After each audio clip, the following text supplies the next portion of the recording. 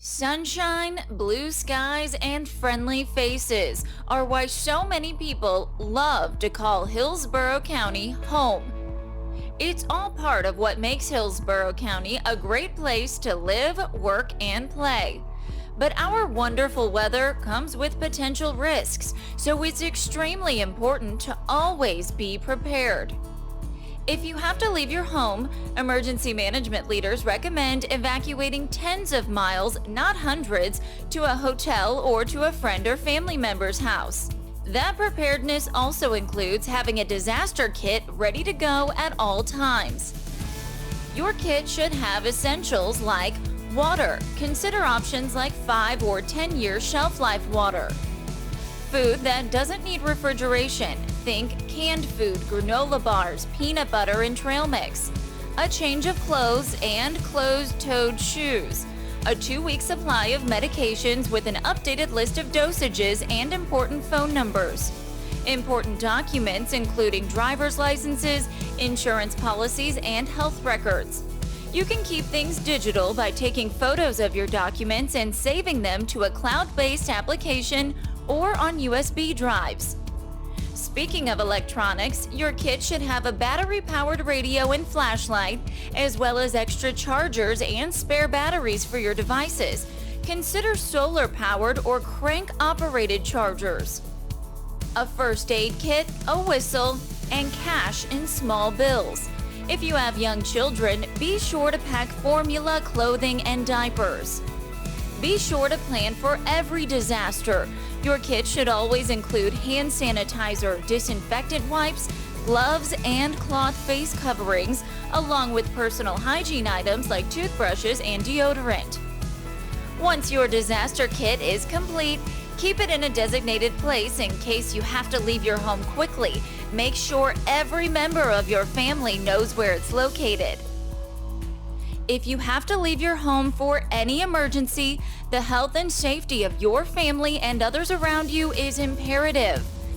Most items will last for long periods of time, but be sure to pay attention to expiration dates and replace expired items as needed. Keep a copy of your family disaster plan with your kit so you always know what you need. We encourage you to visit hcflgov.net/staysafe for the latest updates and information, and to sign up for the HCFL Alert System.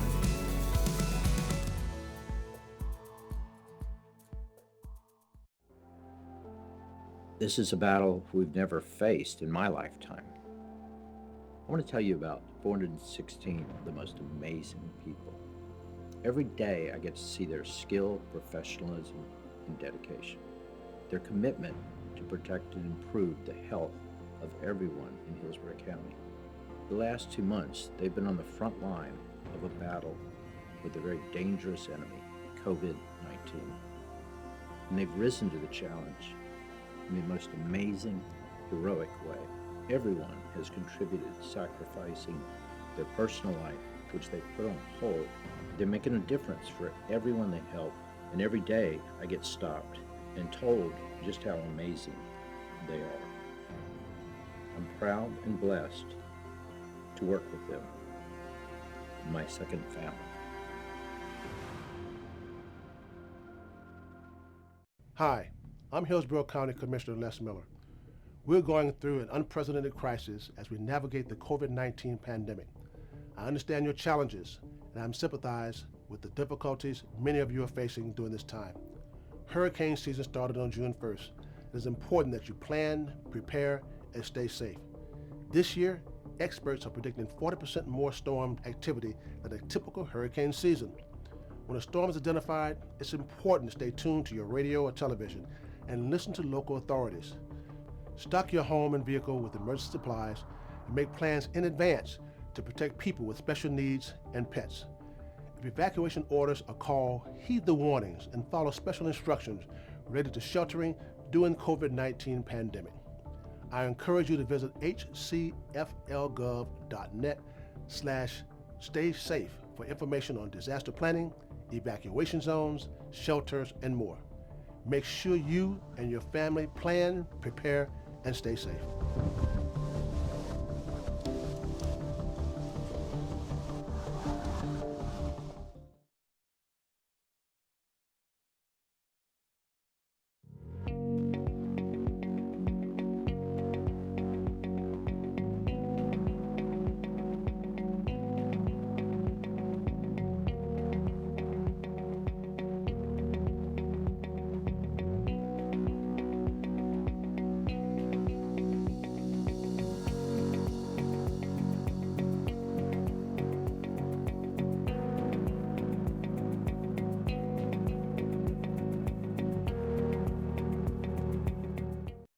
Hillsborough County, along with local and federal health experts, are encouraging residents to wear cloth face masks to cover their nose and mouth when in public to help stop the spread of COVID-19. There are not enough surgical face masks for everyone, and available ones should go to healthcare workers and first responders. It's easy to make your own face mask out of common household items. The CDC and U.S. Surgeon General say you can use an old scarf, bandana, or make one using a t-shirt plus 2 rubber bands. Cut part of the t-shirt into a square, fold it from the bottom to the middle, then from the middle to the top. Repeat those steps one more time, then add a rubber band to each side. Bring each end to the middle, then secure around your face. They should fit snugly but comfortably. Cloth face coverings should not be placed on children younger than 2 years of age or people who have trouble breathing. The CDC emphasizes that while wearing a face mask, you should still practice social distancing, stay 6 feet apart from others, and continue other preventative measures such as frequent hand washing. We encourage you to visit hcflgov.net/staysafe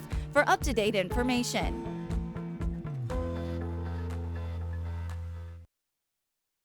Hillsborough County has teamed up with the Department of Health and other public health and safety agencies to address any impacts the virus may have on our local community. To help prevent the spread of the coronavirus, here are a few tips you should know. Practice proper hand washing by using soap and water and wash for at least 20 seconds. Use alcohol-based hand sanitizer if you cannot wash. Avoid touching your eyes, nose, and mouth. Cough and sneeze into a tissue and throw it away. Clean, high-touch surfaces frequently. Some examples include doorknobs, credit and debit cards, cell phones, keyboard and mouse devices, and toilet handles. Stay home if you're feeling ill. If you have any flu-like symptoms, avoid contact with the public. Avoid sharing personal items in spaces with those close to you. Seek medical care early if you're feeling sick. Symptoms of the coronavirus can include fever, coughing, and shortness of breath. Seek medical care if you develop these symptoms or if you've been traveling or have been in close contact with a person who has traveled from an area with an ongoing spread of COVID-19. We encourage you to visit hcflgov.net/staysafe for up-to-date information and tips.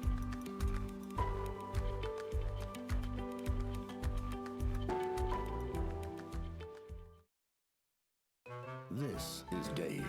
Dave doesn't know his home's flood zone and was not able to heed flood warnings. Dave and his home are soaked. This is Noah. Noah is an informed citizen. He was warned in advance about potential flooding in his area. Noah took precautions. Noah is dry. And I saved the animals too. Good job, Noah. When it comes to flood warnings, be like Noah, not like Dave. For more information, visit hcflgov.net. Be safe, be informed, know your flood zone.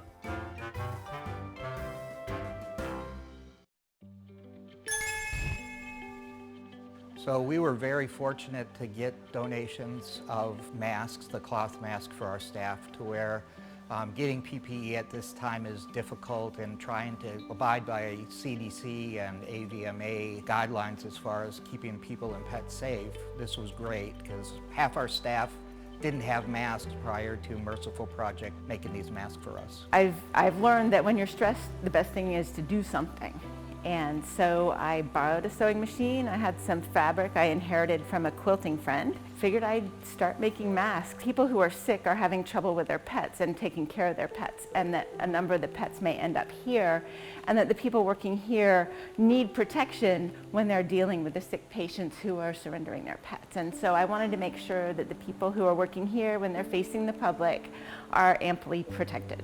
The reason why I chose the Pet Resource Center, I've been a volunteer for the Merciful Project and have fostered dogs for them that have come from the Pet Resource Center, and I also adopted a dog myself in September from the Pet Resource Center. The masks help us by providing a buffer both between us and other people. We just don't know enough about how pets are affected. So we just want to be really, really careful. So it's a buffer to protect people, and it's also a buffer to protect the pets.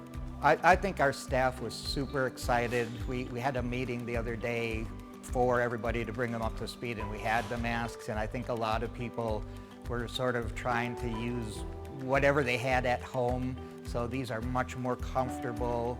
If the coronavirus is stressing you out, I suggest that you do something. Take a step, make some masks, check in with your neighbors, make sure you're contacting your family, then check in with your friends. Really just take a step to make sure everybody that you know of or care about is being taken care of.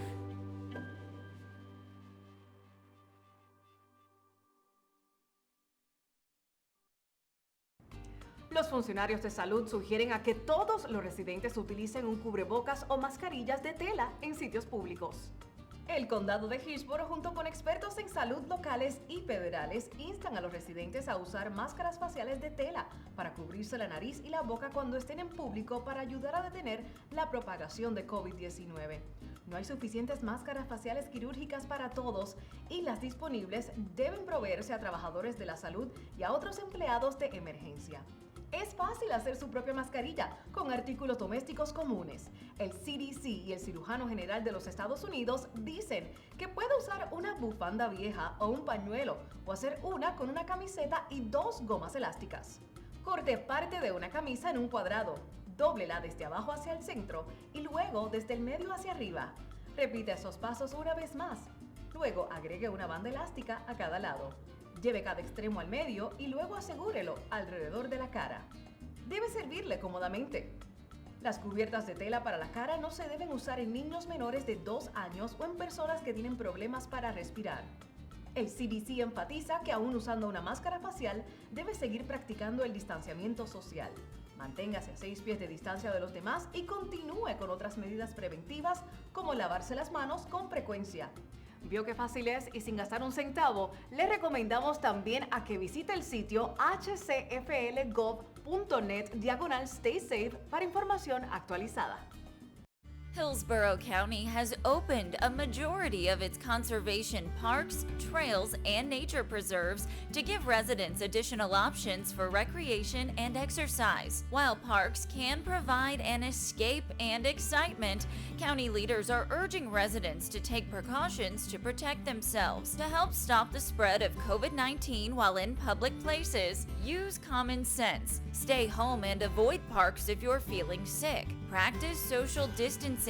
Avoid groups or gatherings larger than 10 and stay at least 6 feet from others while exercising. In addition to social distancing, Hillsborough County leaders continue to urge residents to wear cloth face coverings when in community settings. Bring your own water. Though parks are opening, many amenities will remain closed. Prepare for your visit by packing necessary items like hand sanitizer, and it's a good idea to bring your own disinfectant.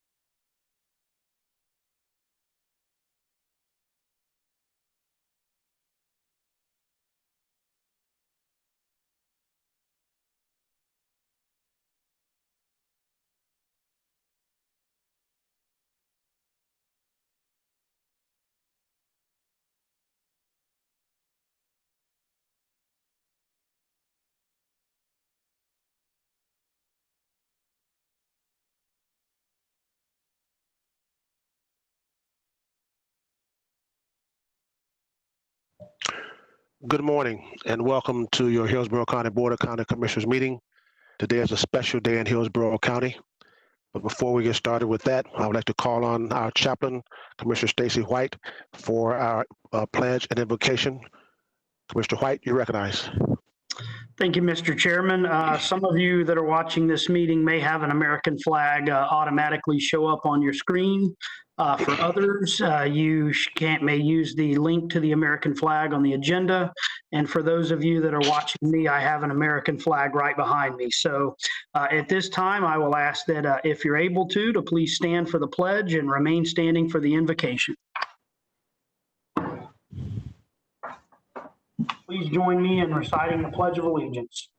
I pledge allegiance to the flag of the United States of America and to the republic for which it stands, one one nation, under God, indivisible, with liberty and justice for all. Heavenly Father, I pray that you will guide this board, our staff and stakeholders today as we conduct business. As always, Lord, I pray for peace across our community, across this country and across the world. And I'd like to ask for special blessings today for Mike Merrill. This will be his final business meeting with the board as county administrator. And I just wish him many, many happy years ahead as he moves forward into the retirement chapter of life. Lord, I also pray for our first responders and members of our armed forces. Pray that you will guide them, comfort them, and keep them safe each and every day. I ask for all of these blessings in your heavenly name. Amen. Amen. Thank you, Commissioner White, for the prayer and the pledge. We appreciate it very, very much. Today, the board will be presenting one proclamation in honor of a public servant and a man for whom I have the greatest personal respect, Mr. Michael S. Merrill. Mr. Merrill, positive impacts can be seen throughout Hillsborough County's organizations and across this region. In recognition of his numerous accomplishments during an outstanding career, and I mean outstanding career, in public service, the Hillsborough County Board of County Commissioners is present today to present this proclamation declaring June 17th, 2020 as Michael S. Merrill Day.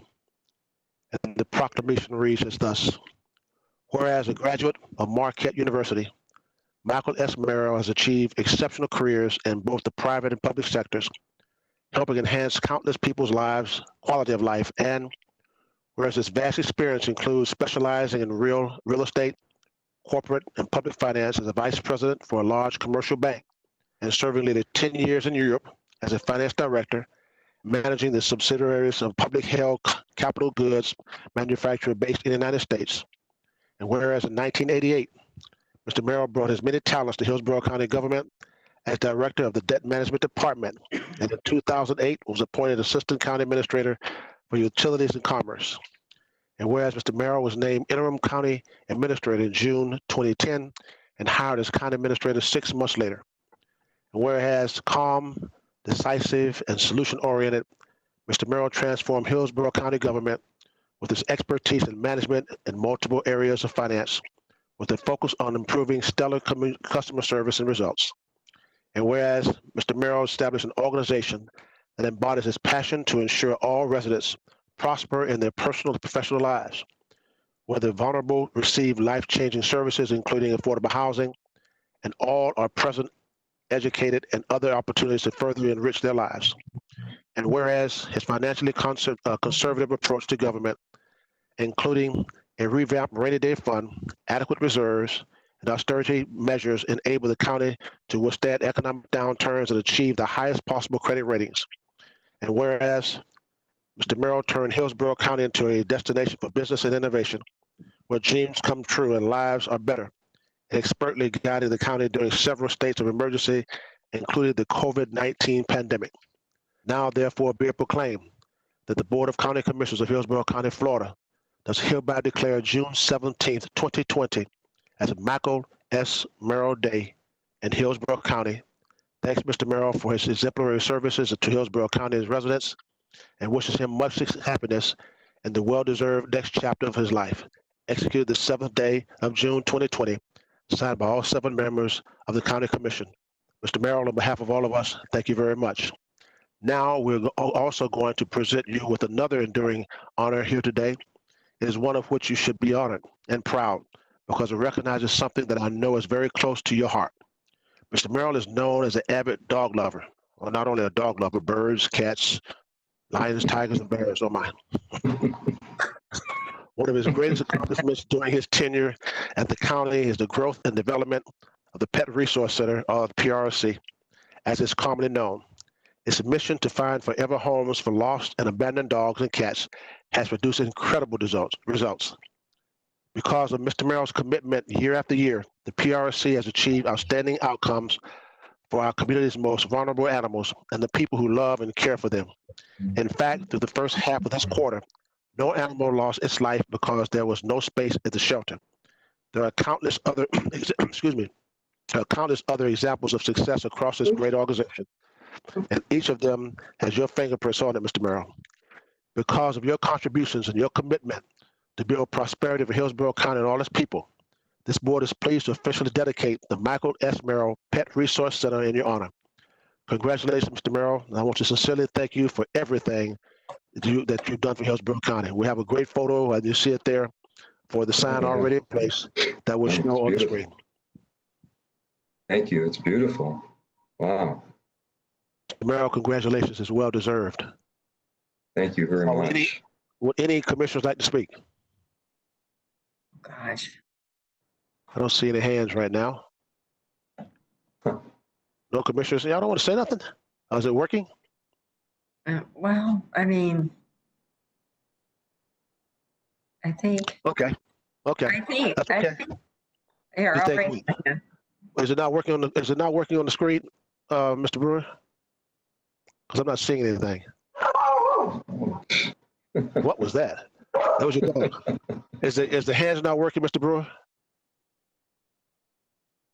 Mr. Brewer? Sorry, please stand by, sir. I'm passing that to you right now. I can't hear you, Mr. Brewer. I don't see any hands working, so let's do this way.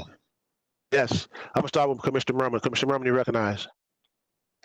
Thank you, Mr. Chair. I thought we were probably going to make comments later on, and as you know, we had planned a dedication ceremony tonight, but you know, because of COVID and the numbers rising so fast, we decided to keep everybody safe. But Mike, there aren't too many words that I can say without getting emotional, but it's very heartfelt. I'm going to miss you. I know everybody in the county center is going to miss you terribly. You know, I think I've gotten to know you so well over the last 10 years, and you've got an inner soul that I actually would like to rent out and put in me because it's so calm and peaceful and decisive. And I think I've always admired your demeanor in all situations. You know, very rarely would we see you, you know, go to the extreme of being upset about something. You always handled everything so professionally. And I say from my heart to yours, I'm going to miss you a lot.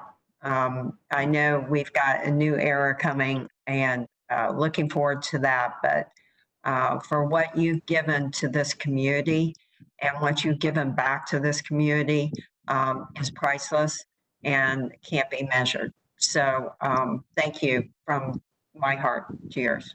Thank you. Thank you, Commissioner Merrill. Commissioner Overman, you recognize. Thank you, Chair. Hillsborough County citizens, I don't think realize how blessed we've been by having Mike you serve our community. I will have much more to say later, but I did want to say thank you. I realized once I got here a couple of years ago, what a big job being a county administrator is.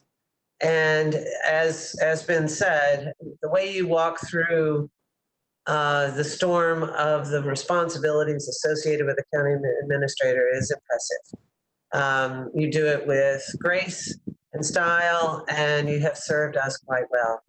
And while we'll probably say thank you a billion times today, as we should, what I did want to share with you is how much I appreciate what you've done and the job that you signed up for. Not everybody does, and you've done it very, very well. And when I first realized the magnitude of the job that you've served us, I realized I didn't want that job. I was like, why would anybody want that job? But you've done a great job, and I truly appreciate it. And I'm really glad that we have dedicated the PRC Center to you, because you've certainly earned it. And thank you again, sir. Commissioners, if you're going to speak, now is the time, because this is the only time we're going to have to speak. Others will speak later on. So, Commissioners, if there's something that you want to say, please put your hand up at this point. Is there anyone else? Anyone else? Okay, I see no hands. Pardon? Someone want to say something? Commissioner Hagan, is that your hand? Yes, Commissioner Smith. Commissioner Hagan, Commissioner Hagan, I saw Commissioner Hagan's hand. Mr. Brewer, I don't think the hand signifier is working. I'm not seeing any hands. I'm looking at the screen. So I'm going to call on Commissioner Hagan, then I'm going to call on Commissioner Smith. Commissioner Hagan, you're recognized. Thank you, Mr. Chair. Are we unable to speak later at 11 or 1:30, whatever time the recognition is? Well, the recognitions we have later are special recognitions from other folks. So if the members are going to speak now's the time to do that. Okay. Well, thank you. I'll keep my remarks brief, but I just want to say that I'm extremely proud to have the hiring of Mr. Merrill over 9 years ago, because he has exceeded all expectations. I've had the opportunity to work with 3 different county administrators, and without question, Mike is the gold standard. Over Mike's tenure, we have faced some very challenging times, and each time, not only did Mike rise to the occasion and we weathered the storm, but I can tell you that we maintained our AAA credit rating from all 3 agencies, and Mike is the primary reason for that. And Hillsborough County, literally years ago, led the state out of the recession. And Mike had a tremendous amount of influence on that being the case. The county truly has benefited so much from Mike's leadership, vision, and public finance expertise. It's been an honor not only to work with Mike, but to call him a friend. We're going to miss him tremendously. I'm going to miss him, although he doesn't live too far from me, so I can always stop by when I need his guidance. But Mike, we're going to miss you, and Godspeed. And I know you're not far away whenever I need your guidance. Commissioner Smith, you're recognized. Thank you. And, this is truly the end of an era for Hillsborough County as we change administrators, and bravely everyone turns a page. And Mike, as you turn your own page and move into your next chapter of life, I wish you a happy, well-earned retirement, and I hope that you stay engaged and we hear more from you. But I just want to wish you every happiness in your next stage of life, and go with our good wishes. That's it. Commissioner White, you're recognized. Thank you, Mr. Chairman. Ditto to what everyone said. Commissioner Hagan, I know, touched on it in a big way, but Mike, you came in, in the aftermath of the 2008 economic downturn, and here we are now with this COVID pandemic. So I'm just thankful for what you brought to the table and managing the county's budget and finances, and you've been steadfast. You've done a good job at the helm, and as I've said time and time again, I know you're just going to enjoy retirement to the fullest. And I too would like to hear from you from time to time. Best wishes. Thank you, Mr. White. Commissioner Kipp, you're recognized. Thank you. Yes, also, I'd like to reiterate all the above and say thank you so much for your service to the county. And again, the pet resources seems such an appropriate, it was a lovely sign out there and seems such an appropriate place for your name. So thank you much and do wish you all the best in a really robust and wonderful retirement. I can't imagine we won't be hearing more from you, but thank you for your service. Okay. I'm the chairman. I'm going to leave my remarks to the very end of this presentation. So at this time, I'm going to invite County Attorney Christine Beck to say a few words. Ms. Beck, you're recognized. Thank you, Mr. Chair. I know your agenda is full, so I will be very brief. I've also been with Hillsborough County for a long time, and I've worked directly with Mr. Merrill since the 1990s when he was the Director of Debt Management through countless litigation matters and complex business transactions. I saw his rise to the position of County Administrator, and I saw him meet the great demands of that position and the countless challenging issues. Mike has definitely left his mark on county government. He truly transformed the attitudes of employees and created a customer-focused, highly professional organization. Mike, I've appreciated your support over the years, and I wish you peace and contentment as you transition into retirement and your next life chapter. Thank you for your service to the county government. Thank you, Mr. Chair. Thank you, Ms. Beck. Thank you. Next, County Administrator, Ms. Bonnie Wise. Thank you, Mr. Chairman. Everyone's spoken about Mike's unwavering commitment to customer service, and Mike, your thoughtfulness and creativity and problem solving. I've known Mike for over 25 years as well in various capacities, and Mike truly is all that what everyone has been saying, but for me, it's even more. You've been a valued client, a trusted colleague, an inspiring boss, and a sincere friend. And I want to thank you for your guidance and your leadership, and I hope to have the same wisdom and thoughtfulness and decision-making that you've demonstrated throughout your career. I wish you all the best in your retirement. It's so well-deserved. Take care. Thank you, Bonnie. As I said, I'm going to wait and give my few remarks at the end. So, Mr. Merrill, I'd like to take this opportunity to present this video that further illustrates how much you mean to Hillsborough County.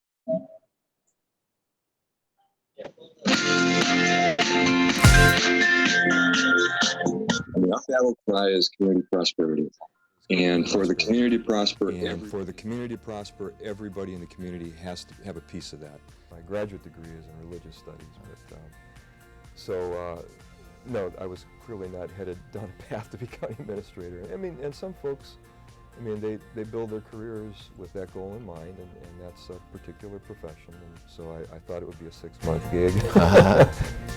As I got into it and saw that I could, really make a difference and really help the organization do a better job of helping the people we serve, it kind of got to be more interesting than I thought. And being able to help people to see the work actually play itself out for some individual was really rewarding.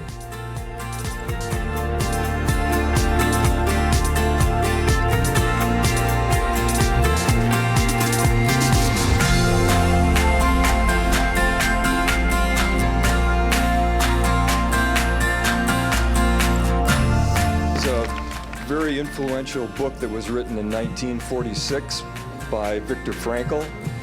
The title of the book is Man's Search for Meaning. Frankl says, don't aim at success. The more that you aim at it and make it a target, the more you are going to miss it. For success, like happiness, cannot be pursued. It must ensue. And it only does so as the unintended side effect of one's personal dedication to a cause greater than oneself, or as the byproduct of one's surrender to a person other than oneself. This concludes our ceremony. But before we adjourn, I want to call on the #1 county administrator in the world, Mr. Mike Merrill.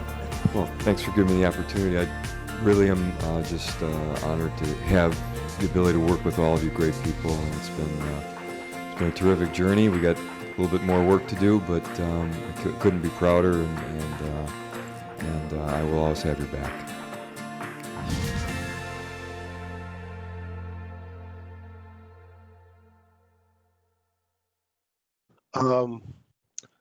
When I didn't know Mr. Merrill before I came to Hillsborough County government. Never met him at all. I don't know why I hadn't had that opportunity, but I hadn't.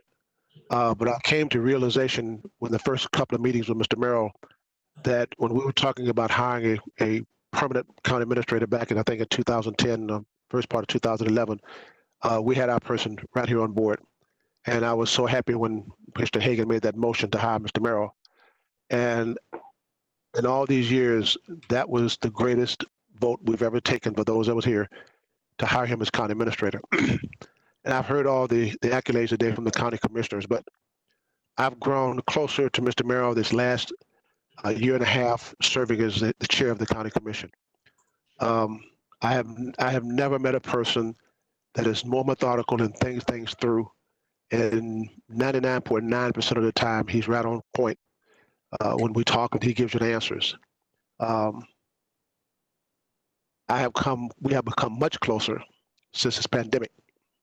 Mr. Merrill and I talk probably 2 or 3 times a day, and that includes the weekends, about what's best for this county and what we can do to make this county better, but more so to protect the people of this county as we go through this pandemic. And I've taken his advice, and he's taken mine. So my dad always told me there was nothing wrong with telling a man that you love him. So Mike, I'm going to miss you, bro, and I love you. Mr. Merrill, any words you want to say? Thank you so much, Les. Yeah, I mean, I'm overwhelmed, just grateful.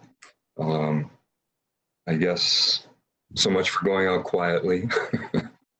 But I very much appreciate everything that everything this community has done for me and everything that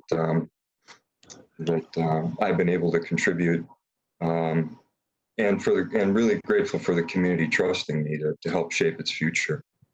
Like so many of us, we're a product of people who have helped us along the way, and I've been very fortunate over my life to have really good people looking after me, good people helping me, and chief among them, among many of them is Fred Carl, who was county administrator here, of course, and county attorney, and he really helped me a lot and helped to see some things in myself that I didn't see.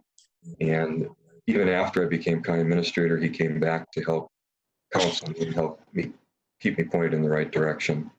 And I am truly grateful to all the commissioners in 2010 who took a chance and appointed me as county administrator, especially Les Miller, Sandy Mervin, and Ken Hagan, who are all still here to see me off. And really to all of the commissioners over 32 years, it's amazing when I think back of all the boards that I've been fortunate to serve, and especially since 2010, all the commissioners past and present who have supported me in good times and bad.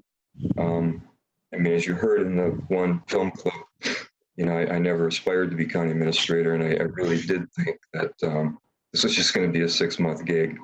I really thought that I'd be able to get back to my doctoral work at USF and teach, but we all have certain paths in our lives, and sometimes we don't know how we got there. But I'm able to look back now and see how various things in my career and my experience really led me to where I am.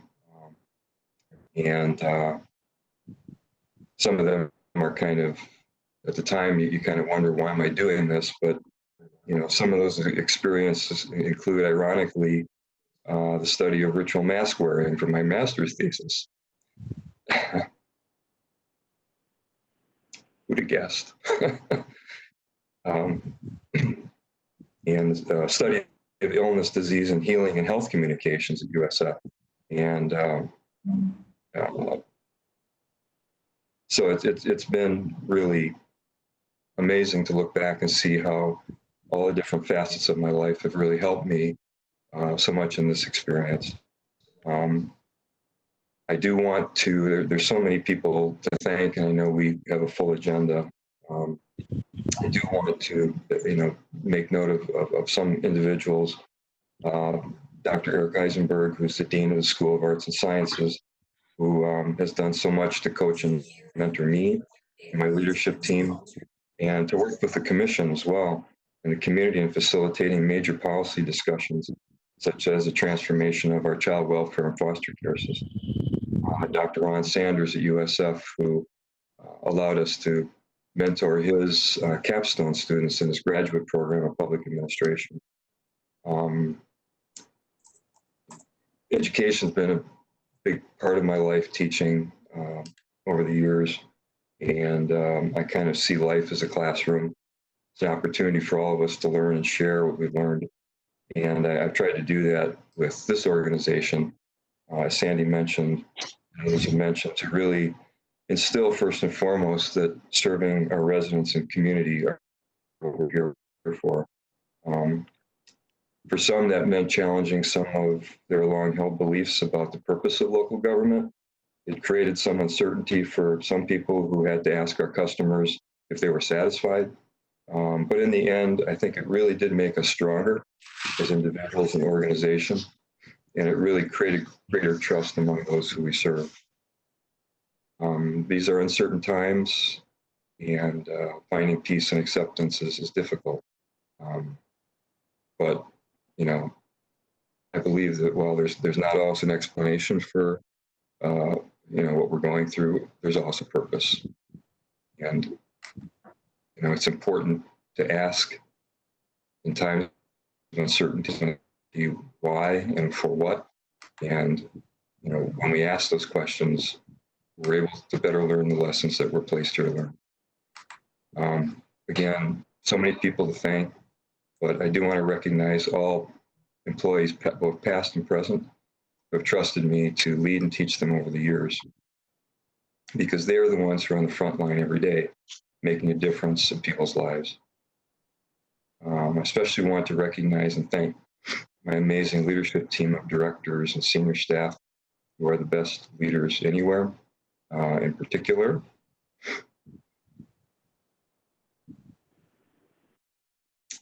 I want to thank Lucia Garces.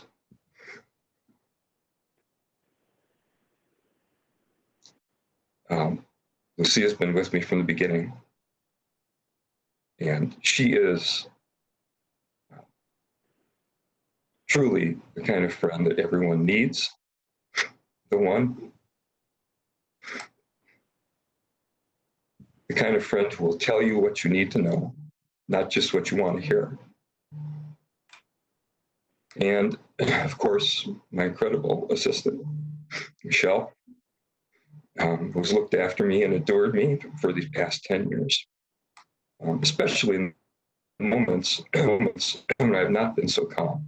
Everybody talks about how calm I am. Well, Michelle gets to see the other Mike sometimes. So I'm not a hero, I'm only human, but thank you, Michelle, for everything.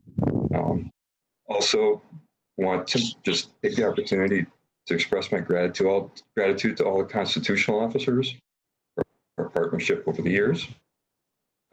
Chad, I'm going to miss our late night and early morning phone calls, but feel free to call me if you like. Special thanks and recognition to Doug Belvin for your support and partnership over the years, and for all the great things that we've accomplished together. And finally, my gratitude to the many county partners who opened their minds and hearts to work with me and my team over the years. Together, we have made a huge difference for our community. Once again, I express my gratitude to you, commissioners, for your support and for giving me the opportunity to serve, and especially to Les Miller for your friendship and your love, and for walking at my side over these difficult months. I love you too, brother. I wish you all strength and peace. Thank you, man. I do have the proclamation here. So somehow we're going to get that to you, Mr. Merrill. So thank you for all you've done for this county, and we wish you the very best in your retirement, if that's what you're going to do. I don't think it is, but that's what you're going to do. So that concludes our recognition this morning. We're going to have some things this afternoon, later this morning, this afternoon. So, Mr. Merrill, changes to the agenda. Mr. Chair. We have a few changes to the agenda. First, an item that I added late, and I apologize for that, but it just overcome by events, and I did want to get this on the agenda. It's very important to me and the community. It's item D8, to authorize the chair to send a letter to the board chair of the Tampa Hillsborough Homeless Initiative requesting a report and recommendations in 60 days to specifically focus on the needs of the unsheltered chronic homeless individuals in our community. We have only one item that's been deferred, and that's item A50, which is to approve a budget amendment to appropriate funds from the Rate Stabilization Fund to pay for bulk water purchases from Tampa Bay Water. That's being deferred to July 15th. We have no items removed from consent. We have a number of time certains actually. We have 3 public hearings at 10 a.m. D1 is a public hearing on a continuing matter, which is the extension of the moratorium in RP2, and D2, which is a public hearing related to the extension of the moratorium in the Waimama Village Residential, WVR2.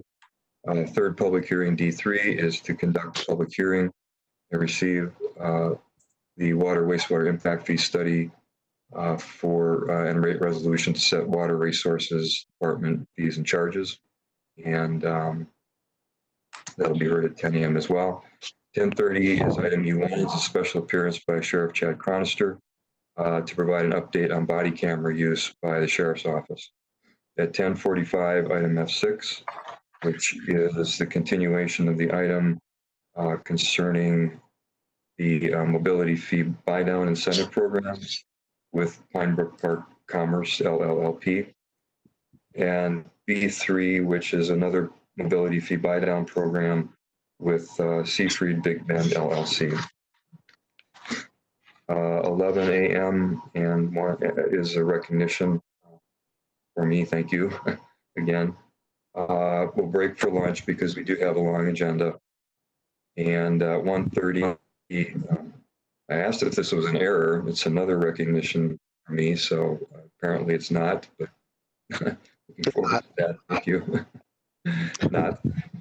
2:30 is a special appearance by Mark Sharpe and Eddie Birch and Chris Bowen of the IP district to update you on their business plan. 2:30, item B4 is related, which is request for funding to complete the business plan for the IP district. And ultimately, at the same time certain, is request of the board to advertise a request for proposals for a master developer to redevelop the Museum of Science and Industry property.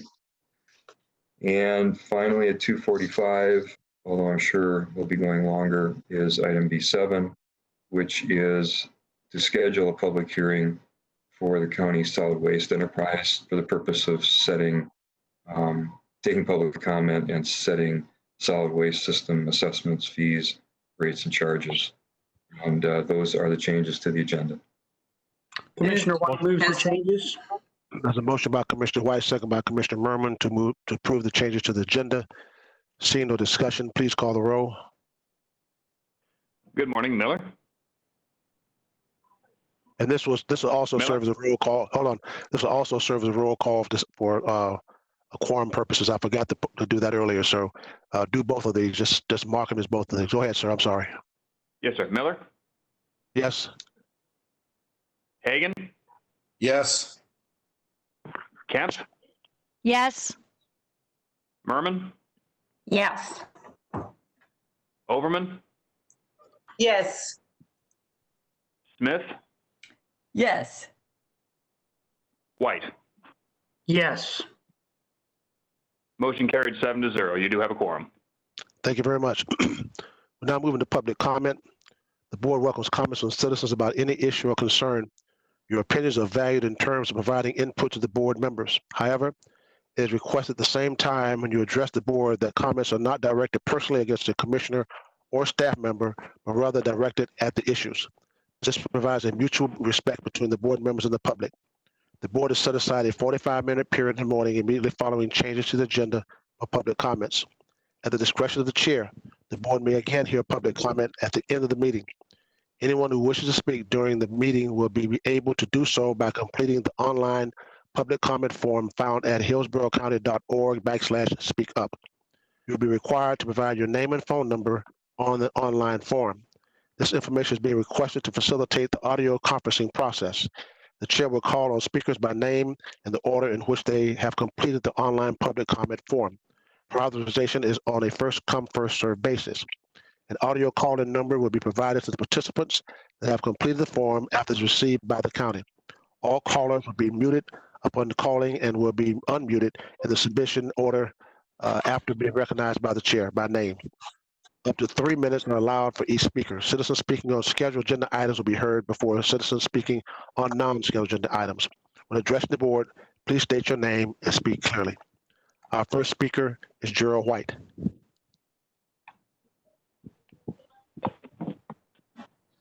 Good morning, Commissioners. Gerald White, Hillsborough County community activist. First, I wanted to congratulate Mike Merrill on an outstanding, superior career. We are deeply, as citizens, grateful for his service that he rendered over the years. And I, too, wish him extremely well in his retirement. The other issue, Mark Sharpe's issue, Uptown, I strongly support that. And I encourage the commissioners as a group, as a whole, to support any activities related to Uptown. We need to do everything that we can to continue redevelop Fowler Avenue area. 1.5 million citizens in Hillsborough County. I'm concerned about the mask issue. The average cost of a mask is about $5. So I'm just concerned that if the county passed anything, created any laws, it doesn't do any harm to the citizens in this county. If you're going to have a law that sends an impression as a requirement of masks, then the county need to have dispensers throughout this county, inside the municipalities, and in unincorporated Hillsborough County that provide masks to citizens that can't afford. We have so many folks out of work right now, and I'm just concerned about that. And I'm also concerned about African-American men being approached, not wearing a mask, and being detained, prosecuted by law enforcement. Speaking of law enforcement, the sheriff, Chronister, I support cameras for the sheriff, and I think we need to get that completed on every officer, every deputy in Hillsborough County. And I also wanted to commend him on his discipline of his officers during the unrest several weeks ago. I like his steady hand, and I encourage the sheriff, Chronister, to continue with that steady hand in unincorporated Hillsborough County and also with inside the municipalities. Commissioner Miller, good to see you. Thank you for allowing me to speak today.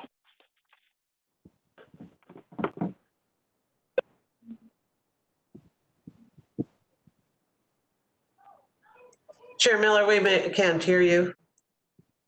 Can you hear me now? Yes. Okay. Steve Morey. Thank you, Chairman Miller. Good morning. My name is Steve Morey. I'm the Senior Vice President of the Tampa Bay Economic Development Council. My statements are in regard to agenda item F6 and the mobility buyback fee program. I'm here on behalf of our organization to voice our support for the mobility buyback fee program. We support it for two important reasons. First, because it's an important tool for us to use to compete for economic development projects. Preserving economic incentives like this one helps to ensure that we remain competitive with other markets vying for the same business, especially when they offer other incentives that we do not. Second, this program gives us a more attractive inventory of industrial buildings so that our small businesses can grow and prosper. Having such inventory gives our local companies that are looking to expand more options for larger space within Hillsborough County. Our company wins when these companies expand here versus another market, and most importantly, are able to create more jobs for our residents. I thank you very much for allowing me to share the Tampa Bay EDC support for the Mobility Fee Buyback Program this morning. Thank you. Chris Villa.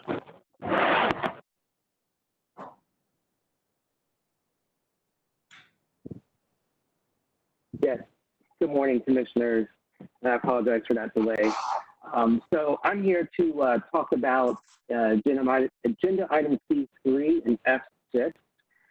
So this is Chris Vella, Tampa, Florida 33605. I don't believe that taxpayers should, or residents should deal with the burden of other people's mobility fees. And what I mean by that, other developers' mobility fees. And I think that is completely, when I saw this agenda, I was completely shocked because. Excuse me, Ms. Miller. Someone has their microphone on. Hello. Hello. I'll call you first if I get a confirmation. Gene Early? Okay. Okay. I'll call you right now. Mr. Early? Hold on. There you go. All right, Mr. Villa, I'm sorry. Go ahead. Start over. No, thank you for accommodating. So my point is that B3 and F6, we know that whenever we build stuff, it's remarkable. You know, we want to have that economy buzzing and investment. I know that one of the projects is promising a $90 million return. However, when we build things, we always neglect to maintain them. And this board has seen that with roads. This board has seen that with everything that's going on in the county. We build wonderful things. We build things that are supposed to help the people, but then we have a maintenance issue, and then we find ourselves that we're, billions of dollars in the hole. And I think recently when, there was the debate, the discussion over the offer transportation, it was, I think unanimously, everybody felt that we didn't have enough money to do road improvements and capacity improvements to make roads safer. And so I think at this point, we really need to really put that onus onto the developer and see that right and impact that right. We have a big future ahead of us, but we need to move forward and not be worried so dearly over the maintenance in the county. Even though we have a great credit rating, it's going to hurt us. So that's just my thought. I just please vote no on D3 and F6. And then about the mask issue, I'm not going to name any names here, but I do know that when the county wanted folks to wear masks, I know that there were workers that went out to sites, didn't have them. The county didn't provide their own service providers with masks. And so if we want to do some changes from the ground up, it has to start with the leaders. It has to start within the structure, and that begins with the county. So I fully support the right to wear a mask, but we need to show that within the county system. All right, thank you. Did Jason Marlowe sign in? I'll get on the phone. No, sir. He did not call in. Okay. Okay. Is this next person State Representative Diane Hart? Is that State Representative Diane Hart?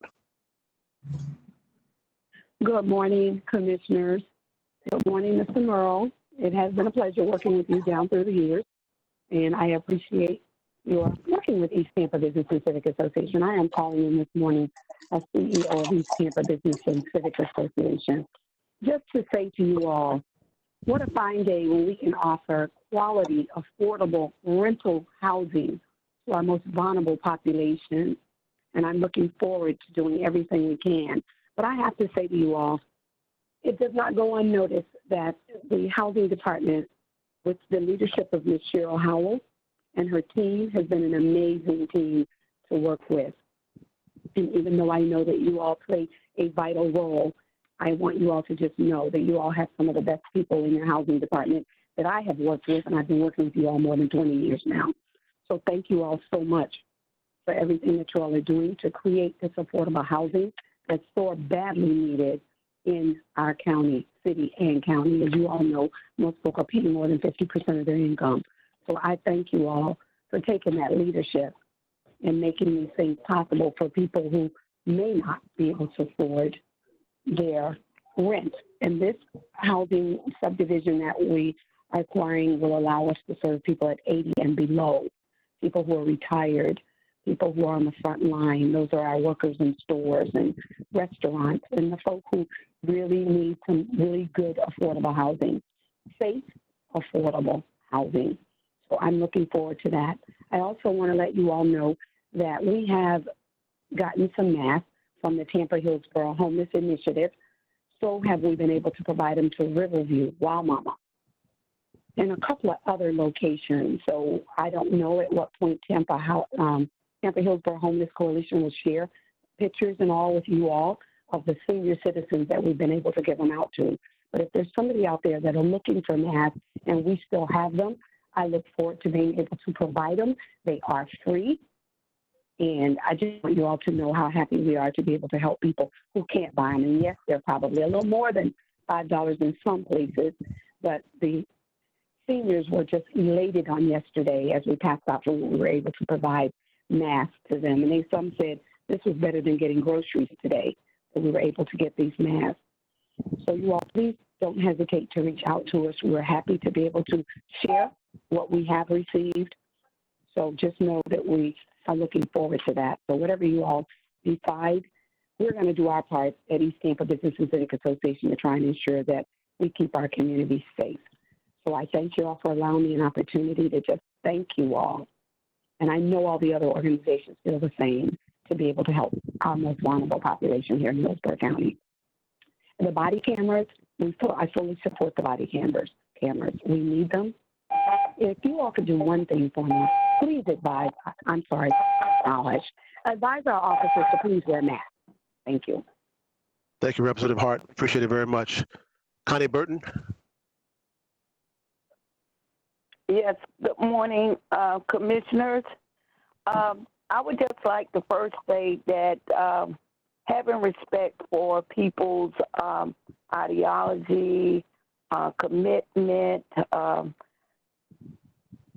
but when I hear the Pledge of Allegiance being said, I just often wonder, in the period in which we're now forced to look at, that phrase for liberty and justice for all, that we would have an opportunity, that I would have an opportunity to say that that phrase, that part that we all recite, becomes a reality for the population of people that we see now that is demanding justice inside of our community.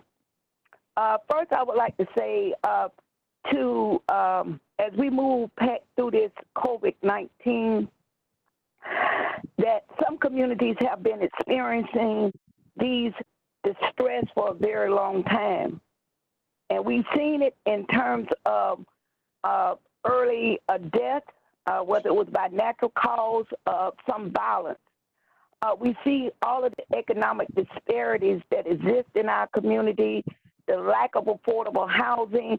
Well, as we watch a city and a county prosper.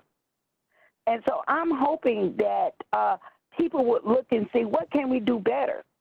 Because we just can't turn another page and go back to business as usual.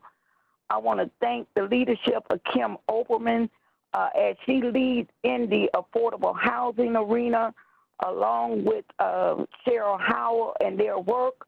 And I'm hoping that they dig deeper and be open to ideas of more creative housing solutions. If we have to go through 2021 and 2022 coming up out of this storm, this county should be able to say that we was on the forefront of ensuring and guaranteeing humanity for all. Right now, to Chair Chronister And he's doing a lot of work over there at the county, doing some heavy lifting, providing real rehabilitation services, take on mental illness issues.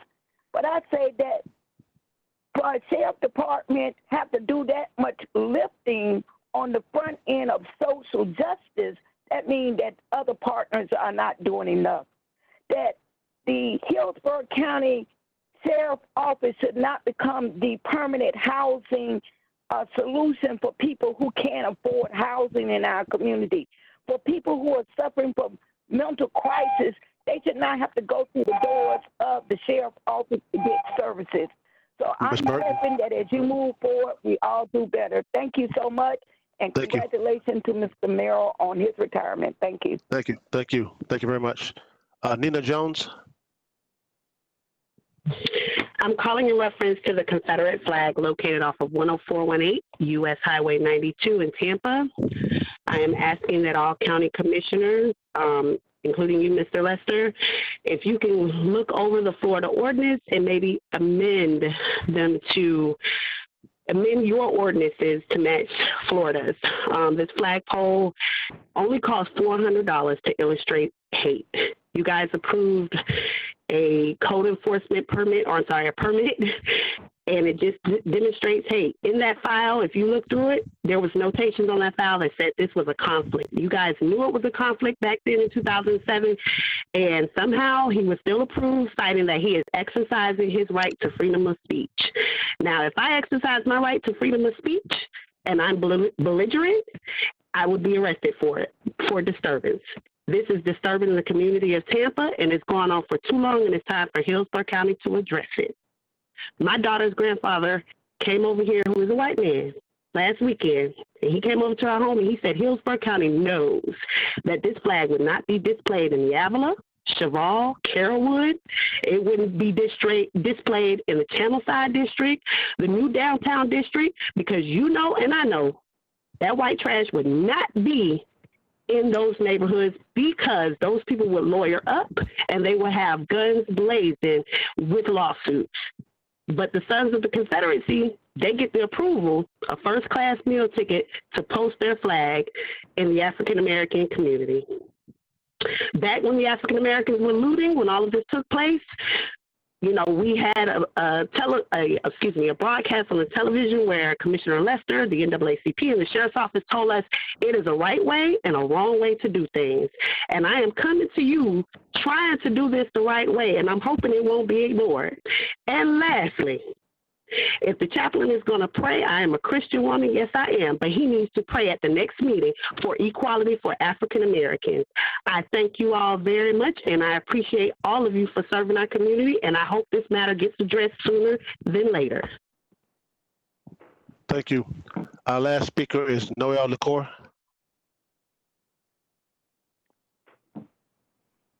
Good morning. I'm here to speak on agenda item B3. This warehouse hub will dump tons of large truck traffic onto already congested roads, such as 41, Big Bend, I-75, and 301. Please do not waive the 75% of the mobility fees for this project. There is no need for an incentive like that in that area. It is a prime area for residential and commercial development. It is also in very bad shape and one of the worst intersections in the county. Mobility fees are the main funding source for providing transportation infrastructure. As most of you know, that area is a dumpster fire. If you vote yes for this agreement, you will be adding more fuel to that fire. Please vote no on B3. Thank you. Thank you. That was our last speaker for public comment. Pardon me? Chairman, this is James Brewer. We have one more I caller. can't hear you, Mr. Brewer. Chairman, we have one more caller. Michael Ann Heffelmeyer is on the line. Michael, okay. Michael Ann Heffelmeyer, you there, sir? Yes. Hi. Ma'am, I'm sorry. Yes, I'm here. Good morning. Hello. Yes, that's okay. Hello. Good morning, guys. Thank you for the time today. I wanted to just make a note of needing an update on PRS applications and hearings. Those are minor PD modifications within the county. There are approximately 30 applications that were put on hold due to meeting cancellations back in May. related to the COVID. And now the major modifications to PDs and PDs themselves, as well as variances, have all been rescheduled, whereas these minor modifications and PRS applications have been stuck in limbo. And just really wanted to speak to the commission about just making sure that we sort of close that loop. You know, many of us are under contractual deadlines, and of course want to have our chance to be able to have this heard. So just wanted to play our case of making sure the PRS applications get scheduled for hearings. Okay, thank you very much. Mr. Brewer, did anyone else call in? No, sir, that concludes public comment. Okay, that concludes public comment. May I have a motion to approve the consent agenda? Approval. Move approval, Commissioner Merrill. Second, Commissioner Kemp. I have a motion by Commissioner Merrill, second by Commissioner Kemp to approve the consent agenda. Seeing no further discussion, please call the roll. Miller, Yes. Hagan, Yes. Kemp, Yes. Merman, Yes. Overman, Yes. Smith, Yes. White. Yes. Motion carried 7-0. Thank you. Before I call on Mr. Merrill to go into our agenda and time certain issues, members, we have a very, very, very long agenda today. Very long agenda. And as you can see, we do have a place to, if we can, break for lunch and come back at 1:30. I know there's some issues on here that some of you want to talk on, but we need to make sure that your remarks are brief. So if you hear me say bring it in for a landing when you're speaking, please bring it in for a landing, because if you don't, then I'm going to have to do something differently, because we cannot be here to 9, 10 o'clock tonight. So please, when you're speaking, be considerate, be short, get your point across, and kind of bring it in. But if you hear me say bring it in for landing, please bring it in for landing. Just want to put that out there. Mr. Merrill. Yes, Commissioners, we have just 3 minutes before your time certain public hearing, but let's do a couple of items on the regular agenda. B1, Cheryl, are you there to do this one? Good morning, Mr. Merrill. Good morning, Commissioners. This is Cheryl Howell, Affordable Housing Service. I'm here before you today to ask approval of the Community Development Block Grant and State Housing Initiative Partnership Program funding agreement between East Tampa Business and Civic Association and Hillsborough County for the acquisition and rehabilitation of 28 affordable housing townhome style units known as Park Sands townhomes for households at or below 80% of area median income. This agreement will be effective upon execution by the parties and shall remain in effect until June 30th, 2021. The expenditure deadline for this agreement is May 30th, 2021. And we're here to ask you to approve the land use and restriction agreement between East Tampa Business and Civic Association and Hillsborough County, restricting use of the 28 set-aside units for households under 80% of AMI for a period of not less than 20 years. This agreement is being funded with $3 million from Community Development Block Grant funds and $572,750 from State Housing Initiative Partnership Program. Move approval. There's a motion by, wow. There's a motion by Commissioner Overman, second by Commissioner Camp. to approve item B1. Commissioner Overman, you recognize. Thank you, Chair. And I just want to thank the Housing Department, everyone that made this happen and how quickly we were able to bring it forward, and excited to see this move forward. I thank Representative Hart for comments earlier, and I think we're going to do some great things with this project. Thank you so much. All right. Thank you. Okay. All right. I see no more hands. Ms. Howell, let me say this. You have come in and taken our affordable housing area and done a marvelous job. I have had the opportunity to work with you on some issues, and you don't miss a beat. And you come up with great ideas of how we can meet the needs, even on a shoestring budget. So on behalf of myself, I'm going to speak for all the county commissioners.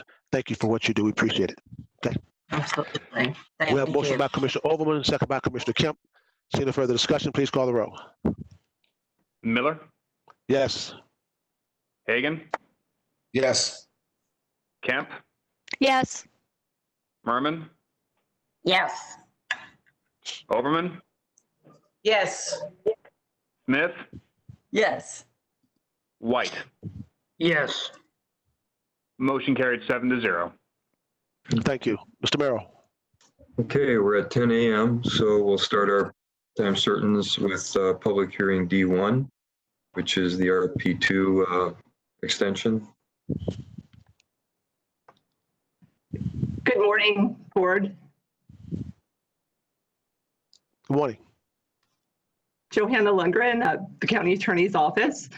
And I have D1, which is a public hearing to approve an ordinance providing for an extension of the moratorium on the acceptance and processing of certain new applications for rezonings and plan development zoning modifications within a portion of the residential planned RP2 future land use category for an additional 270 days as provided in Ordinance 1926, which adopted the original moratorium back in December. This is a public hearing, and I'm available for any questions you may have. Thank you, Ms. Lundgren. This is a public hearing. I have 5 people that have signed up to speak. The first one is Tanya Hammond. Did she ever call in? No, sir. No? Okay. Next speaker is Nicole LaCour. Good morning. This is Noelle LaCour, and I'm calling about the moratorium extension. An extension for an extension for the RP2 moratorium is needed. As you all know, we have been under a state of emergency for the last 3 months, and there's no way to know how much longer it will last. Between that and the fact that the only extension can be given, only one extension can be given, the extension needs to be the full 270 days allowed under the ordinance. I'm sure at least one of you will try to have that number reduced. Please don't do that. It would be a huge disservice to the community. Please vote yes on D1 to extend the RP2 moratorium for 270 days. Thank you for your time. Thank you. Buddy Harwell, I'm sorry. Yeah, good morning, Commissioners. Buddy Harwell, Balm, Florida. I'm here today to ask you to extend the moratorium for the RP2 for at least 120 days, same amount of time as we've been locked down for the COVID. Recently, we just found out that there's a north and south zone that was in this that was not discussed when we first started. You got to realize a lot of people out in this area does not have internet, and the cell phone service is kind of shoddy at the best. You're considering extending the zoning process, the LDC 20-0856. So this should be follow right in line with that, extending it, let the people have process, more face-to-face meetings, so we can get this process done and for a timely matter for the developers and for the landowners out here. Thank you. Thank you. James Franklin. This is James Franklin calling from beautiful downtown Balm. I'd like to thank the commissioners for keeping this moratorium going. It'd be nice if it went to the rest of this year, but that probably won't happen. But we need whatever we can do to hold back these big developers and help these people out here in this part of the county that don't really have a lot to say. Thank you and have a great day. Thank you. That's the last speaker I have for public comment on D1. Mr. Brewer, are there any others that got called in? No, sir. That concludes D1. Okay, that closed the, pardon me? Hold on. That closed the public hearing. Commissioner White, you recognize. Thank you, Mr. Chairman. And because we have a packed agenda in the abundance of time, I'm going to go ahead and speak to item D1 and D2 since they're so closely related. I just want to say both of these items that I will be voting yes on both of them. As a matter of law, we only get one bite at the apple on this extension. But I did want to just say on the public record that my expectation of both Planning Commission staff and county staff is that we get this wrapped up and lift the moratorium just as quickly as possible should these items pass. So, I'm supportive of 270 days, but I'd very much like to see this brought in for a landing in the next 3 or 4 months. And my understanding from staff is that that's possible. Also want to say that having grown up in that exact area of South County, I recognize that Balm and Waimama are 2 distinct communities. I know that their plans as we do this work will have some policies that will recognize the unique character of each community. But given that they're adjacent to one another and that they have a lot in common, with respect to what happens to transportation infrastructure as growth happens there and our school system and so on and so forth, I would very much like to see the work on each of those areas in sync to the greatest extent possible. Thank you. Thank you. Commissioner Overman, you recognize. Thank you, Chair. I fully support both moratorium extensions. My sincere hope is that staff will use less time when available. But with so many unknowns given our COVID-19 circumstance, I believe giving Ms. Sornita and her team the flexibility to complete her work within a reasonable time frame is essential. We need to do this right and not hastily, and make sure that citizens have the opportunity to live in the communities of which they desire for many years to come. And so I would move approval for this item. Motion by Commissioner Overman. Second, Commissioner Kemp. Second by Commissioner Kemp to approve item D1. Seeing no further discussion, please call the roll. Miller, Yes. Hagan, No.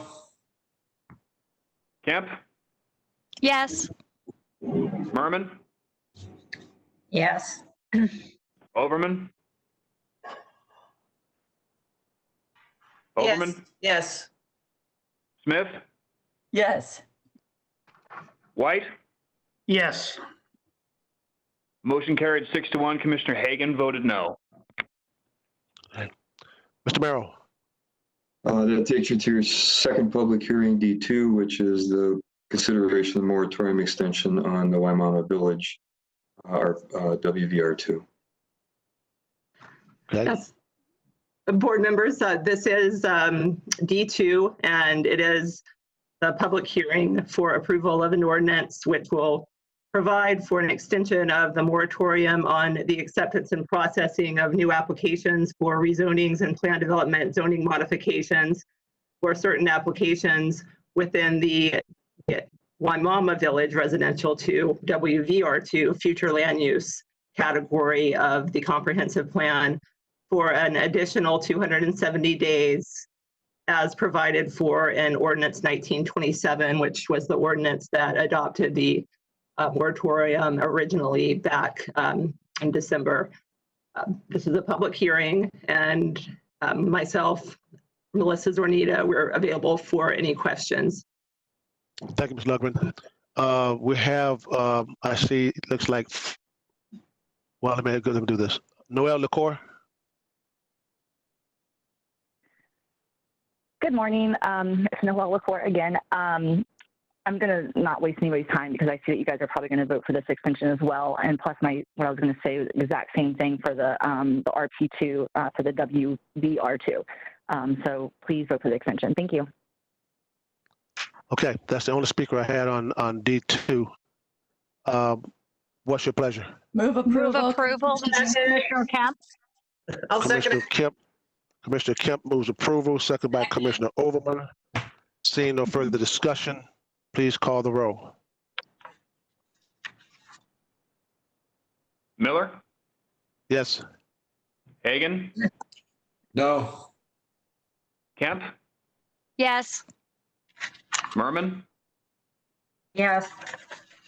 Overman, Yes. Smith, Yes. White. Yes. Motion carried 6-1. Commissioner Hagan voted no. Thank you. Mr. Merrill.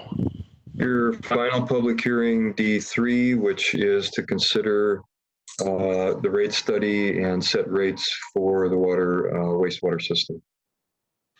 George, are you going to present this? Yes, sir. Good morning, Commissioners, Mr. Chair, George Cassidy, Public Utilities. Item D3 is a public hearing. We're requesting that you receive the water and wastewater impact fee study that was prepared by our financial consultant, Raf Tellis, and also adopt a rate resolution to set water resource department fees and charges for customers for potable water, wastewater, and reclaimed water. On August 21st, 2019, the board approved 2 years of a 6-year proposed plan to fund capacity expansion as well as other important programs that the board has supported. In order to proceed with critical capacity expansion to avoid service disruption to our current customers, it's necessary now to increase water and wastewater impact fees, reinstate the AGRF, and also approve the annual index through fiscal year 25. I want to share a document that summarizes the impact fees.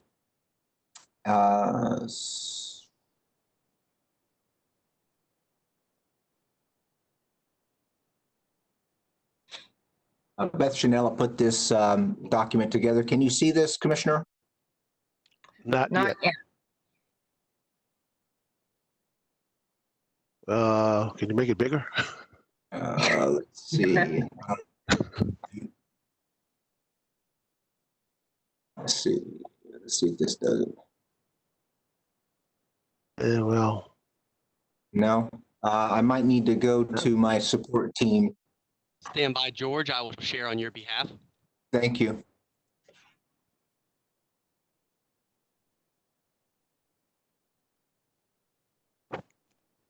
Thank you, James. Perfect. There we go. Okay, we can see that better. Thank you, James. So just in a quick summary, our impact fees are proposed for water and wastewater in the Northwest area to go from $3,550 to a total of $6,636. In the South Central, the fees again go from $3,550 to $7,687. That also includes reinstating the AGRF, which is the 1822. Of course, we're looking to go to extend our annual index, which is basically an inflationary adjustment to our rates based on CPI for water and wastewater industry. And then lastly, on this plan, why are we doing this? We're doing this to be able to fund an alternative capacity plan that we presented to the board in April at a board workshop for a budget workshop. James, if you could scroll down on that to the proposed plan. So that proposed plan, oh, not quite that far, right there. In this proposed alternative plan, we're looking at extending a new water line, drinking water line from the Lithia plant to the South County area. We're also looking at adding modular capacity addition to the South County plant to get us through the next several years so that we've got the capacity available for our existing customers and the customers that we'll be bringing along in the near future. One thing that I would like to point out is in the budget workshop, Commissioner Smith proposed an option for increased impact fees. As you know, something that the board has discussed at length is the assessment program. If you scroll down, please, James, to the next document. I pulled this out of the rate resolution, which is basically the builder payment portion, which allows people that are applying for service to apply for the assessment program, which you're familiar with. That's a 20-year program. The two options that we have, option one allows the assessment program to continue in its current fashion. So the builders, any applicants applying for service would be obligated to pay an initial application fee, 10% of the impact fee plus their AGRF. AGRF is paid 100% upfront prior to CO. So option one is our new impact fees, reinstated AGRF in its current form. Option two is Commissioner Smith's suggestion, which is to level the amount of the assessment to what it is currently, and that any impact fees raised above current levels are paid up front. And so option one, keep it the same, keep it the way it's been. Option two is any changes in the impact fee, those amounts are paid up front. And again, AGRF is paid 100% up front. And with that, that concludes my presentation. This is a public hearing. Thank you. This is a public hearing. We have some speakers. The first speaker is Daniel Carey.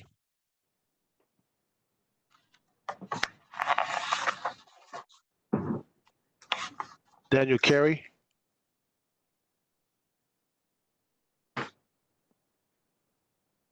Okay. Next speaker is Diana Lewis.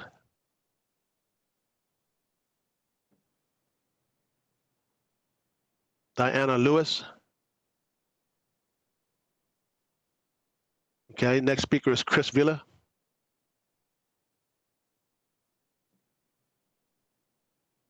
Chris Villa. Mr. Brewer. Yes, sir.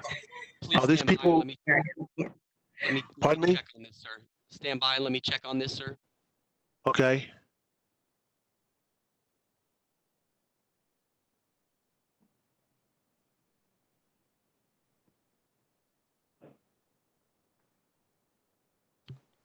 Sorry, sir. Those members were on the line earlier, but disconnected. The last speaker that is available is Noelle LaCour. She is still on the line. The other Okay. members did fall off. Thank you. Noelle LaCour, you recognize. Good morning. This is Noelle LaCour. Please choose option 2 in the proposed water impact fee resolution. Developers should pay more of the water impact fee and upfront instead of pushing 90% of it off onto homeowners over a 20-year assessment on the homeowner's tax bill. It's schemes such as that are to blame for some of the infrastructure issues that the county has. This assessment fee program needs to end, but since a few of the commissioners voted not to end it, the next best thing right now is option 2. Please vote for option 2. Thank you. Thank you. I believe that closes public hearing, right, Mr. Brewer? That's the only one was left on the line? Yes, sir. She was the only one on the line. Okay. Members, what's your pleasure? May I speak, Commissioner? Okay. Yes, I don't know if the hand thing is working again or not, but Commissioner Smith, you recognize. Thank you. And, you know, I want to thank our water department staff under George Cassidy for working so hard to come up with a solution that will have us paying less during this economic time. He's putting in place this modular system. I mean, they've really gotten creative over how to save money on a problem that is really in a dire straits. As Commissioner Merman knows, she and I are both on Tampa Bay Water. We are in dire straits, needing to fund our water improvement system. So I appreciate working to keep that economically, and yet, of course, we are have this report showing what the impact fees need to be, and the fees for the users as well. So I just want to explain the difference between the options. Can staff put that back up on screen? Is there a way to see both option 1 and option 2? Because commissioners, we need to choose one of these two options today as we pass this resolution. And as you know, unlike our other impact fees, unlike other counties with the water impact fees, the developer doesn't just pay it all in one lump sum. The county lets the developer pay a portion of the impact fee, and that is what you see under the builder payment under both options. And then they can pass off the rest to the homeowner, and that's the homeowner assessment under both options. So the homeowner assessment appears in an assessment on the homeowner's property tax bill for 20 years. And then you can also see in this table that the fees are different in the northwest section from the south central section for both the builder and the homeowner. All right, so we have these two options. In both of these options, the total fee is the same. The impact fee is raised to the same level, okay, the total. And both options keep the assessment program in place. The only difference, as it says in the second paragraph below the two charts, the difference between option 1 and option 2 is the distribution of the impact fees between the builder payment and the homeowner assessable fee amount. So option 2 avoids increasing the homeowner assessable fee amount from their current levels. It keeps the homeowner amount the same. Option 1, as it says at the top of the table, the builder payment is 10% of the impact fee plus the AGRF, and the homeowner assessment payment is not, the balance, 90%. Option 2 offers a way to make things a little better for the homeowner. Instead of continuing to charge the developer 10% and the homeowner 90%, while we raise the total fee and thereby raise the amounts charged to both, option 2 lets us keep the amount on the homeowner's tax bill the same as it is now, while we raise the total fee and charge all the increase to the upfront builder payment. So option 2 is a way to raise the water impact fee without raising the water assessment on the homeowner's tax bill.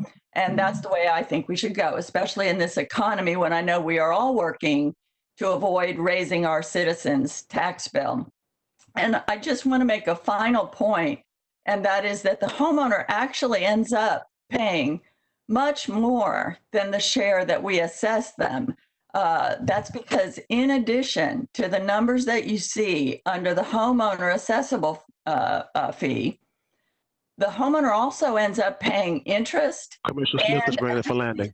And a hefty collection charge. So when they pay this over the 20 years of the tax bill, they end up paying $2,500 to $4,000 more than the numbers you see. So that makes it even more important for us to keep that number low. And with that, I will move the item with option 2. Second. We have a motion by Commissioner Smith. Okay, I heard you, Commissioner Kemp, with option 2. I don't know if the hand indicator is working. I don't see any other hands. I have a hand up. Commissioner Kemp, you recognize, and be ever mindful, Ms. Smith just said a lot, so let's not reiterate what's been said. Go ahead. I want to first of all thank George Cassidy for doing an amazing job. I've been working with him. He's been so good at really explaining and giving a background and looking at a way to come up for us to pay for this system in the future. And I know he has told me he spent sleepless nights worrying. We have water pressure issues. We have everything. So thank you to our staff for putting forward this.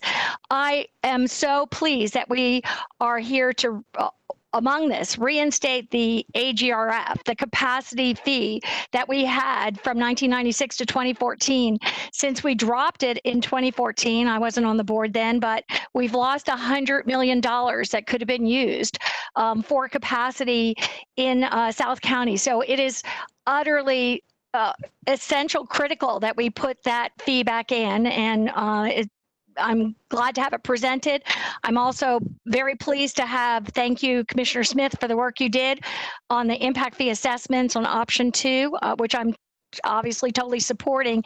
And finally, this makes it so we don't have to do these gargantuan rate increases for everyone to pay in the county. So this is all good, and I'm very pleased to have this be moved forward. Commissioner Miller, Commissioner hand raised. Yeah, I see your hand. You recognize. Excellent. Thank you very much, and I'll keep this short. I thank George Cassidy, his whole crew, and actually Commissioner Smith for offering an option 2. As I've said in the past, while I believed it was appropriate to bring the AGRF forward as it was in place, but I still have a great problem with the financing part of that element. So I appreciate that. I appreciate the phased approach to our wastewater rates, and is obviously a critical item that we need to address, especially in South County. I know this item calls for a pause to the septic sewer program, and I understand the urgency of these other capital improvements, but I would like to ask staff to eventually revisit that item as conditions permit. but I will be in support of option 2. Thank you very much for bringing it forward. Okay. I see no further hands. Let me ask a question of staff. Could you put those 2 options back up, please?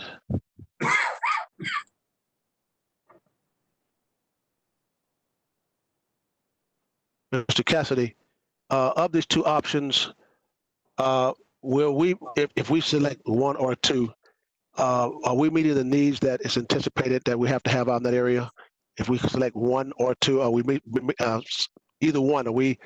Are we accomplishing what we need to accomplish? If we select 1 or we select 2? Yes, Mr. Chair. Yes, Mr. Chair. Yes, sir. We're accomplishing our financial needs with either option. Okay, let me ask you this, and maybe you don't want to answer this, but in option 2, where the builder pays more and the homeowner fee is less, do you believe that the builder will pass those fees on to the homeowner anyway in the very end? That's a good question, Mr. Chair, and I'm not sure I have the answer for that. Okay. All right. Seeing no further hands, we have a motion by Commissioner Smith, second by Commissioner Kemp. I have my hand up. Option. Well, it's not working again. Commissioner Merrill, you recognize. Thank you, Mr. Chair. And Commissioner Smith is so right. South County needs this water so bad. We're going to probably start experiencing low flows, and we had a great presentation at the Tampa Bay water meeting the other day that showed us 2024 is going to be a critical time. So I'm glad that we're starting to get water down there. I do want to clarify something with George, if he's still on the line, because I understand that this 20-year payment thing is kind of a process.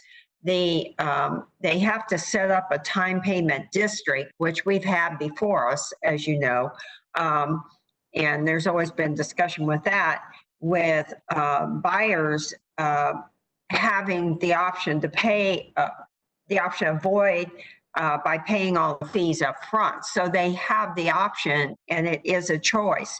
And I think the point is nobody is forcing anybody into a time payment plan. A lot of people choose it because of the upfront cost, purchase cost upfront. So I think that, and we have been successful with it in the past because we have put these into bondable instruments so that, for the homeowners out there. So I guess I'm asking George, is what I just said is true, right? Yes, ma'am. Those are all true statements. I mean, this is a program that we've had for many years. It's quite frankly, it's a finance plan, and it's one that we've provided the building community as that option, and most of them have elected to follow that pathway. But it's a different time. So if it's something that the board chooses to go away from, we can make it work another way. Right. Okay. Well, I think we've proven this many times that whatever we charge a developer, whether it's option 1 or option 2, is going to get passed on to the homeowner. And we've had so many consultants tell us that. It's in all kinds of reports. I'm going to make a substitute motion to do option 1. I think that it's reasonable, and obviously, I think that either way, it's going to get passed on to the homeowner. Okay, we have a motion by Commissioner Merrill. Is there a second? Is there a second? Is there a second? Motion dies for lack of a second. Staff, I don't know if my hand indicator is working now. It was a few minutes ago. Now I don't see it working. Any other hands? Does anyone else want to speak? Anyone else? Mr. Miller? Yes. Mr. Miller, it's Mike. I wanted to answer your question that you asked earlier of George, and also relates to some of the comments by Commissioner Merman. A couple of important things here. impact fees, regardless of whether they're water, wastewater, mobility fees, parks fees, are all a cost of constructing a home, just like the lumber, the concrete, the land. Regardless of how much a builder contributes directly or through an assessment program, that's a cost that has to be calculated by the developer in setting the price that he's selling, or he or she is selling, to the eventual owner. So the answer to your question is yes, it does get passed along as one of many costs of constructing a home. The pricing of a home is a lot like the pricing of a car. When we all have had the experience, you go and buy a car, and the first thing the salesman wants to know is, how much do you want to pay monthly? How much can you afford monthly? For the vast majority of home buyers, that's the same calculus. And so a builder will price and make arrangements, financing arrangements, in order to sell a home based on the credit, the ability of the credit of the buyer and the ability of the buyer to pay. And so regardless of whether it's paid in assessment, whether it's paid by the builder, it's all part of the calculation of what can a buyer afford. The other important thing to realize is that builders and developers don't create growth. It's the ultimate purchaser, occupier of a residential home or a commercial development that's creating the growth and the stress on our system. And that's the appropriate party to be paying for the impact of growth.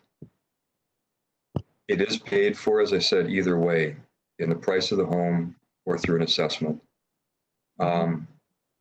As Commissioner Merrill mentioned, homeowners have the ability to pay off the assessment if they so choose. They can let it run for its full amount. And in effect, when we bond these assessments to build infrastructure, what has happened every time is that the ultimate cost to the homeowner is less because it's a shorter period of time over which it's being financed. So I just wanted to make sure that those points are on the record. As George said, you know, we are indifferent in terms of option 1 or option 2 as it relates to running the system, constructing all the assets.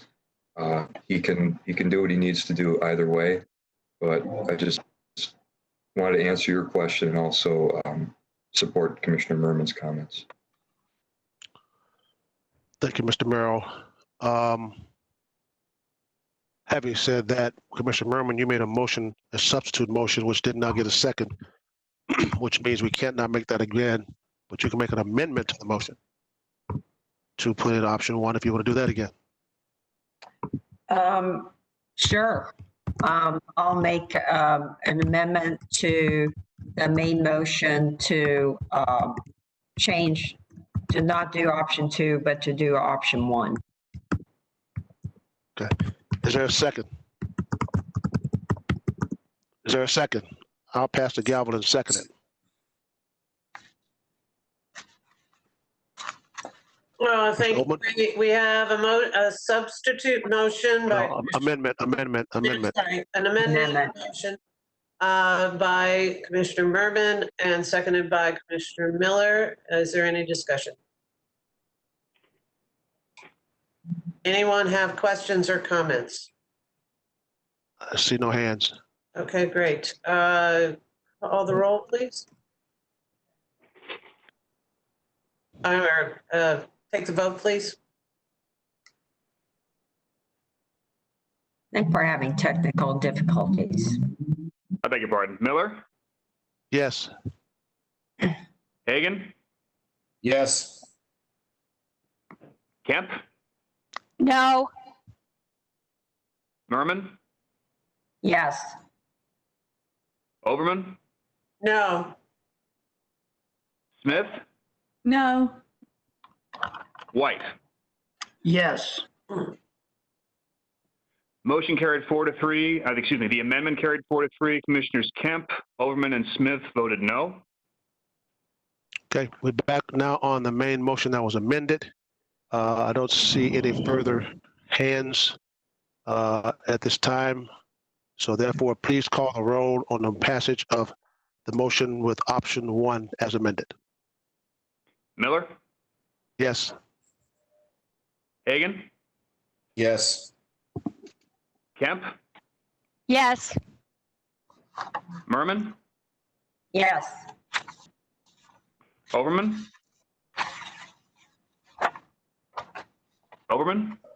Yes. Smith, Yes. White. Yes. Motion carried 7-0. Okay. Mr. Merrill. Commissioners, that takes you to your 10:30 time certain E1, which is a special appearance by Sheriff Chronister to provide an update on body camera usage. Sheriff Chronister, welcome. Good morning, Mr. Speaker. Thank you, Board. Always a pleasure appearing in front of you. Everybody hear me okay? Yes, sir. Okay, if I can provide an update on our body worn cameras. About a little over a year and a half ago, sat down with Mr. Merrill and we decided that we wanted to move forward on body cameras.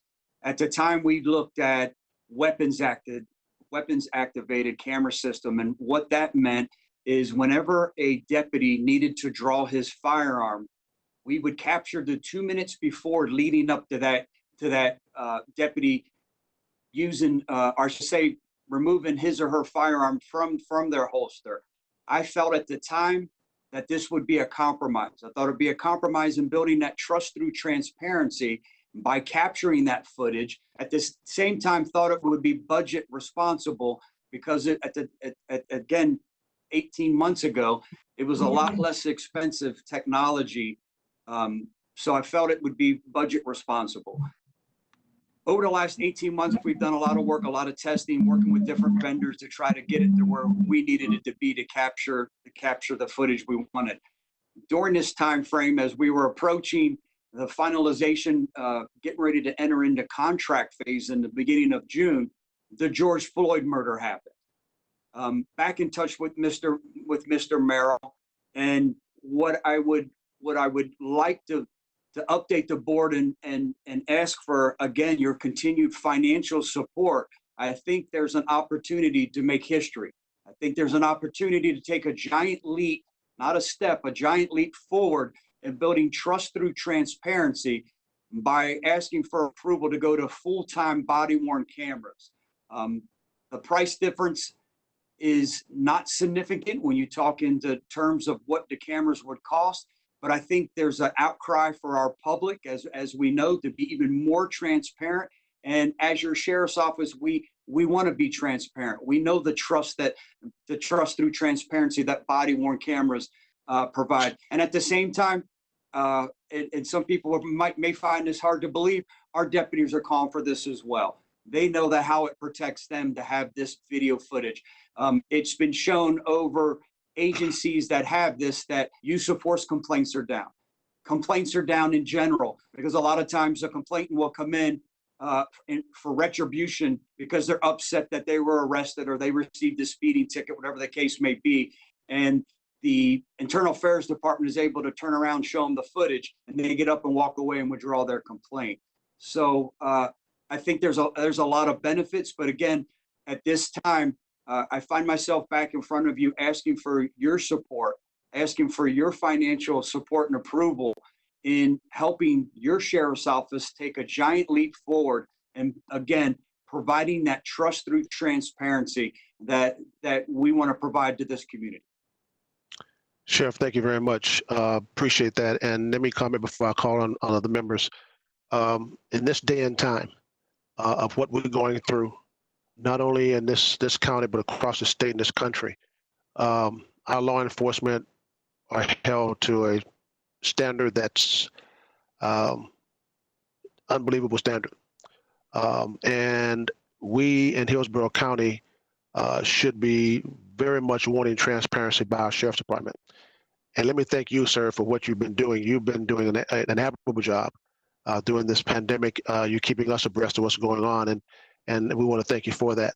But the transparency is vitally, vitally important.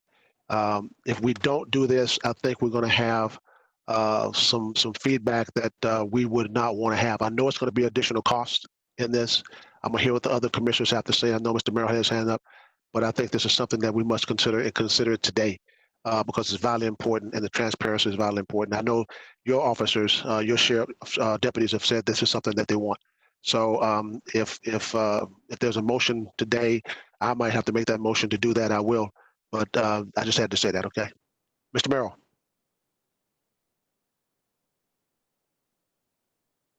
Mr. Merrill.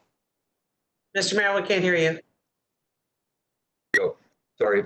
I just wanted to echo Sheriff Chronister's comments. We did have discussions, as you know, Mr. Chair, and also with Chief Lazinski.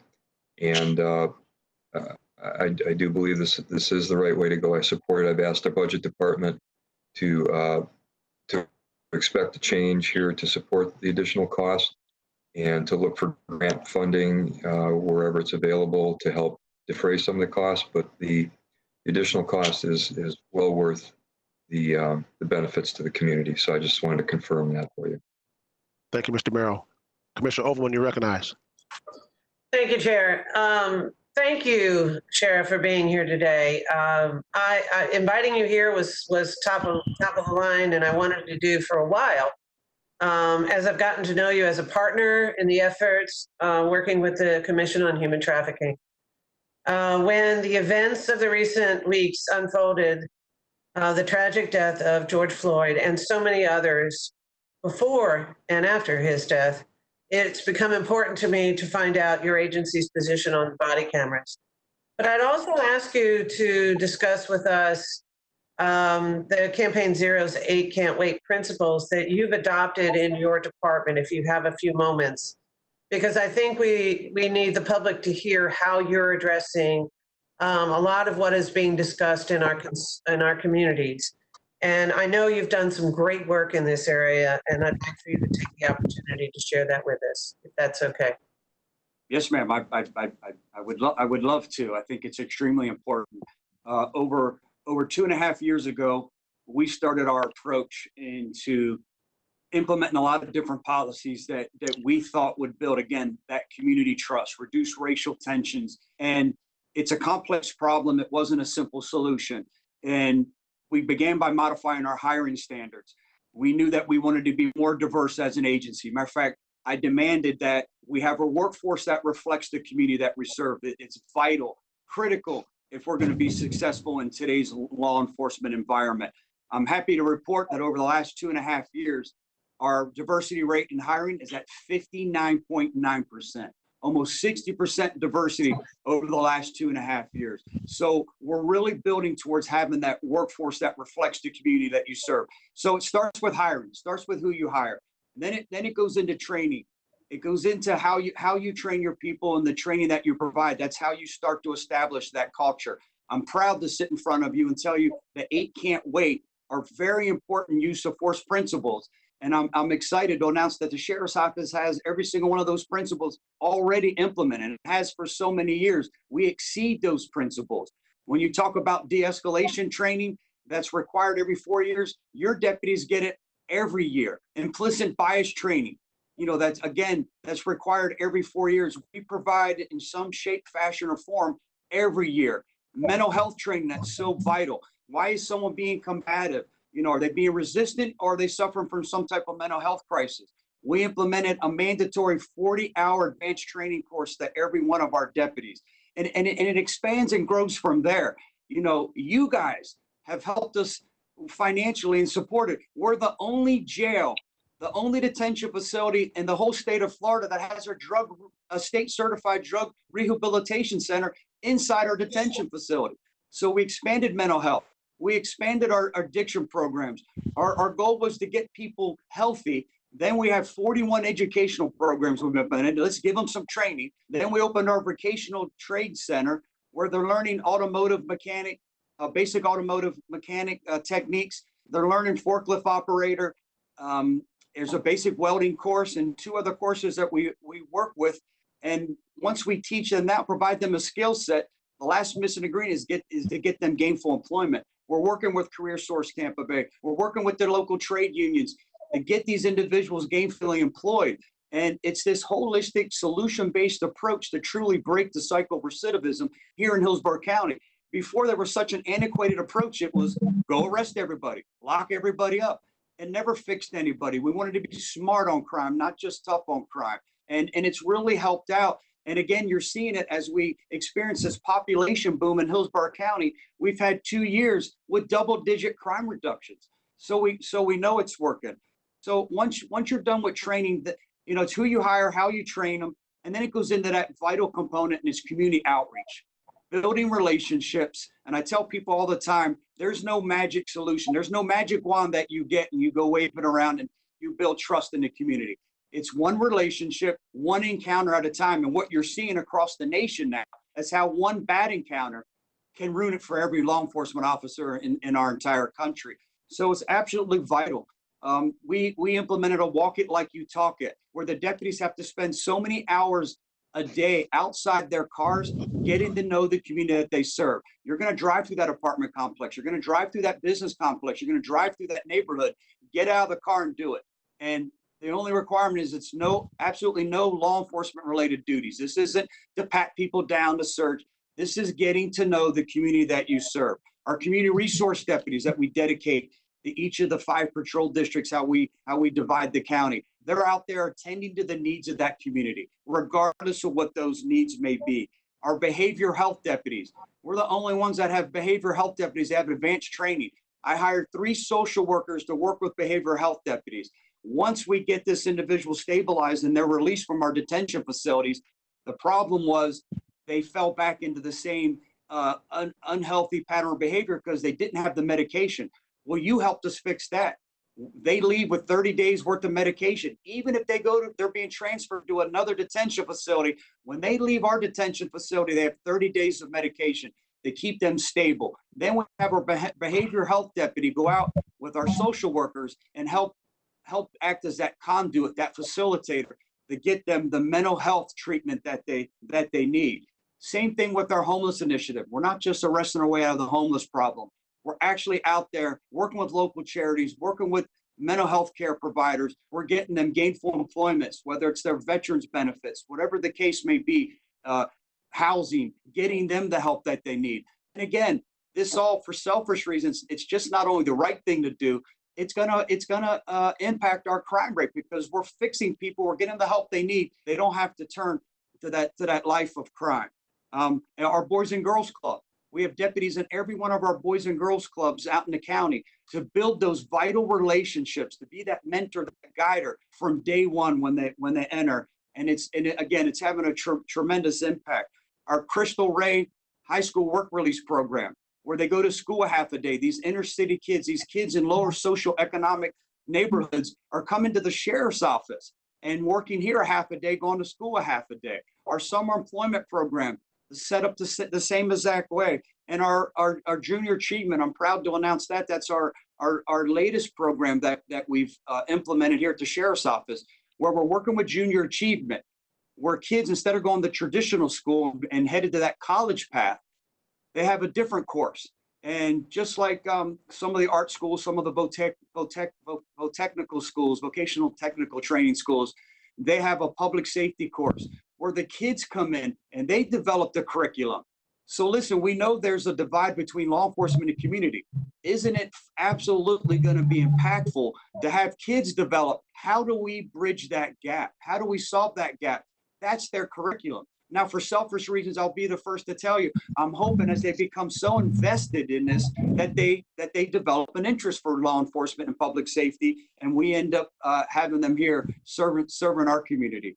Our advisory councils here at the sheriff's office, our Black Advisory Council, Hispanic, and Indian, where we meet with them once a month, and we have those difficult, uncomfortable conversations in the community. And we're able to identify anything that may be problematic before it's able to develop into some type of dilemma. That's been very productive. And lastly, it's keeping people out of the criminal justice system. With your assistance, you've helped me. We've now expanded our juvenile diversion program to include every low-level nonviolent misdemeanor except for 5.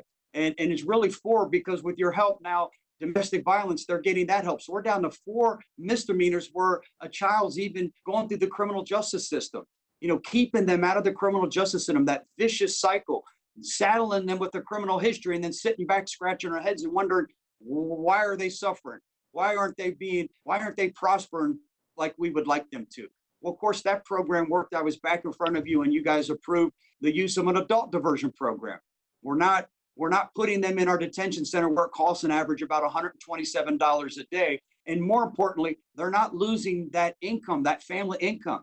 Maybe they've lost their job where we're moving that away. They go down to our misdemeanor probation department, sign up, can even take a course online for $60. It's applicable, whatever the criminal offense was that they were alleged committing. And once again, now there's no criminal history. So we're keeping people out of the criminal justice system. So we're being extremely proactive, even aggressive in taking these steps. And again, it starts with your support. And I think it's why things are different in Hillsborough County. And I surely promise you and assure you, it's why the crime rate here is lower compared to counties much smaller than we are. Commissioner Miller? Hold on. I got people before you. Commissioner Merrill, you recognize. Thank you, Chad Chronister, for your excellent, your excellent speech, because that really says it all. You're being very accountable to the public. I think this whole issue of using the body cameras is wise and prudent at this point, just to protect our community. But I got to tell you one thing about our community. We are working so well together and coordinating so well together.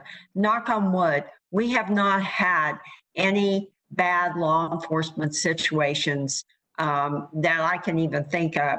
And I think it's because we work well in the community. So Commissioner Miller, I'd be proud to second your motion to do the body cameras, because I do think it'd be appropriate for you to do that. But I'm just building trust. Yes, and you actually have our trust here at the commission, because we know you're doing the best job you can. Thank you, Commissioner Merman. Thank you. Commissioner Merrill, I am going to make that motion, but I want to hear from the other commissioners before I do that. But I am going to come back and make the motion that we fund the body cameras. Commissioner White, you recognize. Thank you, Mr. Chairman. Yes, thank you, Mr. Chairman. I have questions for Mr. Merrill, have one for the sheriff, and then the third one will be either for the sheriff or for Ms. Beck. Mr. Merrill, my understanding is that the price difference or cost difference between the trigger activated body cameras and the full time body cameras, my understanding is that it would double from about $7.5 million a year to about $15 million a year. Is that right? There were some initial estimates in that range. Of course, it'll depend on the procurement, the bids at the procurement, but it's about, and I'll let the sheriff, kind of also respond, because he's the closest to this, but they'll have to go out for another procurement. And so at this point, it would only be an estimate, but yes, in that range, yes. Thank you, Mr. Merrill. Commissioner White, to answer your question, we're looking at a difference, and this is rough estimates. The good news is we won't have to test them. We won't have this long 3 to 5 year phase. Within the next 45 to 60 days, we look like with your support, we'll be able to move forward and enter into contract. There's a local RFP that's already out here that we would be able to piggyback off, and that will facilitate and save us a bunch of time. Rough estimates is anywhere from 9 to 14 million dollars is your difference. From 9 to Sheriff, hold on a minute. Ms. Howell, you need to put your microphone on mute. Go ahead, Sheriff. I'm sorry. Yeah, the rough estimates, and I don't know how much you didn't hear, but it's looking anywhere from about $9 million to $14 million is the disparity now. A year and a half ago, it was 25 million down to 9 million. So the disparity was much larger. Now we're talking 9 to 14 million. And I don't know if you heard the part, there's a local RFP already out here that we could piggyback off. So it's not this 3 to 5 year phase. I would hope if we're able to go to contract and successfully negotiate this within 45 to 60 days, we would be able to start that process of implementation here at the Sheriff's Office. Okay, and then a question for the sheriff. Would the intent be for these cameras to be rolling nonstop at all times when your deputies are on duty? Yes, sir. Every time a deputy would be out of their car, obviously lunch breaks, restroom breaks, but the policy would be with every time they're in their normal course of duties, that camera would have to be activated. Yes, sir. Okay, and then a question either for the sheriff or for Ms. Beck. Is it legal, I'll say in most cases or even all cases, to video an officer that's on a call, say with a cell phone? For a citizen to do so? Go ahead. For a citizen to do so? Yes, Commissioner White. Obviously, there can be different facts that would control the outcome of that, but in general, in public, as you know, citizens frequently use their cell phone cameras to do that. Okay. Listen, I'm sensitive to what's going on across this country, but cell phone footage has been able to document and memorialize these horrendous acts that have gone on around this country. Just about everyone has a cell phone readily available, and in my experience, people do not hesitate to pull out their cell phone and video if they find a need to do so. Florida has very broad public records laws, incredibly broad public records laws. If law enforcement responds to your home, it doesn't necessarily mean that you've committed a crime or are guilty of a crime. So just to put a hypothetical scenario out there, let's say that husband and wife call law enforcement late at night because maybe they've heard some noise, or they're afraid that there's an intruder in the home or something like that. The officer comes in late at night. Maybe they're in a nightgown and sleepwear, and as I understand it, under Florida's broad public record laws, that video footage would then become a public record for the world to see. Although in that hypothetical scenario, that would be an innocent, law-abiding family that had called law enforcement for help and assistance. So for these reasons, given that, we don't seem to have really had problems with documenting those incredibly small number of bad apples out there in law enforcement. We've not had an issue documenting those cases. We have the cost issue. We have Florida's very broad public records laws that could impact innocent, good, law-abiding citizens. I just cannot support full-time body cameras for that reason. I would support a motion for holster-activated body cameras, but I cannot support full-time body cameras. Okay. Commissioner Kemp, you're recognized. Thank you. I would support a motion for full-time body cameras. I'll just say that. But I'd just like to specifically thank Sheriff Chronister. The conversations, I've always been impressed by his forward thinking policies and the kinds of things that he has brought to the Sheriff's Office. Our jails have unfortunately become places that are have become homeless shelters, have become shelters for the mentally ill, where we have not provided for people and don't have the kinds of places and help for people that they need in our society. So it's a very challenging and difficult role that we've placed on our prisons and jails. But we do need body cameras for our sheriffs as soon as possible, and as I can't imagine in these times that we wouldn't move forward with that. So I totally support that, and just thank Sheriff Chronister for how he has been really looking at the Sheriff's Department and the services that they provide in this county. Thank you, Commissioner Kemp. Mr. Merrill. Mr. Merrill. Mr. Merrill.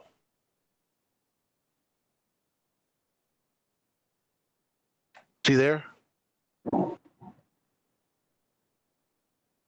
Mr. Merrill. Chair, I do not see Mr. Merrill at the moment. I have my hand raised. Commissioner Smith, I have my hand raised. Okay, Commissioner Smith, you recognize. Thank you. Sheriff Chronister, I just want to say we are lucky to have you in charge of our sheriff department. You are leading your troops in building relationships and trust in this community, And I want to thank you for coming here today to have this public discussion here and talk about everything you are doing. With people demonstrating in our own streets, here at home, by the thousands. We do need to air these things out publicly, transparently, and talk about solutions. And I totally support your request for the constantly streaming body cams. I think this is an excellent course of action. It's not cheap, it's not easy. There are pros and cons to every difficult course of action, but this is a necessary action in our community at this time. And Sheriff Chronister, your integrity shows every day, and it shows here today in your willingness to constantly evaluate your own work and look for ways to improve on the excellent service that you give our citizens every day. So thank you. Thank you, Commissioner Smith. Okay. Mr. Merrill, is he back? I'm back. Mr. Merrill, yeah, let me ask you a question. Is that an RFP we have to put out for this? The sheriff's office would be doing the RFP. Okay, all right. Well, I'm going to pass the gavel to the vice chair and make a motion that we approve the funding for Sheriff Chronister and his deputies of Hillsborough County Sheriff's Office to purchase full body cameras. That's my motion. I'll second that. And you take over. oh, thank you. So we have a motion by Chair Miller, seconded by Merman and Overman. And I'd like to make a comment. I had my hand raised before we got here. And in light of this motion to do this, I did reach out on this particular item on the body cameras. I think it's critical that we look for innovative ways to address this need. And I have every confidence that the staff and the sheriff's office on the RFP will find the best solution for being able to not only protect our citizens, but also to protect our officers. The full-time body camera solution, however that's deployed, will not only provide us with a whole story of what occurs, but also an opportunity to make sure that those things that we most need in our community are fairly represented. I would like to see if there are any other comments before we take a vote. We have Commissioner Merman's hand is up. Commissioner Oh, Merman? no, sorry. I forgot to take it down. Okay, Sorry. you have Commissioner Kemp hand is up. Commissioner Kemp, you're recognized. That's it. She took it down. Thank you. No. I do want to speak. I wanted to just, with Commissioner White's concerns, I didn't want any misinformation going out with regards to that. And I wanted to assure Commissioner White that an exception to the Sunshine Law in that regard was passed by our legislature in 2015, addressing exactly the concerns that Commissioner White has. Great, thank you, Commissioner Kemp. Commissioner Smith, do you have? Oh, Commissioner White. I'm sorry. Commissioner White? Commissioner White hand is up. Well, I want to ask Ms. Beck for a legal opinion on that. If a family calls law enforcement, let's just say hypothetically, because they think an intruder may be in their home, and law enforcement comes in and takes a look around the home with their body cameras on, would that or would that not be a public record pursuant to the sunshine laws? Commissioner White, the answer to that question turns on whether there is an exemption or confidentiality in the Chapter 119 Florida Public Records. I have not researched what Commissioner Kemp is referencing that was passed in 2015, but we can certainly provide that to the board. Because my understanding in the past, when this body camera issue has come up, is that under that hypothetical scenario, that video definitely would be a public record. As you've said, we have a very, very strong public records law in Florida, but we'd have to see if under the specific facts there could be an exemption. But you are correct. We have a very strong public records law. Well, that's important for how I vote. So I'd like to ask Commissioner Kemp exactly how she's arriving at her conclusion. Commissioner Kemp, you're recognized. Thank you. Just to do some, because I had some memory of this, but I've got this law journal here that just says Florida's law exempts from public records law any body, from public records law, any body camera video obtained inside a private residence, a healthcare, mental health care, or social services facility, or is taken in a place that a reasonable person would expect to be private. Okay, Ms. Beck, what's your take on that? Commissioner, I've got Mary Helen on, and as you know, she's our public records expert. I was going to ask her to weigh in on that. Okay. Yes, commissioners. There are a lot of exemptions in the public records law. We would have to look at these specifically. Most likely, any request would go to the sheriff's office, as they would be the custodian of these records. I know when we get any kind of request, we always look to see if there's any exemptions or anything that's confidential. We do that analysis. So it would be on a case-by-case basis. And as with Christine, I'm not familiar with the 2015 provision that Commissioner Kemp cited, but I'd be happy to look into that. Okay, so let me ask a question. What if a law enforcement officer is inside of a private residence and has to pull his or her weapon and shoot? Well, it might. I know there's a lot of exemptions for active investigations. I'm sure the sheriff is well aware of that. That would provide protection against release of that information if there's an active criminal investigation.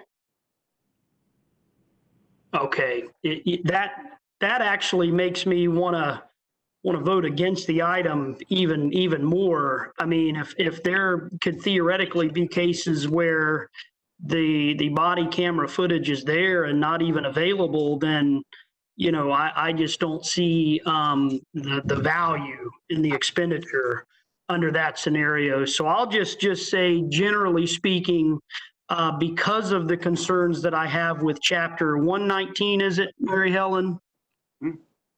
Yes, I believe it's 119. Yeah, I'll just say, just in broad general terms, because of concerns that relate to Chapter 119, I'm still going to vote against full-time body cameras. Thank you, Commissioner White. Sheriff Chronister, you're recognized. Yeah, I hope I can help clarify this a little bit. There are a lot of new exemptions. If it's medical, it's mental health related, and it doesn't involve a use of force, we would redact a lot of that. A lot of that is exempted. Matter of fact, part of this, I will have to hire 3 full-time people to help store, redact, and handle the public records request. But to answer Commissioner White's question, there are a lot of exemptions. Our policies will reflect that. And if it's simply medical, mental health related, what supersedes that is if a deputy has to deploy deadly force or draw his firearm, now it supersedes that medical exemption and goes into a use of force. So that would be how I hope that clarified or helped a little bit. All right. Thank you very much, Sheriff.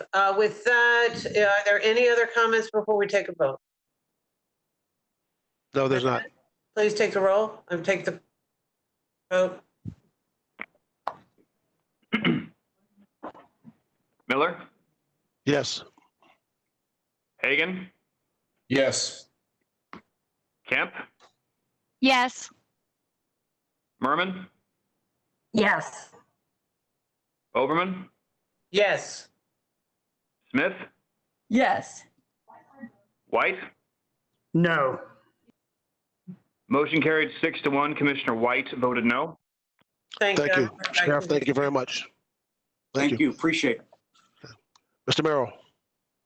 Mr. Chair, Charlene advised me that apparently there are some folks who are here for the 11 a.m. time certain who have other appointments. And so they asked if we could waive the rules and take, I guess it would be F2 first before the 10:45 time certains.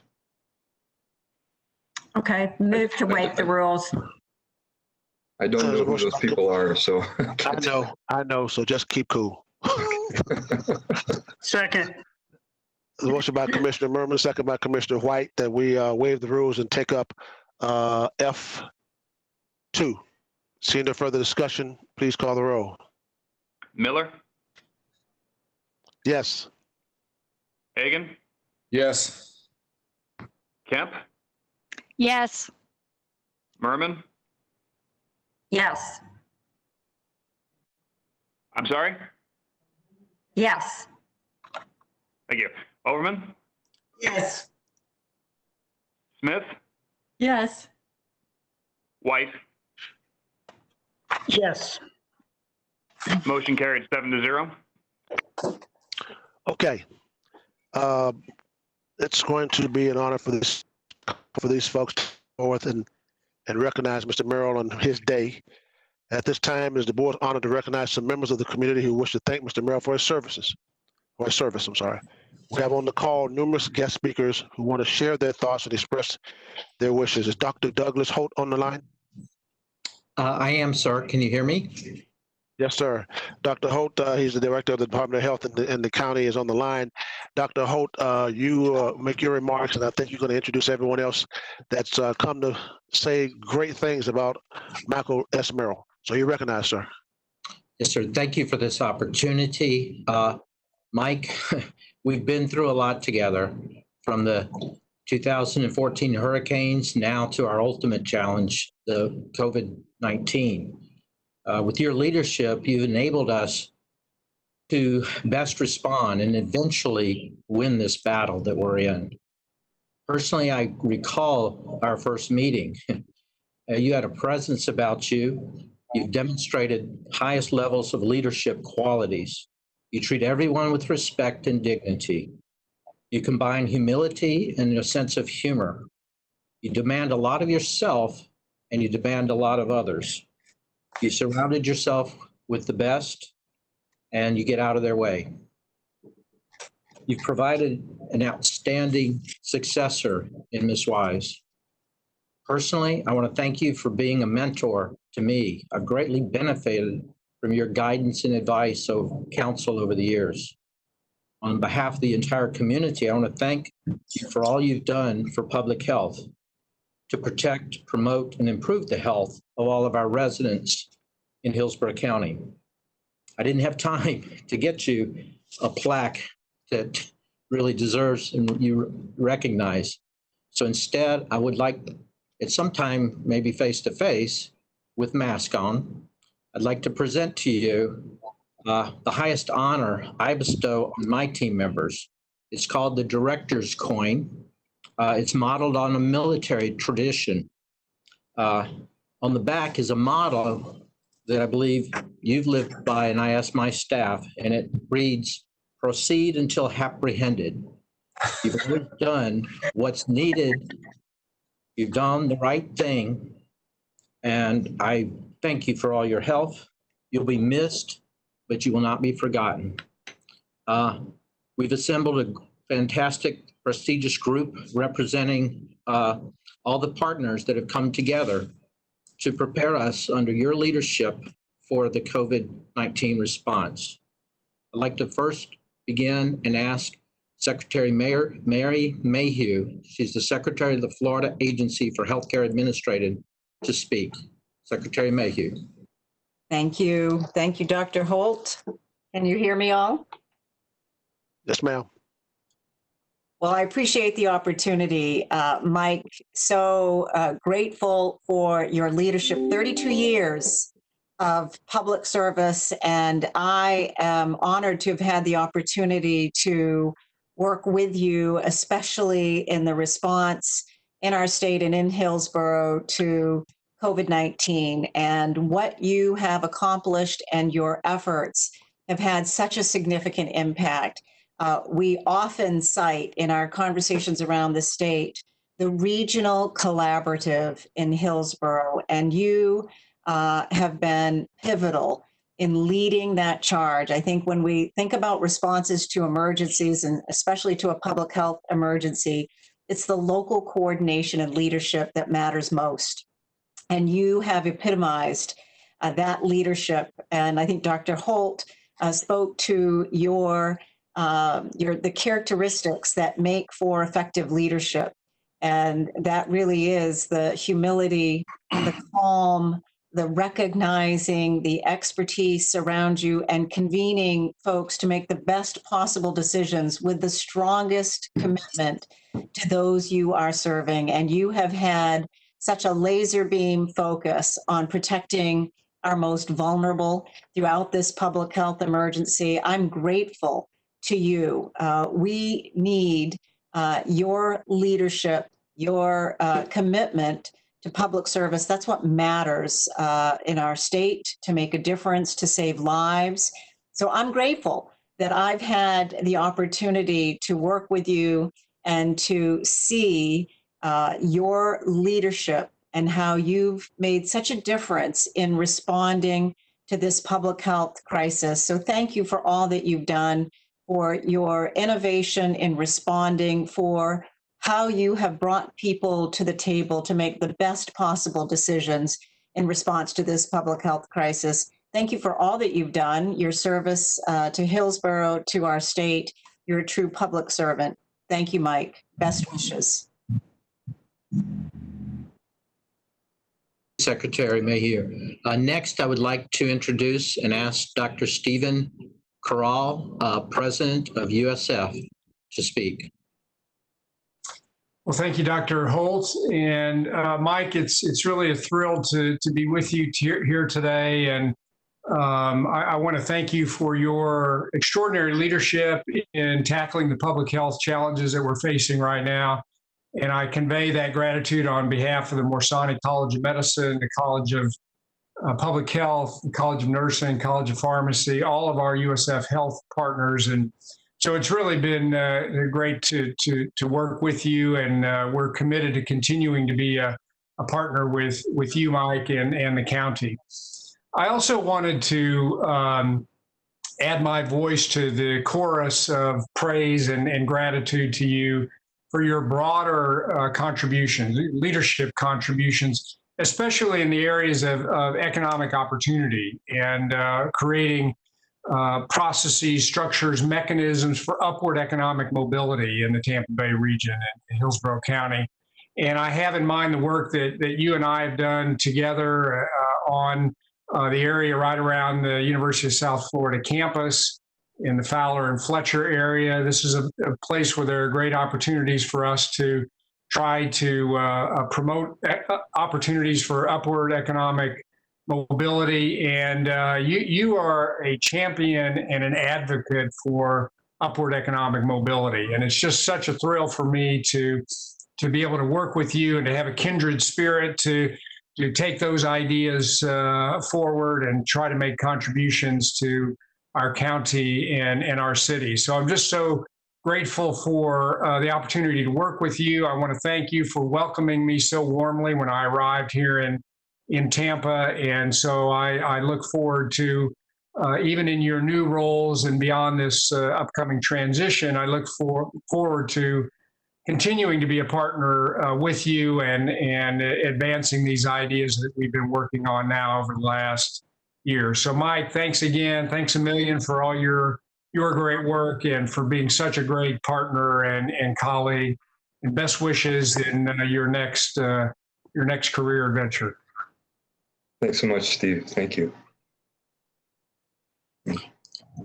Thank you, Dr. Corral. Next, I'd like to ask Tommy Inzinoff, President, CEO of Baycare Health Systems, to speak. Yes, thank you. Good morning. On behalf of Baycare, St. Joseph's Hospital, South Florida Baptist Hospital, and our other medical facilities in the county, I'd like to acknowledge Mike Merrill and also to congratulate you on your upcoming retirement. Baycare's relationship with Hillsborough County runs deep and across many services. Of late, it obviously has included responding as a community to a global pandemic. I want to thank Mike for his comments, our consistent leadership, and most recently, the courage to do the right thing, because sometimes doing the right thing is really hard. I think as a community, we've responded to COVID in unprecedented ways, and your leadership has contributed to that. You've been there every step of the way, from standing up community-run drive-through testing to care and placement of our vulnerable senior population. So on behalf of Baycare, we want to thank you, Mike, for your service and congratulate you for a job well done. Thank you. Thank you, Tommy. Next, I'd like to invite Dr. Ravi Shari, President, HCA West Florida Division. Thanks, Doug. Mike, on behalf of HCA Healthcare and our Hillsborough County hospitals, which include Brandon Regional Hospital, Memorial Hospital Tampa, South Bay Hospital, I want to thank you for all your efforts to ensure access to quality healthcare services in the community. From fire and rescue to hurricane planning and now a pandemic, your leadership has been instrumental in pulling together diverse and talented resources. Your leadership has always been about putting the people of this county first.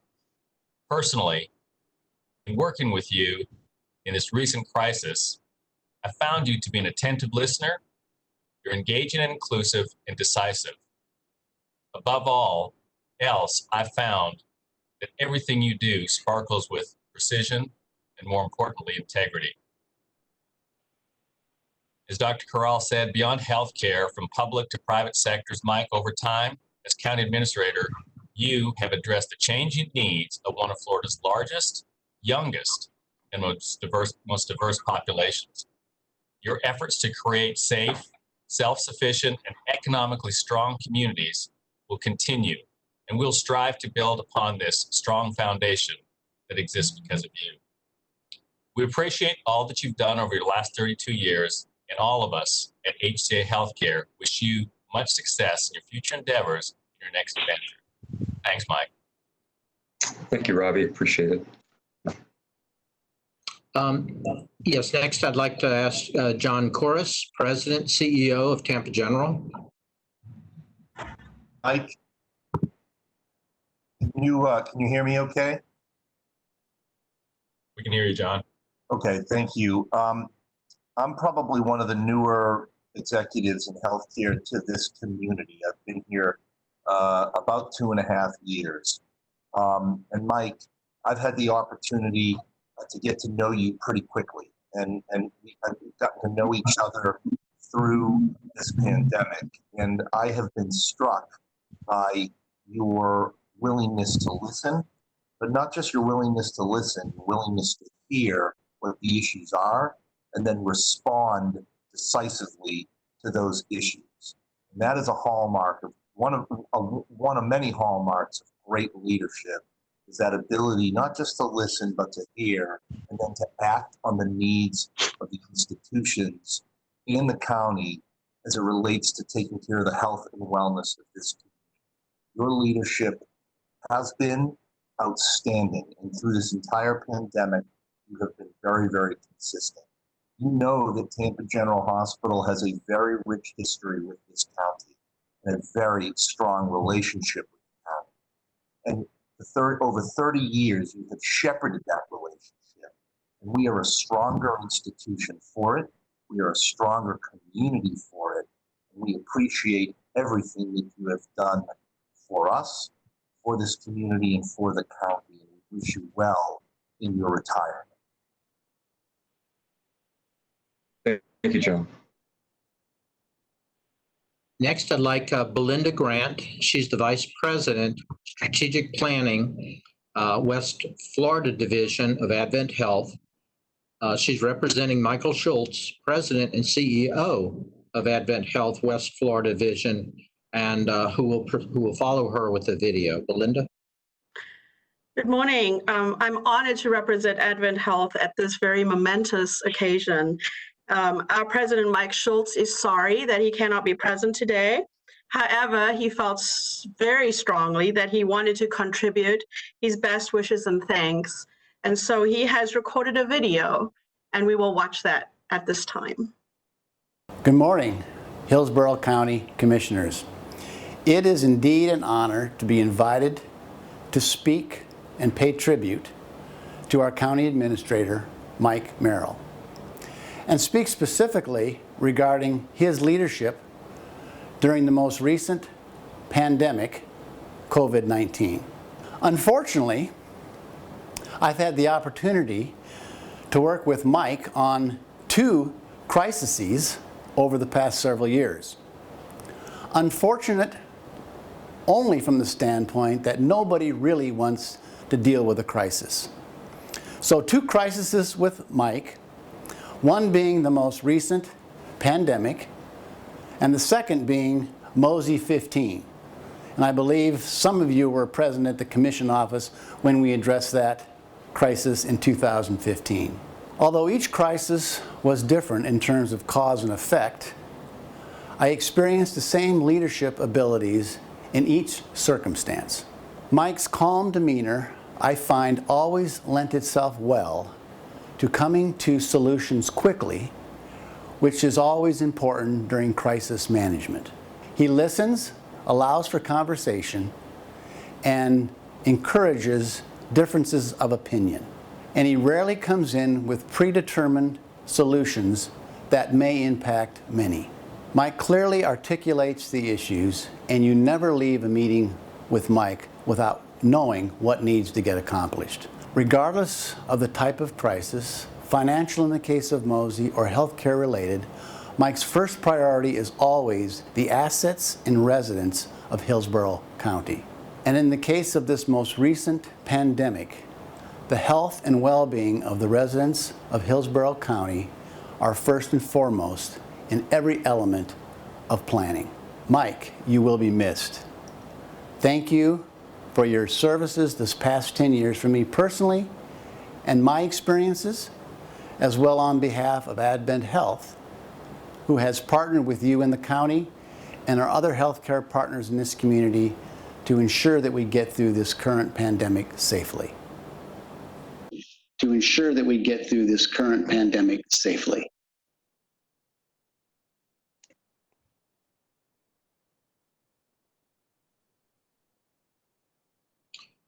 So Mike, that concludes our presentation. Again, this is not goodbye. Actually, we'll be talking later today and tomorrow, of course. Thank you again.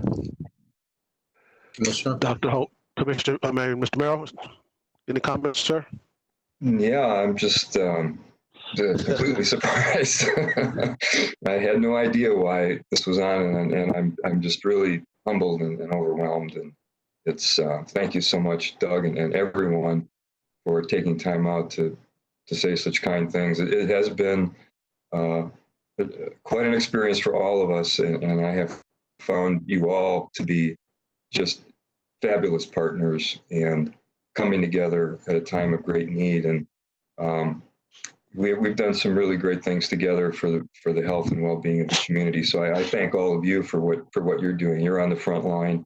You're doing the hard work, and I'm very grateful. I have to, though, also acknowledge one person who is working in the background with all of you who needs to be recognized, and that's Jean Early.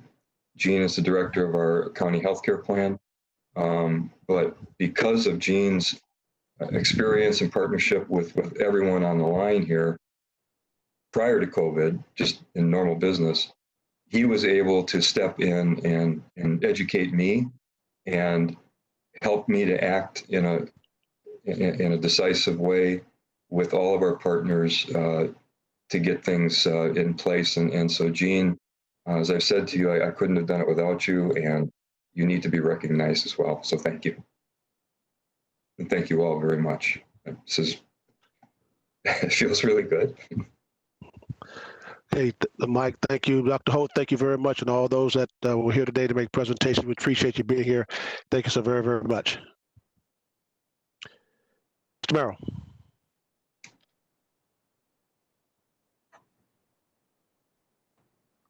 We can't hear you, Mr. Merrill. Shifting gears. We go back then to our 1045 time certain, which was 2 items, F6 and B3, which are the mobility fee buy down programs.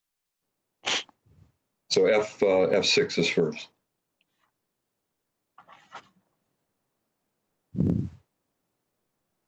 Is someone handling that? I'm going to pass it over to Commissioner White. Is that what we're going to do? Adam, are you going to do this one? Or I'm sorry, Ron Barton? Yes, Commissioners, it's Ron Barton. I do think because of the manner in which F6 came back, I think maybe Commissioner White owns the item first. Yeah, Commissioner White, you recognize. Thank you, Mr. Chairman. Well, let me just start by saying that I think the world of Ron Barton. I think he's has done and continues to do an outstanding job in our economic development department. When I scheduled this item, I was poised to vote in favor of it. After doing some further research, I have had a change of heart on both this item and the other item, and I'm not going to be able to support them today. However, I do not want that to be a signal that I necessarily want to do away with the board policy that has brought these items to the board today. So I'd very much like to sit down with Mr. Barton and his staff, the applicable county staff, to just talk about perhaps tweaks that we can make to this program. Couple things that come to mind for me is, you know, the whole Wall Street versus Main Street issue. I just want to make sure that to the extent that we have programs like this, that it is benefiting Main Street and Hillsborough County, and certainly want to make sure that there aren't, you know, any unintended loopholes or in any way that would any way allow this to become a corporate welfare program. I know that's not the intent. I know that it's not structured that way, but as we're tweaking this, though, I just want to make sure that there aren't any loopholes or whatnot to allow for that. So again, just to summarize, after giving this further thought and thinking about the Wall Street versus Main Street issue, making sure that any and all potential loopholes are closed, that's something that I'd like to explore looking forward. But I've had a change of heart on the items today.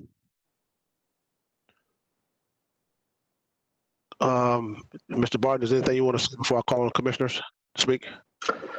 No, I would just suggest that we defer both F6 and F6 and B3, and let me spend some more time with the commissioners to educate them on the program. Okay. I would ask for someone to make a motion to defer them. Commissioner White. Yes, I'm here, Commissioner Miller. So we would defer them to what date?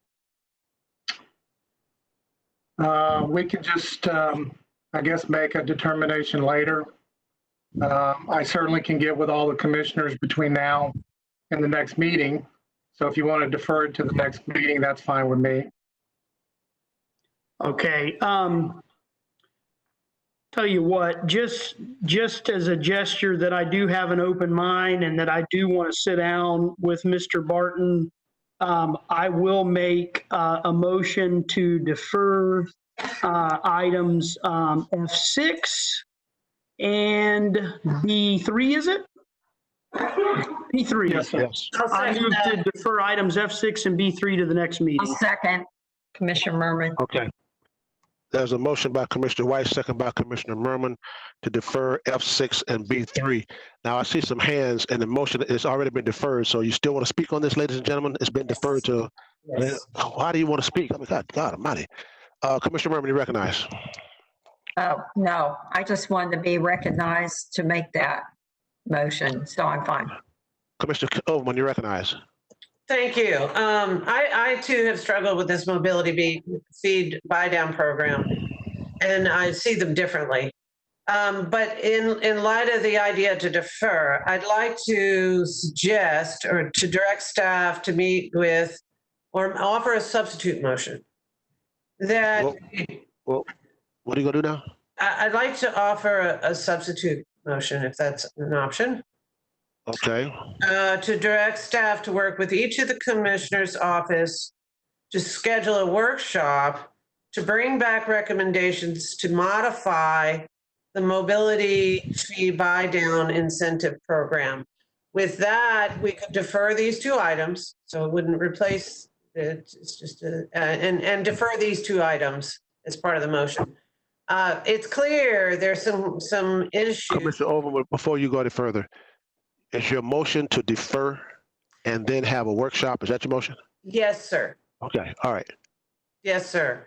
I think it's clear that we need to revisit the program so that it actually considers issues associated with alignment of the program with our comprehensive planning and land use goals that we've discussed in our previous workshops to address how we grow and how we work fairly within our community. And that's why I offer this. Second. We have a motion, a substitute motion by Commissioner Overman, second by Commissioner Kemp.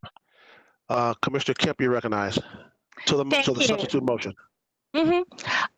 Thank you, and I appreciate the discussion that's gone on before here, and also thank you, Mr. Barton. I think you do a great job. But I've been on the County Commission for 3.5 years and have asked about this numerous times and have yet to have any kind of workshop on it, which I was hoping that we would have. In fact, I was going to say that when the motion to defer was made. So I think this does need to come back, both in terms of our policy of supporting warehousing, where it's placed, and also the mobility fee program, buy down incentive program, where I think the county has liabilities, not assets. In terms of the program itself, to me, it strikes me as funny money. So I'm supporting the substitute motion. I think there has to be a lot more discussion about many items as regards this mobility fee buy down.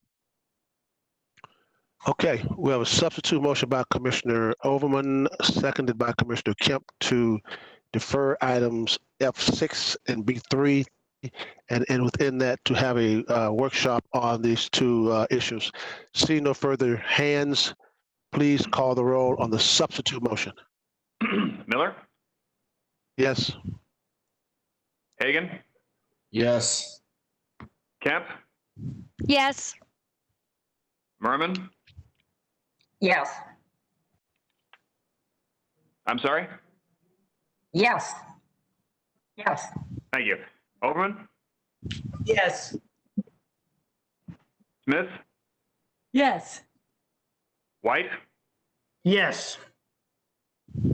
Substitute motion carried 7-0. Okay, Mr. Merrill, that completes our morning time certains. We're scheduled to come back for the next time certain at 1:30. Members, is it your wish that we break for lunch now or go on through some more regular agenda items? I think we could do a few more items. Is that agreement with everyone? So we can go to 12 o'clock? At least for 20 minutes, yeah, till noon. Mr. Merrill, you recognize. Okay, yep, that's a good plan. So we can go, excuse me, we did B1 already on the regular agenda. We'll do B2, which is development services. And that's a report on transfer development rights framework. And I think Adam is going to do this. Yes, sir. Okay.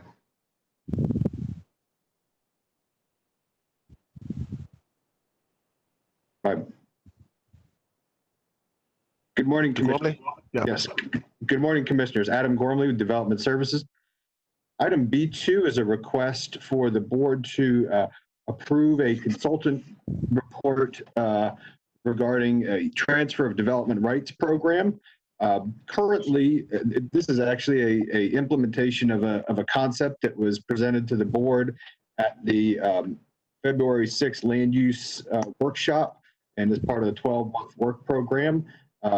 Pursuant to that program, we have looked at our existing transfer of development rights program, both in the land development code and the comprehensive plan, and recognize that we do have a program that has not been used and maybe not a viable program based on that lack of activity. We've been engaged a consultant team with Kimley Horn, led by Mr. Kelly Klepper, who's got extensive experience in transfer of development rights in other jurisdictions and making programs that are viable, market sensitive, and will actually work for the intended purpose. We would like to get the board's concurrence today with moving forward with this effort. What we have done currently is an initial phase to identify the roadmap for updating and redoing our transfer of development rights program.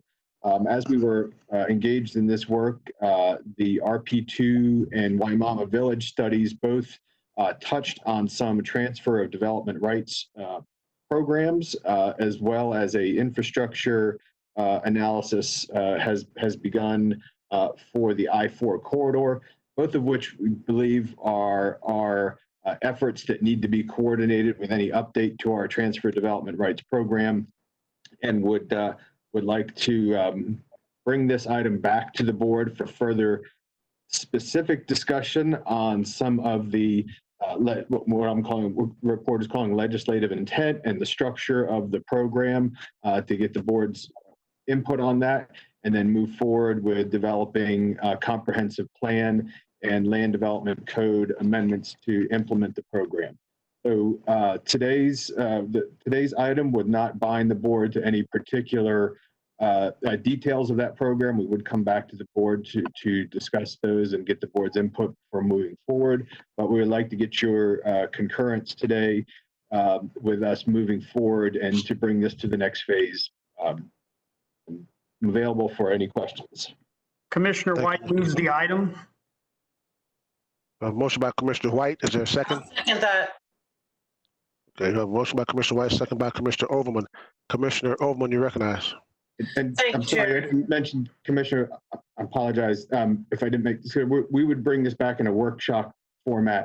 Ideally, we would like to bring it back at the July 21st land use meeting. I apologize for interrupting, but I neglected to mention that.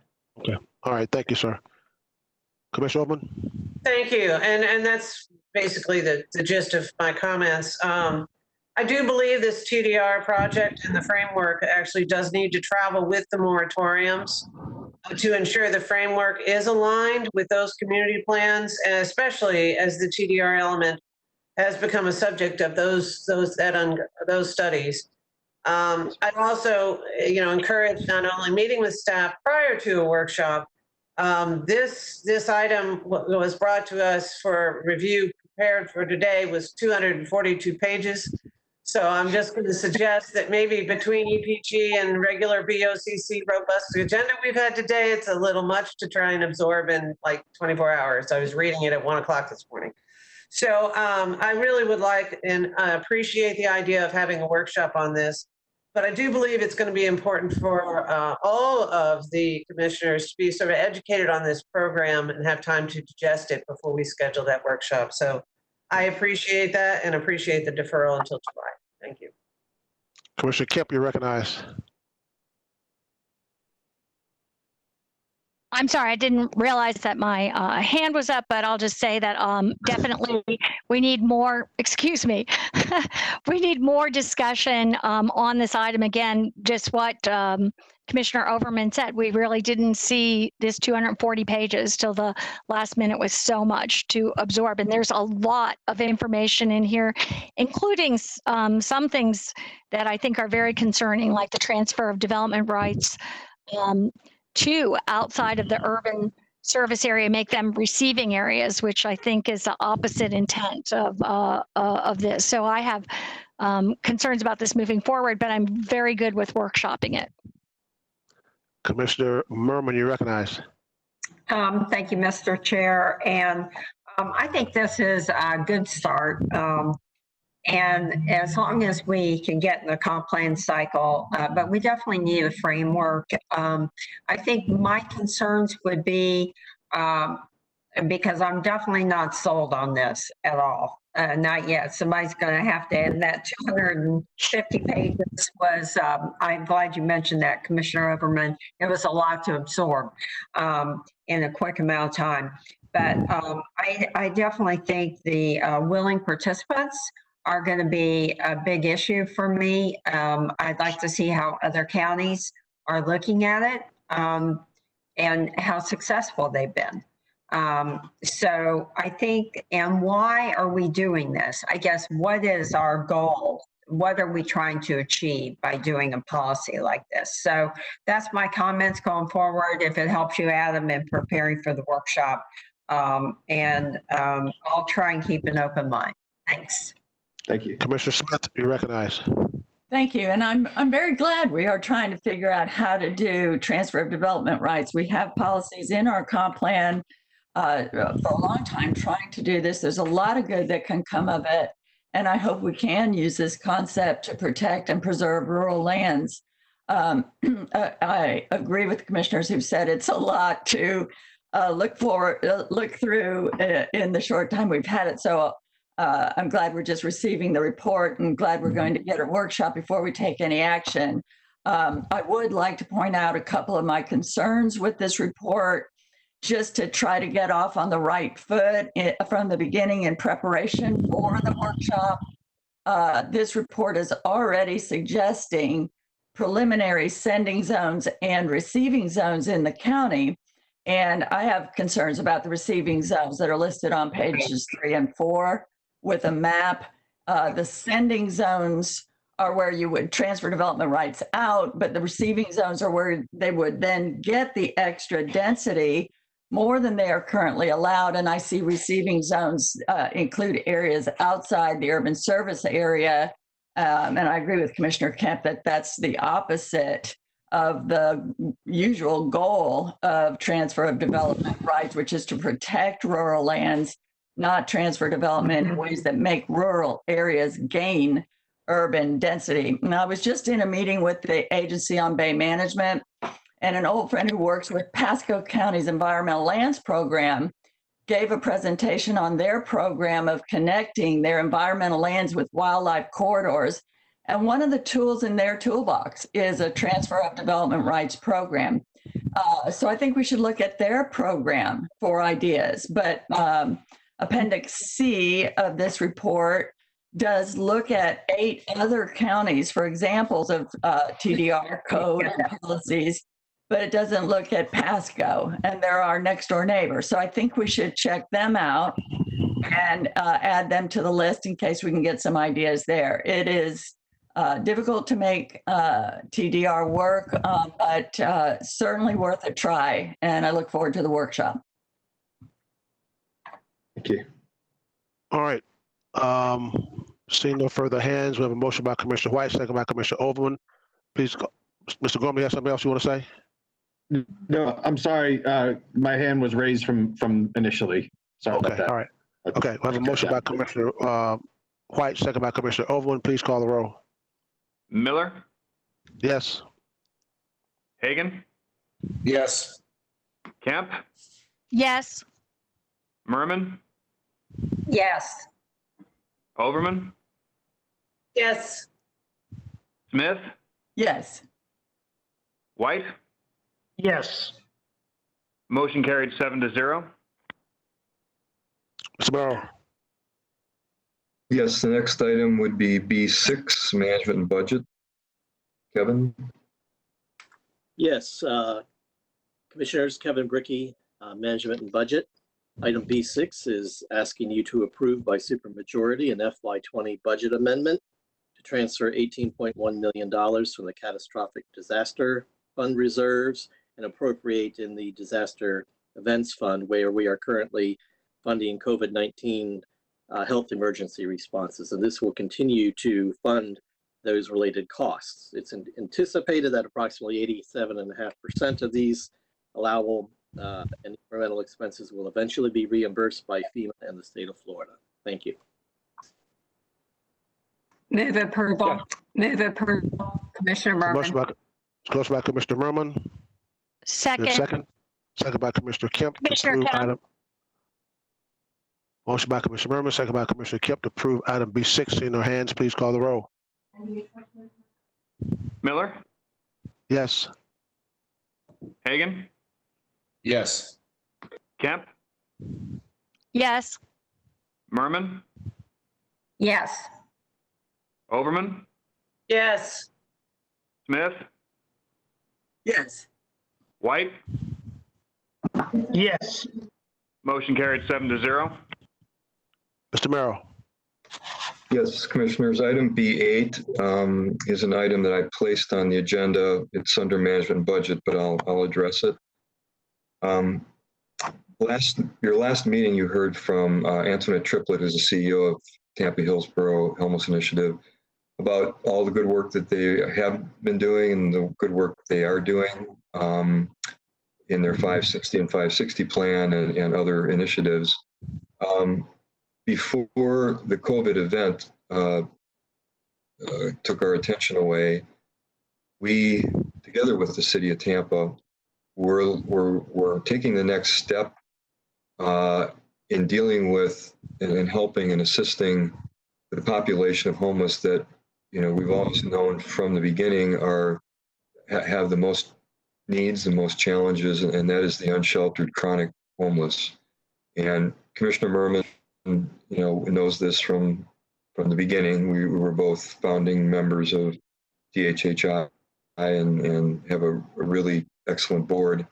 And as I said, the city of Tampa is engaged in this under the new administration, which is truly a welcome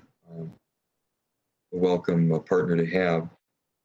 As I said, this population has some of the most challenging needs, but are also the most costly to serve, because while they are homeless and on the street, they are the ones that show up most frequently in emergency rooms. They're the ones that really tend to need a lot of supportive services. But if it's not done in a managed way, if it's not done in a way that has a case managed plan, and more importantly, if it's not moving these people to a housing first solution, then they just remain in the cycle and the community remains in the cycle. So I wanted, before I left, to make sure this didn't slip between the cracks, because this is really an important initiative for all of us.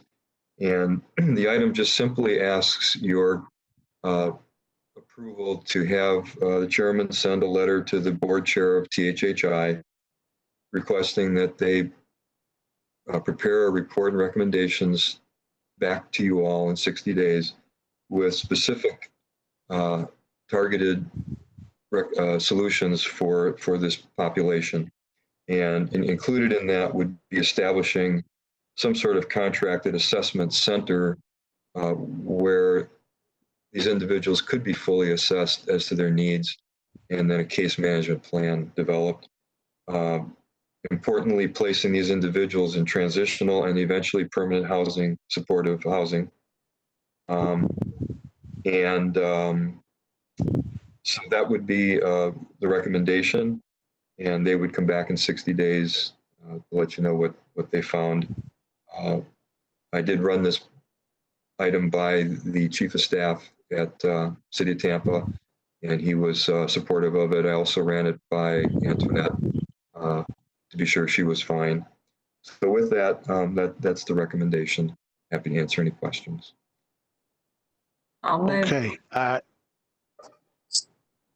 Go ahead. Commissioner Merrill?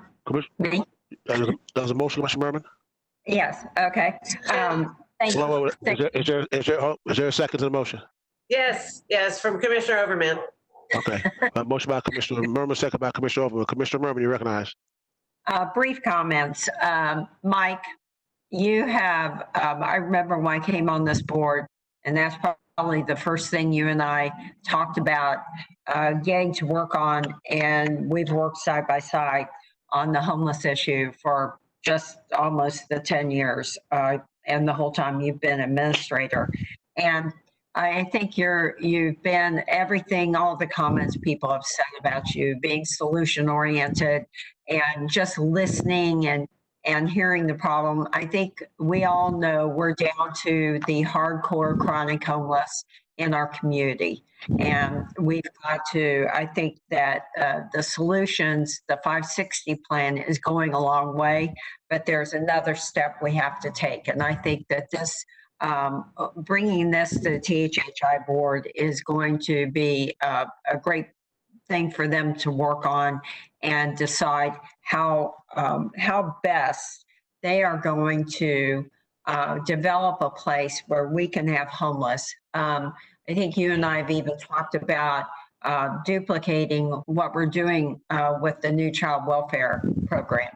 That assessment center has been tremendously successful, and it's something similar we could develop along that track where people can get assessed, they can be temporarily housed, they can get case plans, services, all wrapped around them to try and either keep them in transitional housing somewhere or get them back on their feet and back out in the community into an apartment or a place where they can live, successfully. So this is a good way to go. But Mike, I really want to make the point that your leadership on this, you went to St. Louis, you got Antoinette to come here.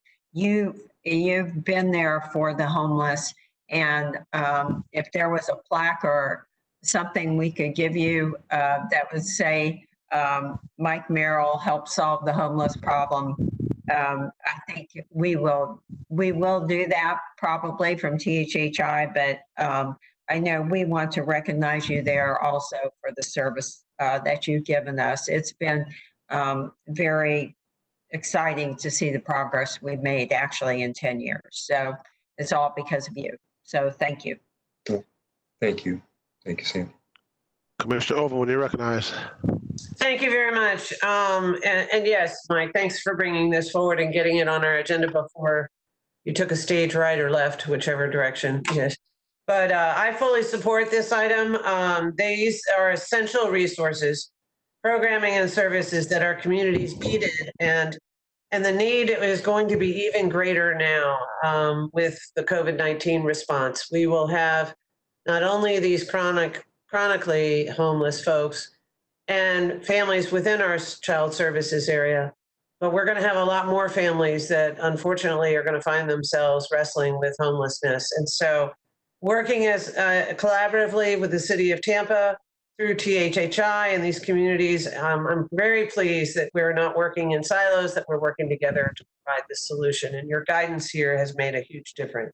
So I was going to make a motion to move forward, but I also wanted to defer to Commissioner Merriman and look forward to seconding it. So I'm glad it worked out that way. Thank you very much. Thank you. Thank you, Commissioner.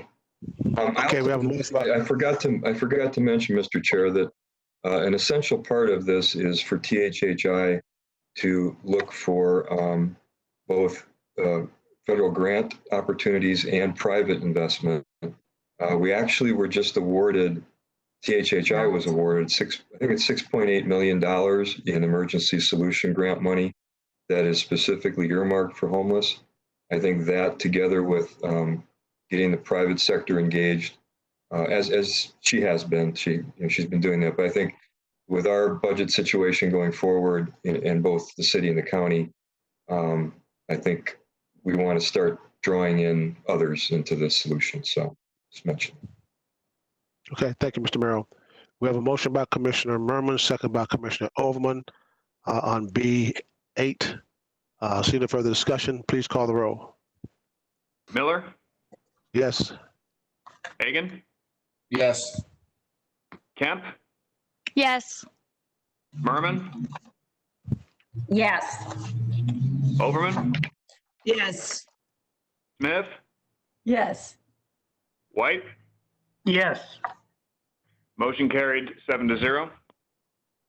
Okay, it is now 12 noon, and we're going to stand in recess until 1:30. We'll be back at 1:30. We'll stand in recess. Thank you. Chair.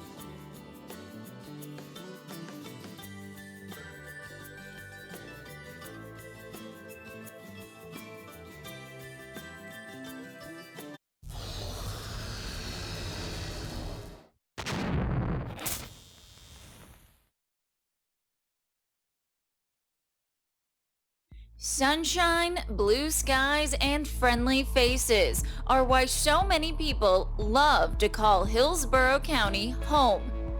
It's all part of what makes Hillsborough County a great place to live, work, and play. But our wonderful weather comes with potential risks, so it's extremely important to always be prepared. If you have to leave your home, emergency management leaders recommend evacuating tens of miles, not hundreds, to a hotel or to a friend or family member's house.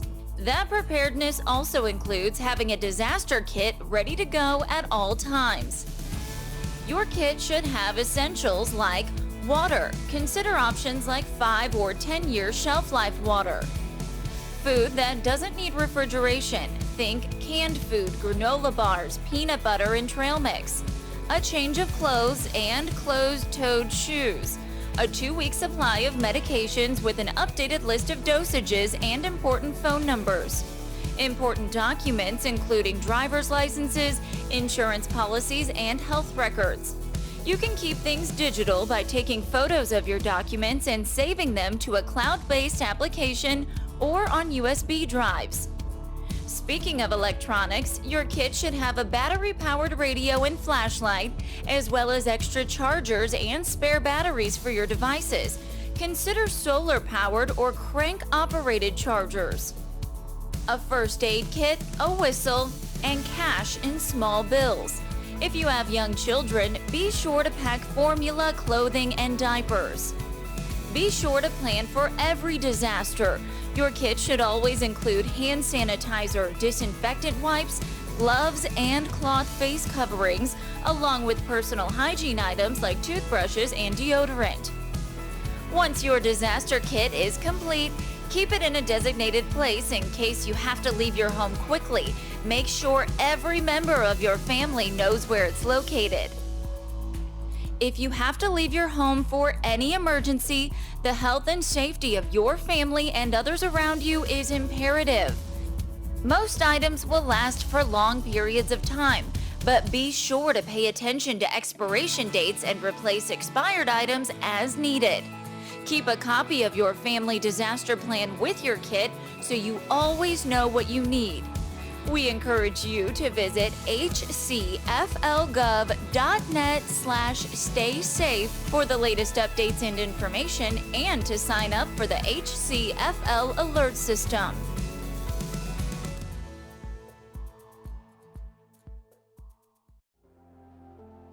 This is a battle we've never faced in my lifetime. I want to tell you about 416 of the most amazing people. Every day I get to see their skill, professionalism, and dedication. Their commitment to protect and improve the health of everyone in Hillsborough County. The last 2 months, they've been on the front line of a battle with a very dangerous enemy, COVID-19. And they've risen to the challenge in the most amazing, heroic way. Everyone has contributed, sacrificing their personal life, which they put on hold. They're making a difference for everyone they help, and every day I get stopped and told just how amazing they are. I'm proud and blessed to work with them, my second family. Hi, I'm Hillsborough County Commissioner Les Miller. We're going through an unprecedented crisis as we navigate the COVID-19 pandemic. I understand your challenges, and I'm sympathize with the difficulties many of you are facing during this time. Hurricane season started on June 1st. It is important that you plan, prepare, and stay safe. This year, experts are predicting 40% more storm activity than a typical hurricane season. When a storm is identified, it's important to stay tuned to your radio or television and listen to local authorities. Stock your home and vehicle with emergency supplies and make plans in advance to protect people with special needs and pets. If evacuation orders are called, heed the warnings and follow special instructions related to sheltering during COVID-19 pandemic. I encourage you to visit hcflgov.net/staysafe for information on disaster planning, evacuation zones, shelters, and more. Make sure you and your family plan, prepare, and stay safe.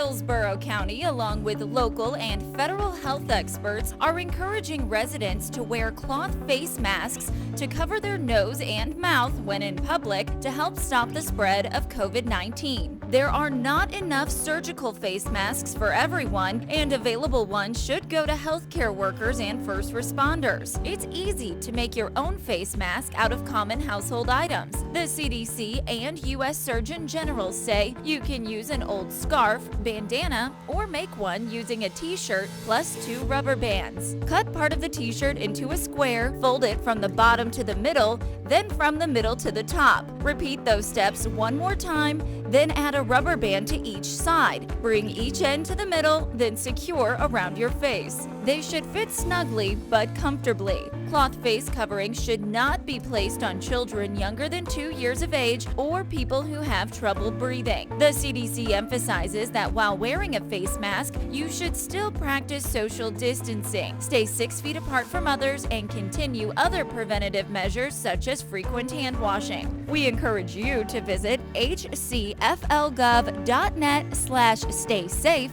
for up-to-date information.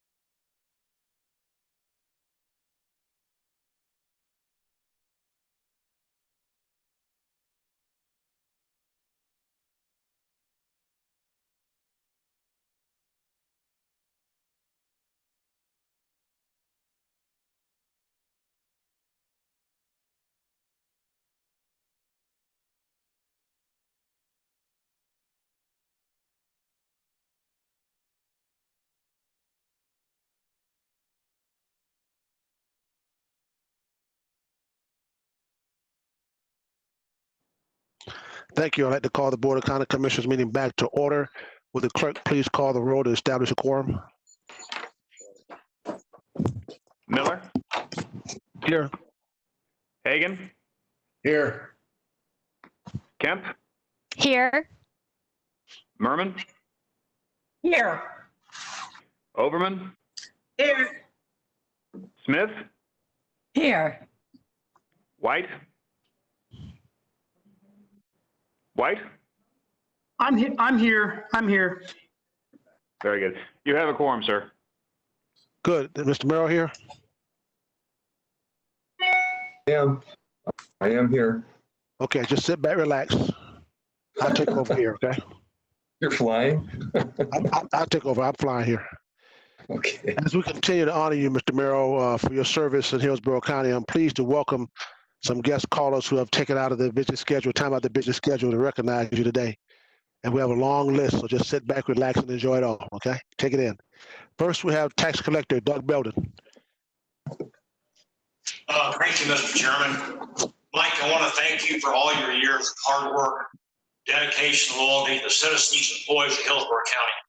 You have made a great and positive impact to the county, and you should be proud of all you've achieved. I will be forever grateful for your unwavering support of the Tax Collector's Office and for the strong partnership we have had over many years. We have accomplished great things together, and you will be truly be missed. It has been my honor and pleasure to work with you, and I'm so grateful for our friendship. I wish you all the best for a happy and healthy retirement. Thank you for that well deserved. I'm not far behind you. Take care, Mike. Love you, brother. Thanks, Doug. Okay, next was the Chief of Staff, John Bennett, of the City of Tampa, but he's not able to be with us, but he did send in some remarks. Mike and I'll read them. It says, one of the most valuable things local governments can do is to partner and collaborate for the greater and equitable good of the community and the united front. I'm very appreciative wearing both my former hat as a Tampa Police Department employee and the current hat as a Chief of Staff for the City of Tampa. For those public facing and administrative items I've had a chance to work with with Mike and his team over the last decade. I wish you well and Godspeed, and very much appreciative and dedicated time, efforts, and resources dedicated to our most recent energy toward the homeless continuum of care approach and journey ahead. Signed, John Bennett, Chief of Staff, City of Tampa. Thank you, John. Next is the Mayor of the City of Tampa, Jane Castor.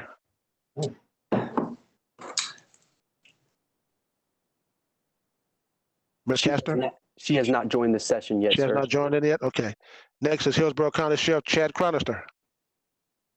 Thank you, Mr. Chair. I tell you what, I couldn't be more honored to be invited on this call today and say a few words. I think we could all talk forever when you talk about someone who served this county religiously, faithfully, and dedicated so much of his time the last 31 years.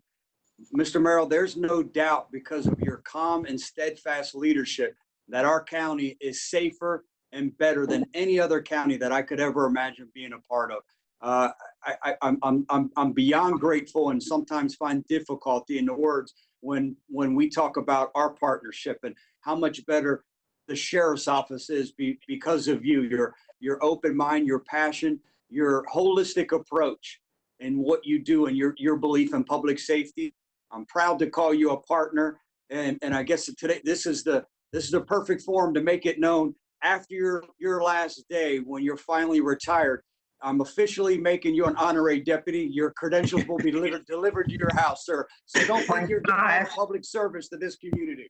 Thank you, Chad. Thank you so much. That's really great. Thank you, Sheriff. Thank you very much. Now, the CEO, the President and CEO of Visit Tampa Bay, Santiago Carrata. Good afternoon, Honorable Chairman Miller, honorable members of our county commission, and those watching. Boy, that's a hard act to follow. I don't have a star that I could deputize Mr. Merrill with, and so difficult an act to follow, but I can think of so many words and adjectives that describe Mr. Merrill and my interaction with him over the past 18 or so years. Intelligent, calm, consistent, humble, genuine, gentle, professional, kind, intuitive, all of those words come to mind. And I think right now during these very difficult times, the highest compliment you can pay anyone is just a great human being. And I think that really describes Mr. Merrill. So on behalf of our entire hospitality industry, thank you for all of your support over so many, many years. Congratulations on a well-deserved break, and we will really miss you. Thank you for all you've done for us.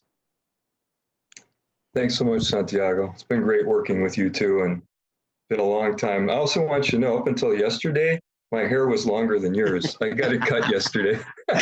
I'll be catching up soon. Yeah, my hair's getting like that too, I'll tell you. Okay, the Executive Director of the Environment Protection Commission, Ms. Janet Doherty. Thank you, commissioners. Can you hear me? Yes. Oh, yeah. Can you see me? Can't see you, but we can hear you. Okay, hold on.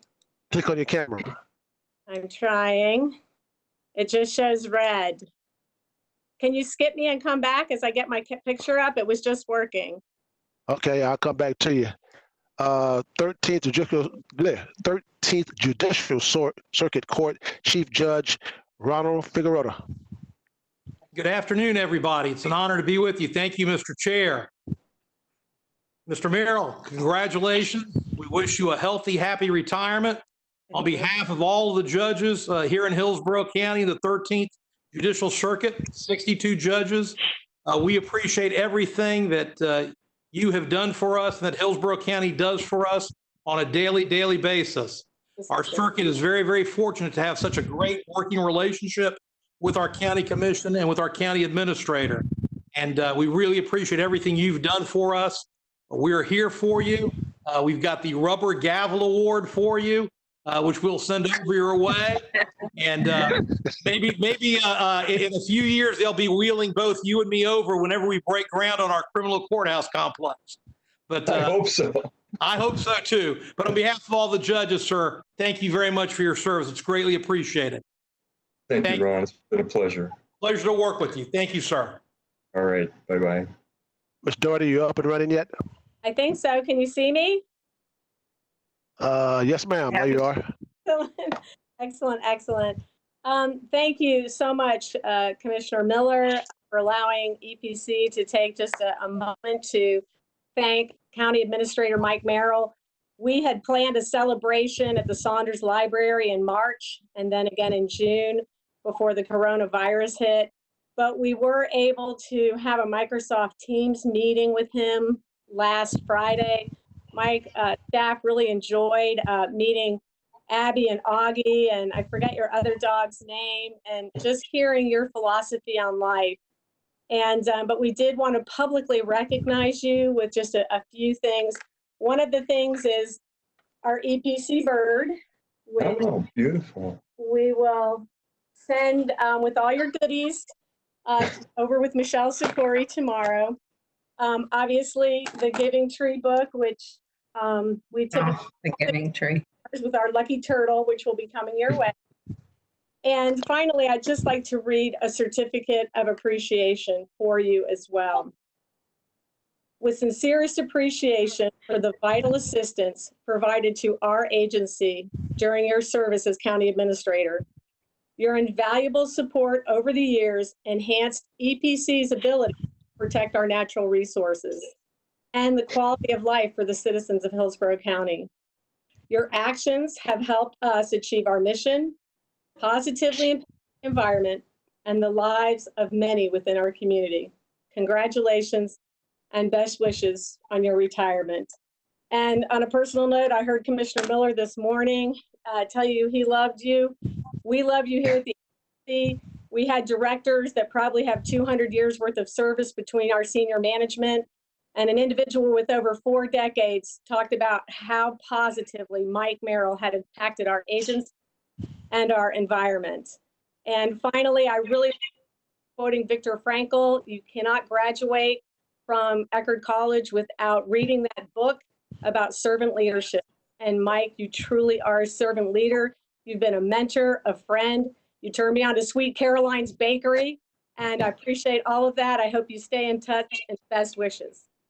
I will. Thanks so much, Janet. It was a lot of fun talking to your group. Thanks for the lovely gifts. Our pleasure, sir.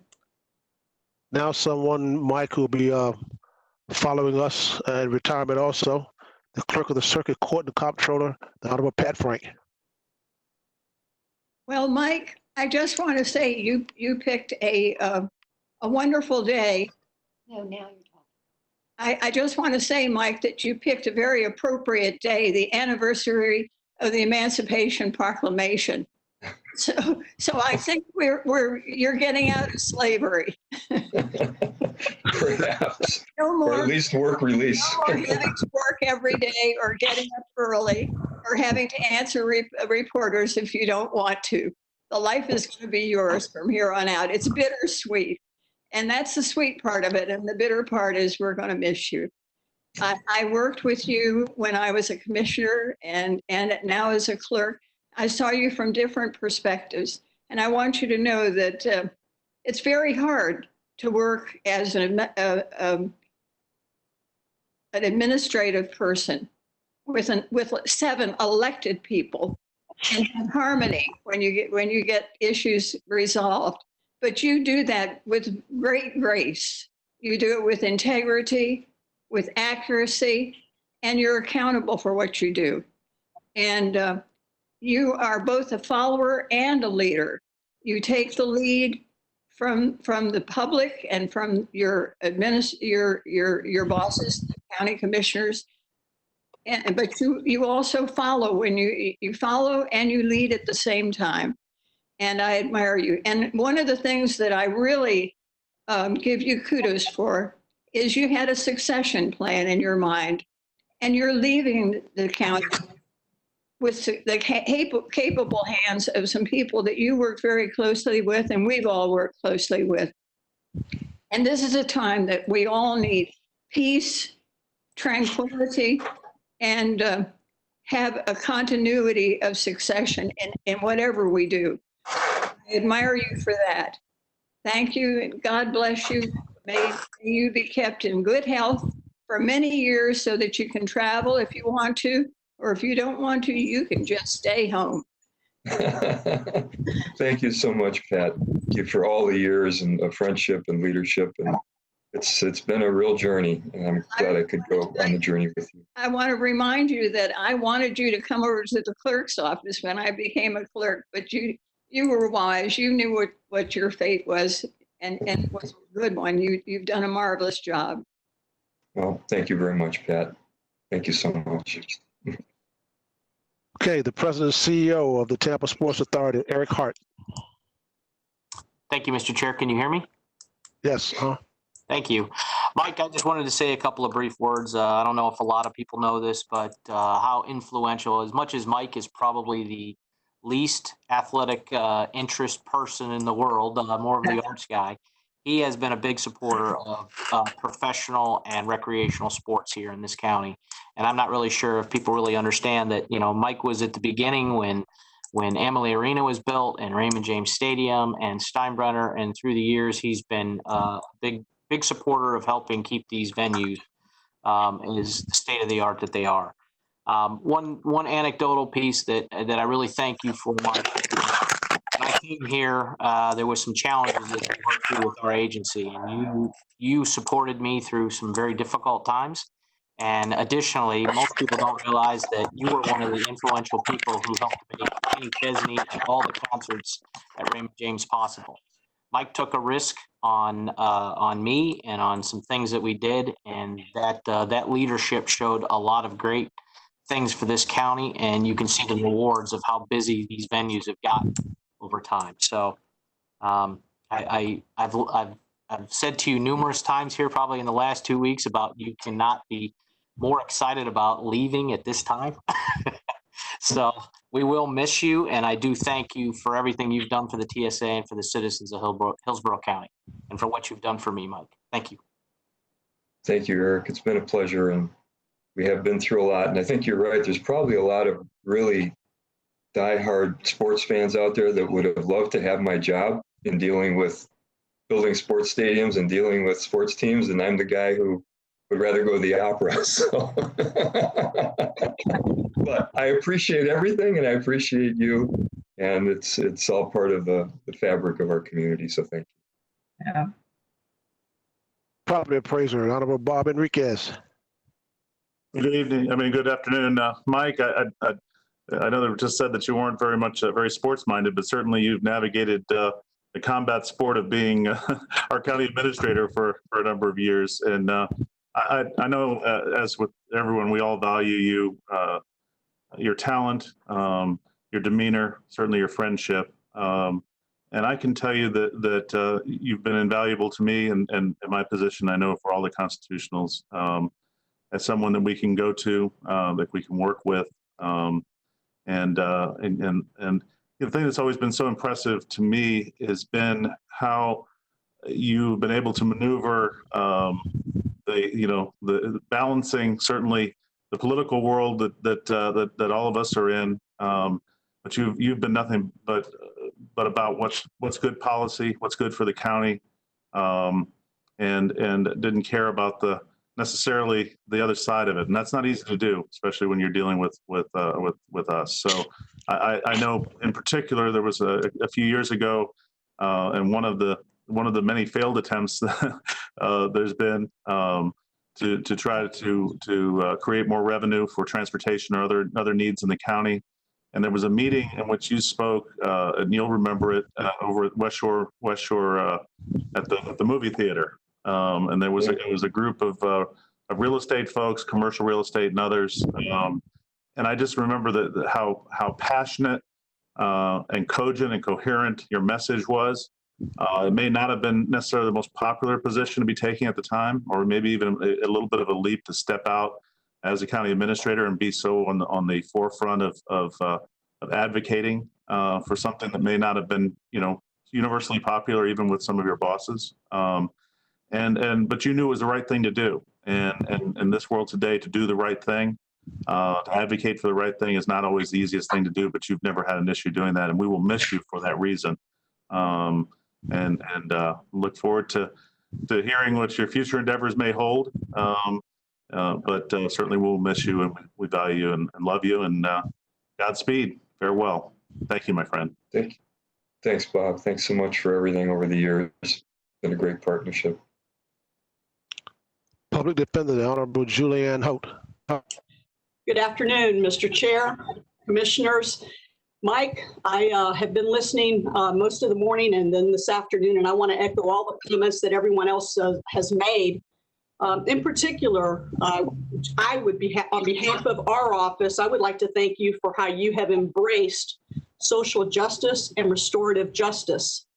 And hopefully with my chief judge who is listening, through your leadership and through your embracing of those philosophies, you were able to convince many of the members of the commission to provide funding for our Veterans Court, for our Juvenile Mental Health Court, for our Adult Mental Health Court. We became the leaders. Hillsborough County was the leader in this state for those types of initiatives. And I know those are very near and dear to many of our hearts. More importantly, last year when I came to you and said I thought we needed some really decent, good funding for infrastructure, for our technology, little did you and I know that you're assisting me at that time through a tremendous reformation of how our court system is working right now. Through that technology, through all of your support, through the financing that you were able to provide to us, our court system has not stopped since the pandemic started. That has made a significant difference in this office. We've been able to keep our employees safe. We've been able to continue to do our job. And that is only because you're someone who actually shows true leadership, true vision, and recognizes that together as a community, we are stronger, including the criminal justice system. I want to congratulate you on your 32 years of service. I want to congratulate you on your retirement. I want to congratulate you on having the Resource Center for the Pets, obviously named for you. More importantly, I want to recognize that one thing that I think is very clear here today. You are a good man with a good heart that is leaving this community in a much better place. For that, we thank you. Godspeed. Thank you so much, Julie. It's been a pleasure working with you. It's exciting. It's been exciting work. Keep it up. We have the Supervisor of Elections, Honorable Craig Latimer. Thank you, Mike. I'm honored to be able to thank you for your service to Hillsborough County. You know, in the time we've worked together, I've always found you to just be open and a reliable problem solver, somebody that I could go to with any issue that I ever had. I'm especially thankful that over the years in several elections, I could always count on you to approve and support civic leave for the county employees so that they could come work for us as poll workers on election day. Because you always got it. You know it takes a community to put on an election, that's for sure. Now that you're going to be enjoying your retirement, I'm sure you want to stay involved in the community. So just as your door has always been open to me, my door will be open to you because I am always looking for great poll workers. So thank you again for your service, Mike, and I wish you all the best. Thank you, Craig. It's been a pleasure. The Mayor of Plant City, Mayor Rick Lott.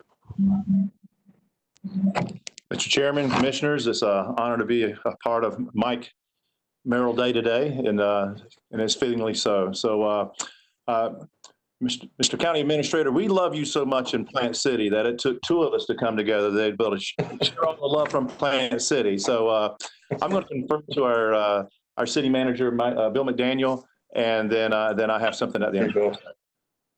Hi, Mike. Hey, Bill.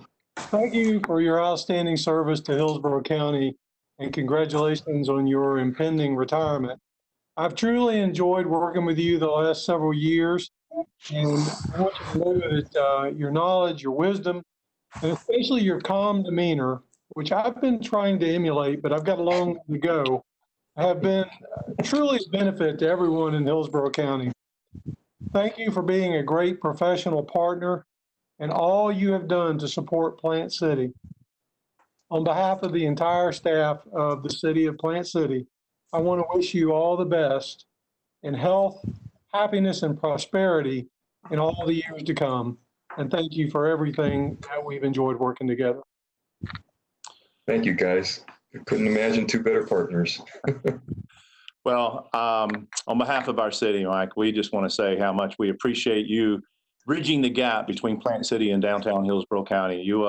If I can think of all the accomplishments we've had together over the last 17 years working together, you taking and, having that step of inclusion where you looked at all of the county, every bit of the county, and making sure that the entire county was represented and that the needs of the entire county was included.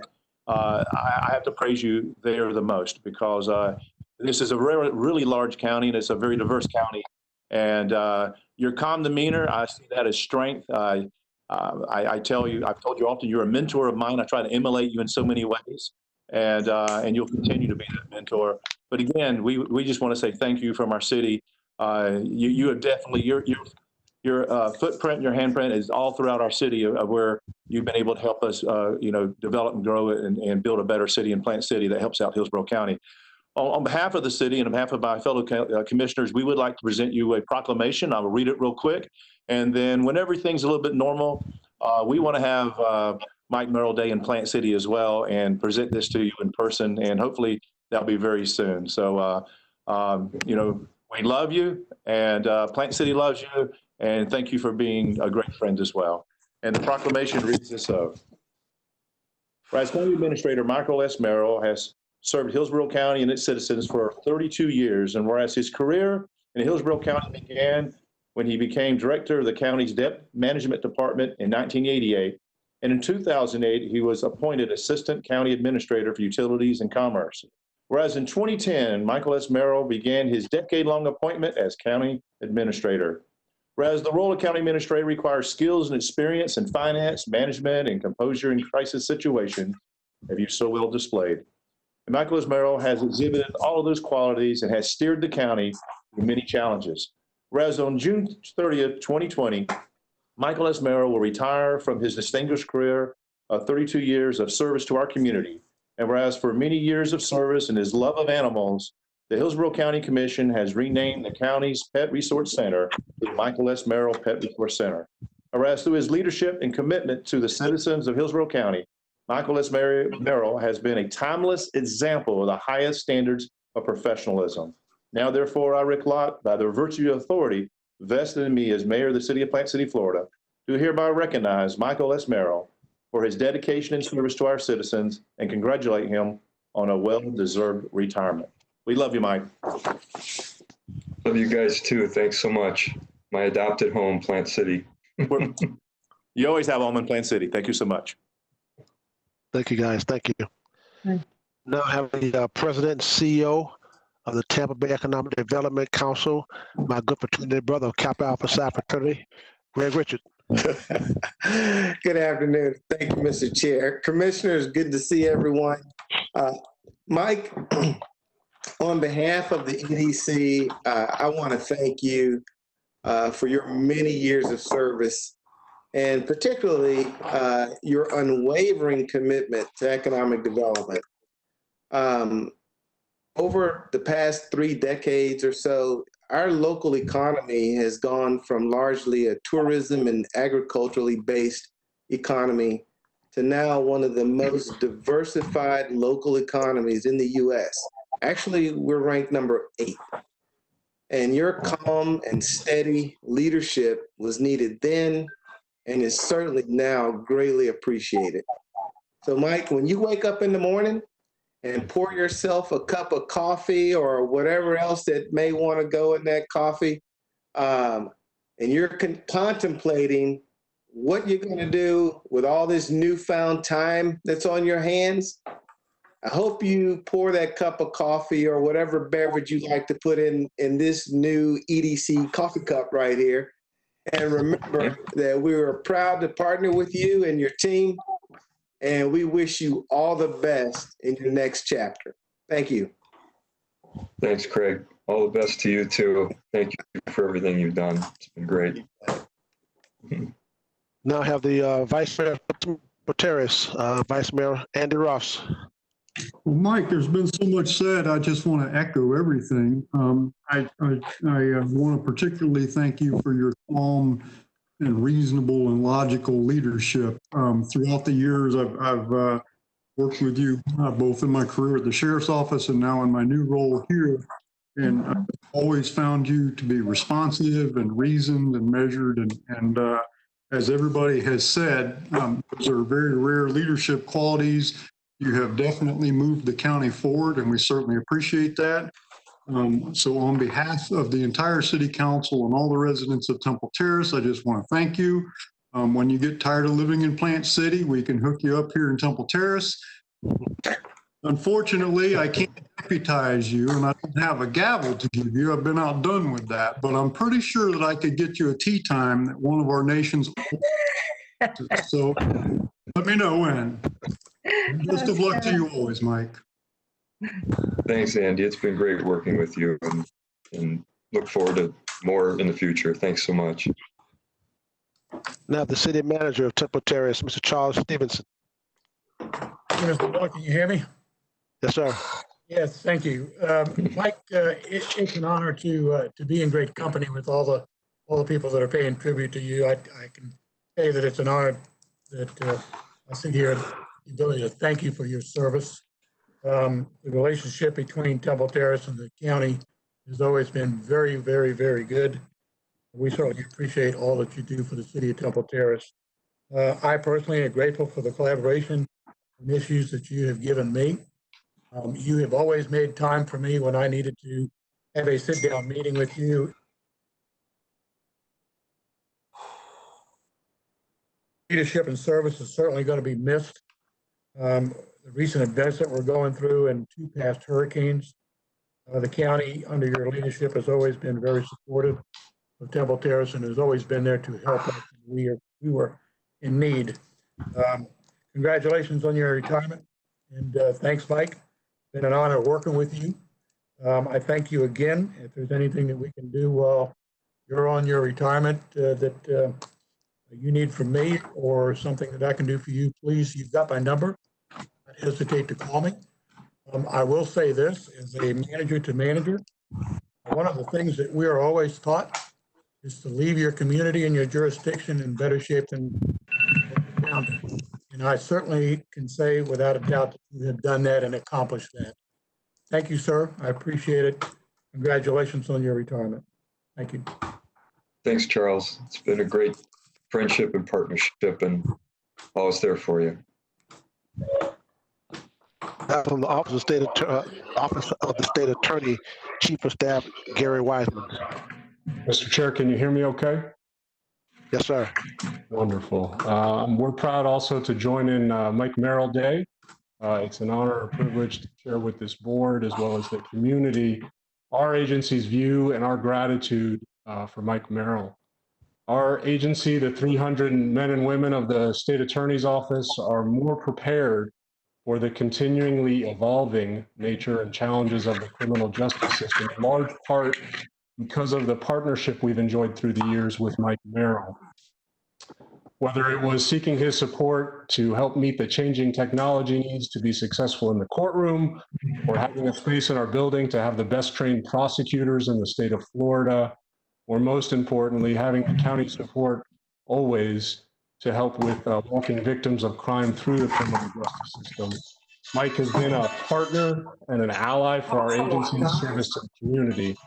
And more importantly than that, he has challenged us not to work in a silo, to partner with other government agencies, as the public defender said and the chief judge said, so that we can implement innovative programs and make this community safer and stronger. I'll share with you on a personal note that many years ago, before I joined the State Attorney's Office, I was lucky enough to be the chair of the board of directors for the Crisis Center of Tampa Bay, and I had the good fortune to take a meeting with Mike. And what he doesn't know is that meeting alone changed the course of my life. What he doesn't know is that after that day, I set out to find a way to join government service. I was a private practice lawyer at the time. And I met in Mike a government servant who taught me that servant leaders can find solutions, that they can build partnerships, and they can make the community better. And I found myself saying to myself after that meeting, I wanted to be like Mike. And so these many years later, I found myself at the State Attorney's Office with a chance to work with him closely. And I would add to that, that behind every election cycle, every emergency, every new challenge that this county has faced for many years now has been the humble perseverance of the great Mike Merrill. So we have a plaque that we'll send over or find a way to get to you that thanks you for your humble perseverance. Hopefully you can see it a little bit. And it thanks you for your unyielding support of the state attorney's office. And I'll close with this. I heard this morning that you said you wanted to maybe in your retirement do some teaching, and I would suggest to you that you've been teaching for many years now. And I'm lucky enough to have learned some of those lessons, so thank you for that.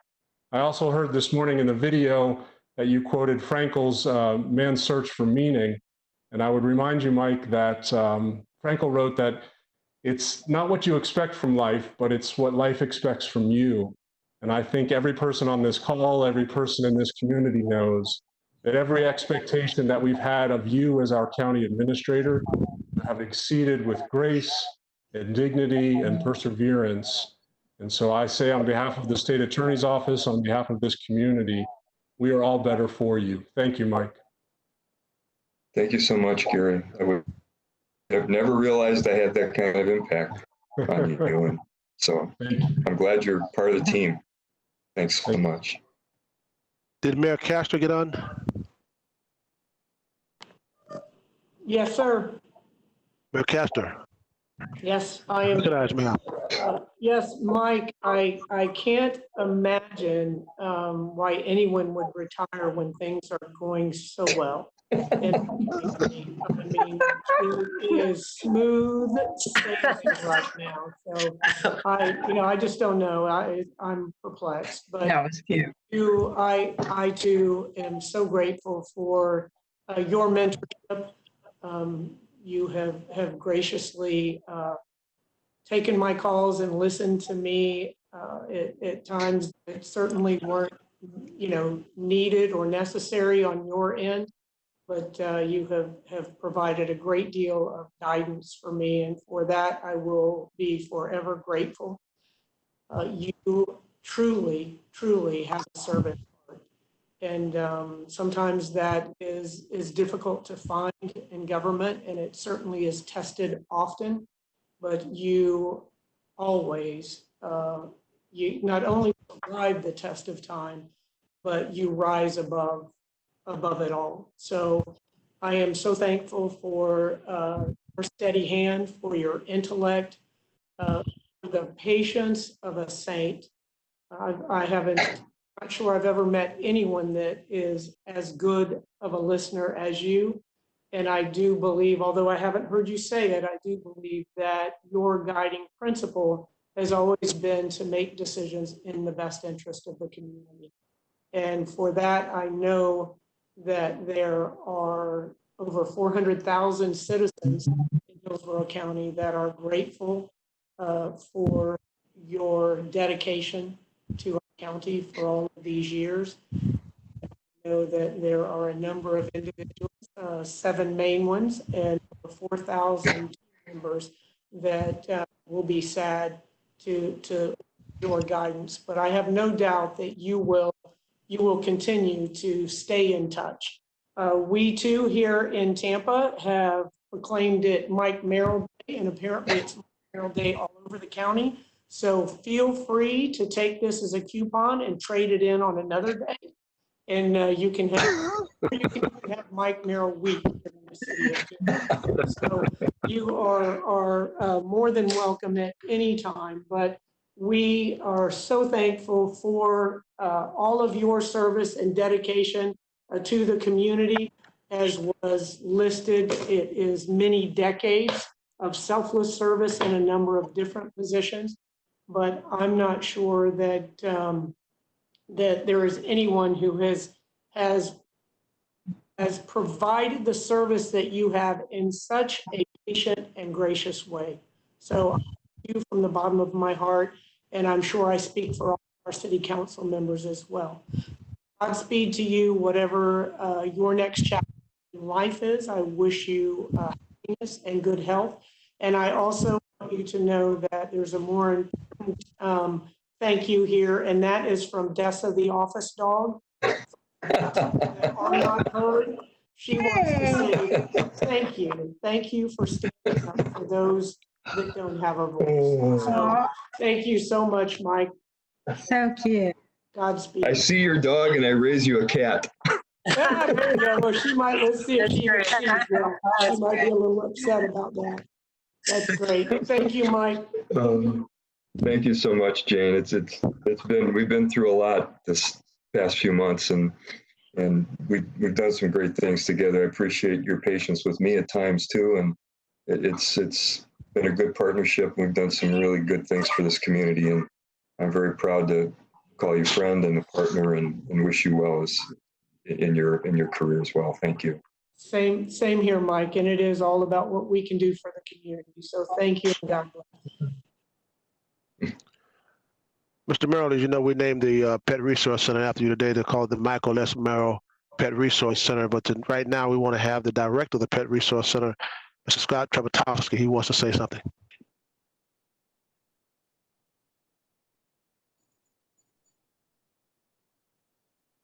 Mr. Trebatowski, you there? Come on now.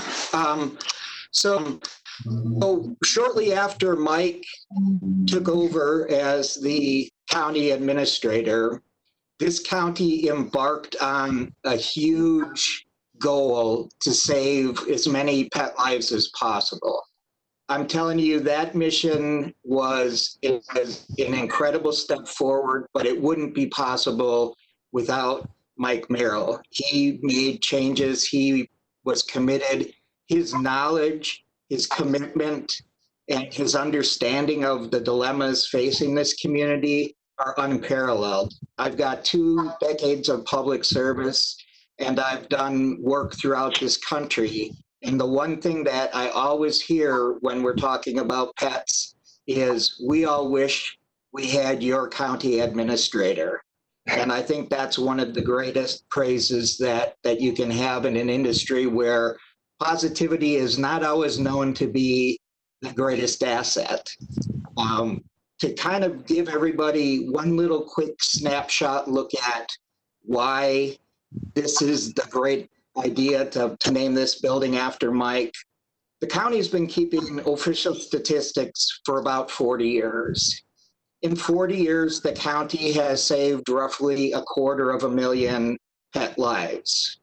In Mike's 10 years, he is responsible for over 105,000, and that's a robust 40% of the animals that have been saved since we kept statistics have been saved under Mike's guidance. So I am so proud that our building will forever bear his name.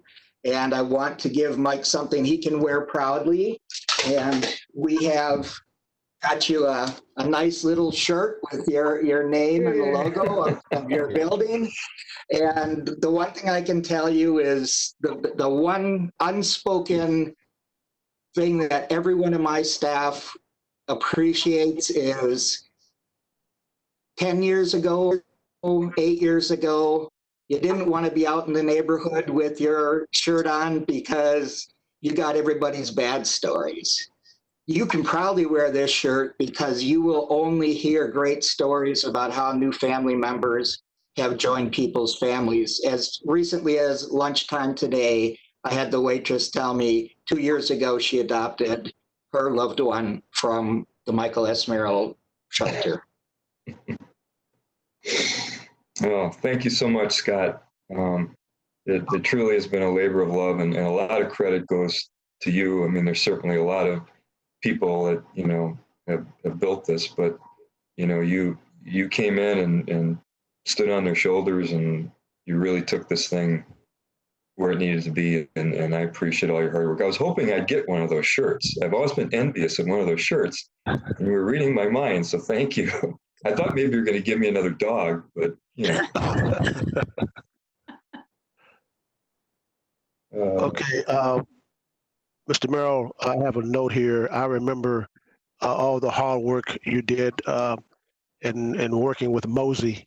I remember the meetings we used to have when I was on the board of Mosey, and when Mosey was having some problems, it was you that really got in there with others to keep Mosey going and keep it afloat. So the President and Chief Executive Officer of MOSI, Mr. Julian McKenzie, just wanted me to pass on the words that he appreciates everything you've done for MOSI, and he want to thank you for all you've done and wish you the very best in your retirement. And that came from Mr. Julian McKenzie, President and CEO of MOSI.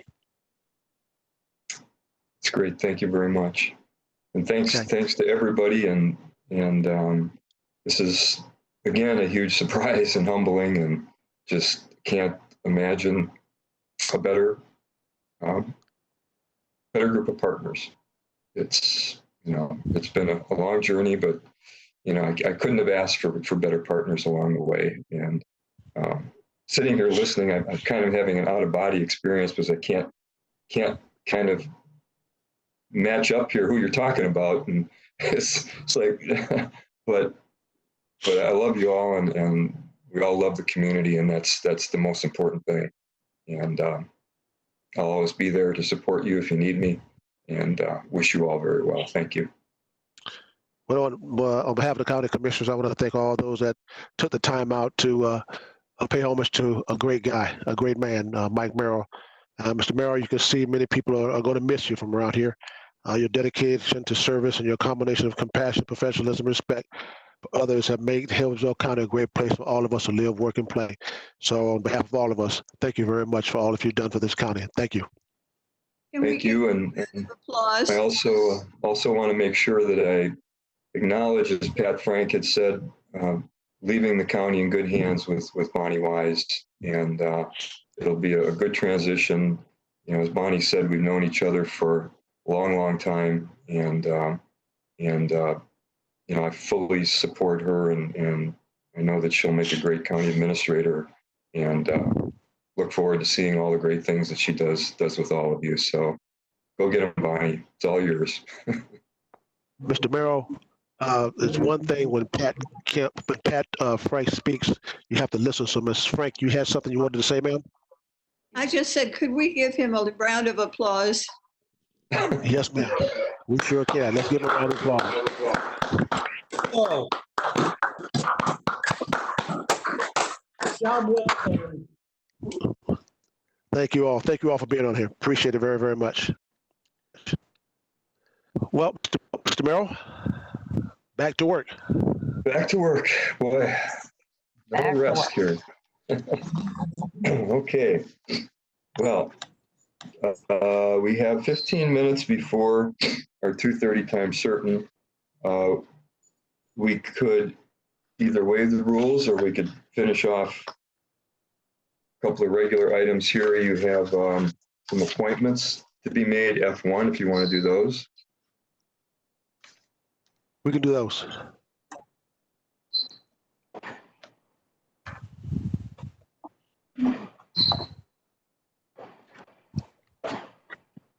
Good afternoon, Commissioners. Before we do the appointments that are on the regular agenda, the Land Use Appeals Board was on the consent agenda, and Wilhelmina Curtis has removed her application. So for the Land Use Appeals Board, the only one being appointed would be Peter Schwartz. So please use your appointment binders that were provided to you last week, and not the ballots that were on the agenda. So your first board is Healthcare Advisory Board. Please choose one, Commissioner Miller. Number 1, Sonia Brookins. Commissioner Overman. Number 4, Dr. Jason Wilson. Commissioner White. Number 4. Commissioner Merman. Absolutely, number 4. Know him very well. Commissioner Hagan. 4. Commissioner Smith. 4. Commissioner Kemp. 4. Will be Dr. Jason Wilson will be reappointed.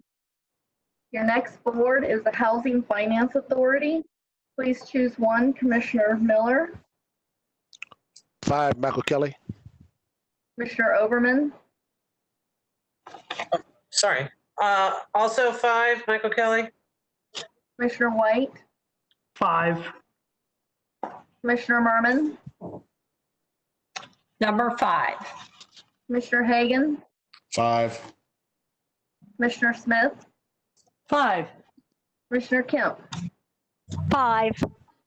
Michael Kelly will be reappointed. Your next board is the Value Adjustment Board. Dan Hazy sent me an email this morning withdrawing his application, so we'll only be choosing from the 2 applicants. Commissioner Miller, 9, Shaw Simon. Commissioner Overman, 9, Sean Simon. Commissioner White, 9. Commissioner Merman, Number 9. Commissioner Hagan, 9. Commissioner Smith, 9. Commissioner Kemp. 9. Sean Simon will be reappointed. Your next board is your Career Source Tampa Bay. There's 2 pages of ballots. On the second page, down at the bottom, or Elizabeth Gutierrez, staff is asking that her category be changed to workforce. Okay. And then of the 14 choose from, under government, also on the second page of the ballot, there is an agreement between the county administrator and Career Source that there will be a designee from the county administrator, and Lindsay Kimball is that designee, so there will be no voting from that category. So to start the vote, on page 1 of the ballot, choose 7 from the first category under business. Commissioner Miller. 10, 11, 12, 13, 14, 15, and 16. Commissioner Overman. That's an awful lot of numbers. Oh, so this is for the business category? Correct. 10, 16. You're gonna have to come back to me. I'm not ready to do that category yet. My apologies. Can you skip me? I'll come back to you in a second. Okay, Commissioner White, 7 under the business category. Okay, 10, 11, 12, 13, 14, 15, and 16. Commissioner Merman. Exactly the same. 10, the only one I'm leaving out is number 7. Okay, Commissioner Hagan. 10, 7, 11, 12, 14, 15, 16. Commissioner Smith. There we go. 10, 11, 12, 13, 14, 15, and 16. Commissioner Kemp. 10, 11, 12, 13, 14, 15, and 16. Commissioner Overman. Okay, I'm sorry for the delay. 10, 11, 12, 13, 14, 15, and 16.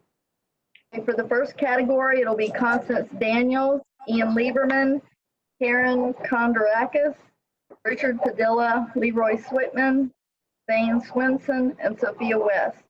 Under workforce, there's 3 open positions, and those 3 individuals will be reappointed. Richard Cranker, Randall King, and Paul Orbush. On page 2 of the ballot, choose 3 under education and training. Commissioner Miller. 20, 21, 22. Commissioner Overman, 20, 21, and 23. Commissioner White, 20, 21, and 23. Commissioner Merman, 20, 21, 23. Commissioner Hagan, 21, 22, 23. Commissioner Smith, 20, 21, 22. Commissioner Kemp. 20, 21, 22. Okay, it will be Ruth, Ashley, and Warren Brooks. And then we have a tie between Conchita Canty Jones and Robert Highland. So we need to do a second vote. Commissioner Miller. Choose one. 22. 22. Commissioner Overman. 22. Commissioner White. 23. Commissioner Merman. 23. Commissioner Hagan. 22. Commissioner Smith.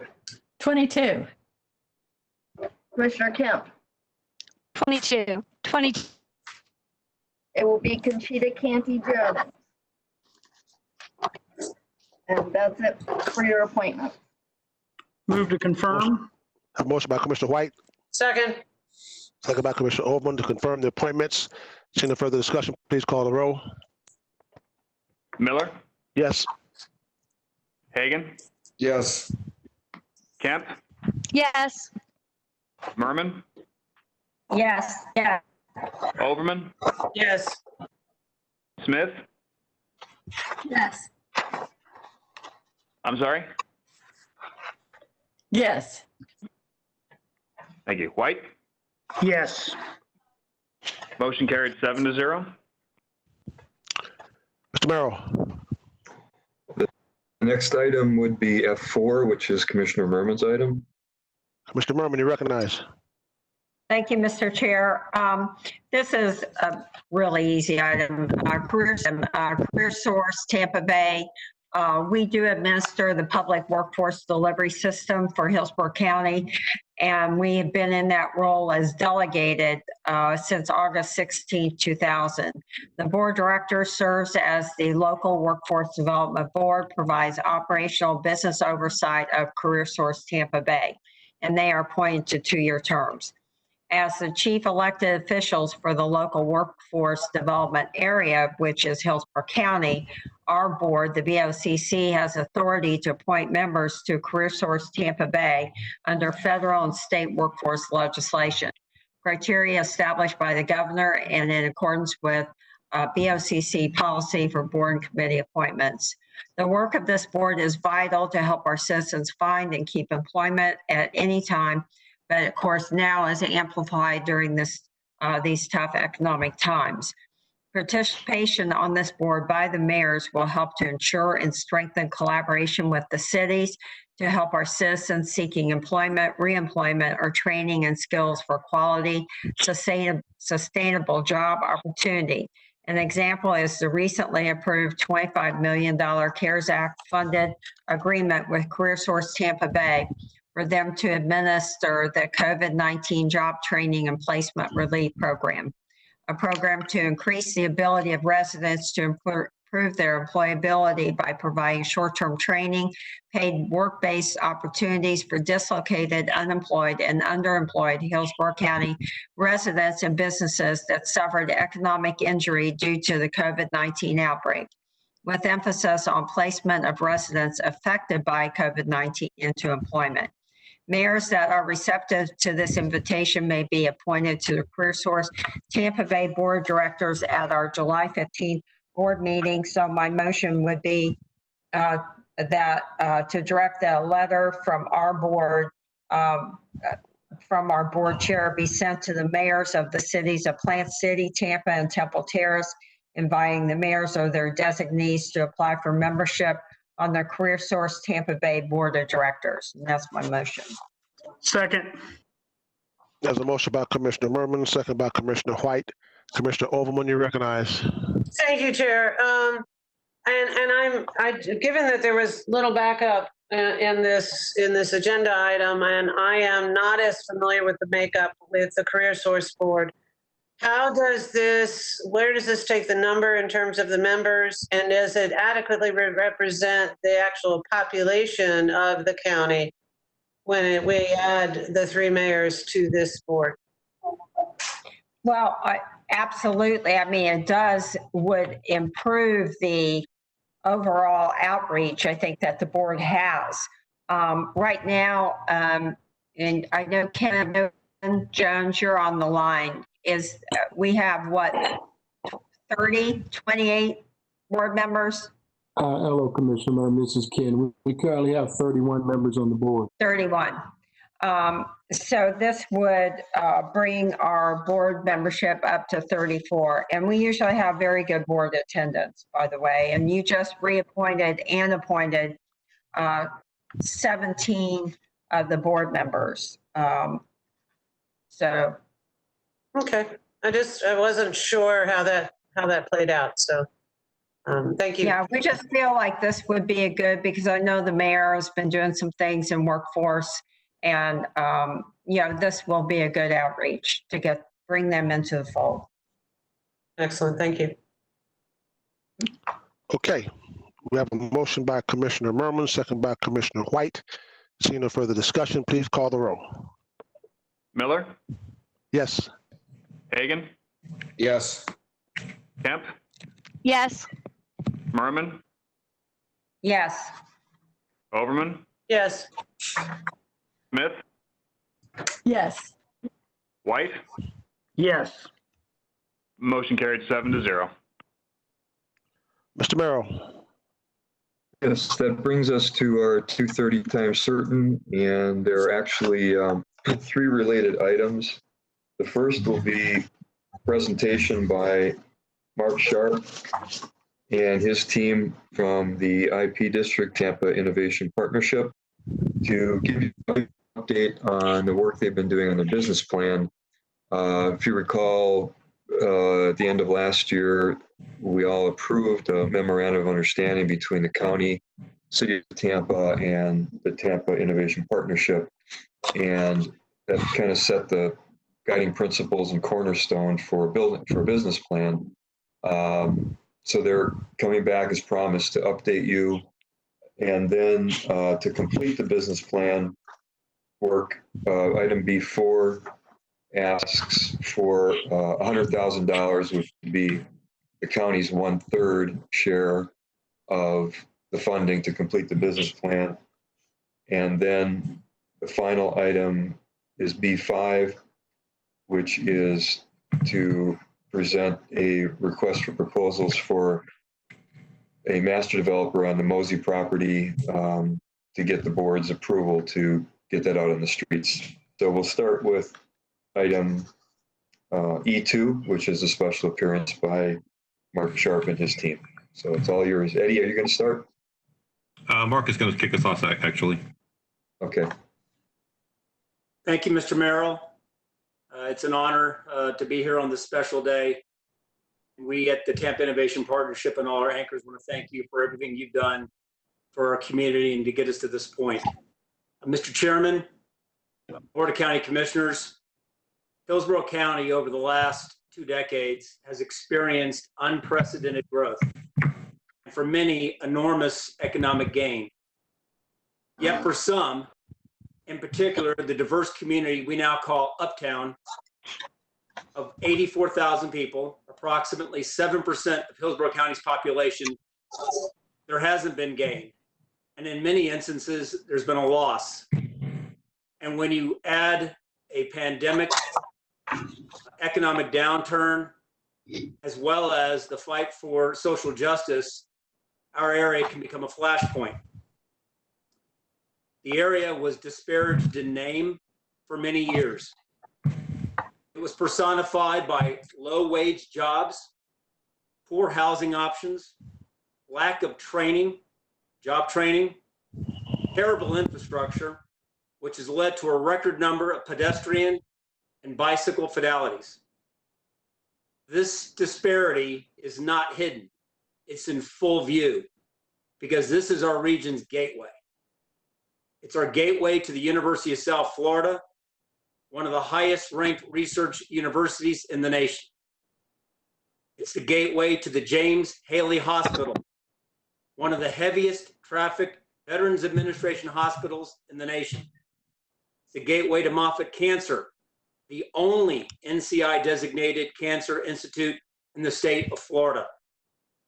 It's the gateway to Advent Health, one of the largest private nonprofit health systems in the nation. It's the gateway to Yuengling, America's oldest brewery and largest brewery. It's the gateway to Busch Gardens, one of the most heavily trafficked amusement parks in America.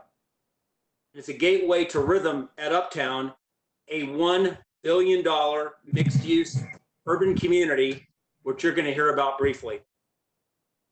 For tens of thousands of people each day, this is their first impression of Hillsborough County and Tampa as they enter. Mike Merrill, our county administrator, saw this. And when others threw up their hands and said, it's too big of a problem to fix, or it's somebody else's issue, Mike himself personally reached out to our anchor institutions, to the city of Tampa, to over 200 plus businesses in our community to help create what is now called the Tampa Innovation Partnership. He put together a team of teams led by Ron Barton, who's been amazing and a great mentor in helping guide us, Greg Horvidel, Lucia Garces, Lindsay Kimball, Rebecca Hessinger, who's been with us every step of the way, Sam Hamilton, who's done heroic work as our county attorney, Bonnie Weiss, John Lyons, John Patrick, and many, many others. We also want to give credit to Mayor Castor, Carol Post, John Bennett, Rob Rosner, Councilman Vieira, in fact, the entire city council for stepping together and helping us get to this point, which is the draft update to the Uptown Innovation District Plan, which we're going to present to you today, as mandated by the MOU. We believe that this plan, once we put it forward, will be the catalyst for the single greatest economic initiative in Hillsborough County's history. And with that, I'll turn it over to Mr. Eddie Birch. Hello, as Mr. Merrill and Mark pointed out, this is the follow-up to the MOU that was reached on December 18th between the county, the city, the Tampa Innovation Partnership Organization, and several of our institutions were also signatories to that. And it called for us to come back in a year with a business development plan. And we're about the halfway point, so we wanted to come and give you an update on how that's going. We have convened a working group that's met several times, consisting of our board chair, Chris Bowen, who you will hear from in just a minute, Mark, who you just heard from, our advisory board chair, Clarence Singh, our opportunity zone consultant, Bo Kemp, who's going to be on with us today in just a moment, and staff from the UACDC president and CEO, Sarah Combs, and staff from the county, namely Lucia Garza, Rebecca Hessinger, Michelle Van Loan, and Rob Rosner from the city of Tampa. And what we've done over this 6 months is developed, really solidified a framework for what we're calling a strategic action plan. And that strategic action plan is based on about 24 existing studies and plans that are relevant to Uptown that have been done over the years, and best practices from other leading innovation districts and thought leaders throughout the nation and the world, and the expertise of our working group. We could go to the next slide. Since the Tampa Innovation Partnership's creation, the next slide, please, sorry. Since the creation of the Tampa Innovation Partnership, our area of focus has been a 19 square mile area that you see on your screen there, between 275 and 75, and Barris Avenue and Bush Boulevard. That's a huge area when you talk about the world of innovation districts, probably about 20 times as large as most of them. So we'll go to the next slide. And for this strategic action plan, we concentrate on a core area of that district where the anchor institutions and the opportunity zone tracts are located. And this is where the highest potential for development exists. It's between 56th Street on the east, I-275 on the west, and then Bears Avenue and Bush Boulevard on the north and south. And we could go to the next slide.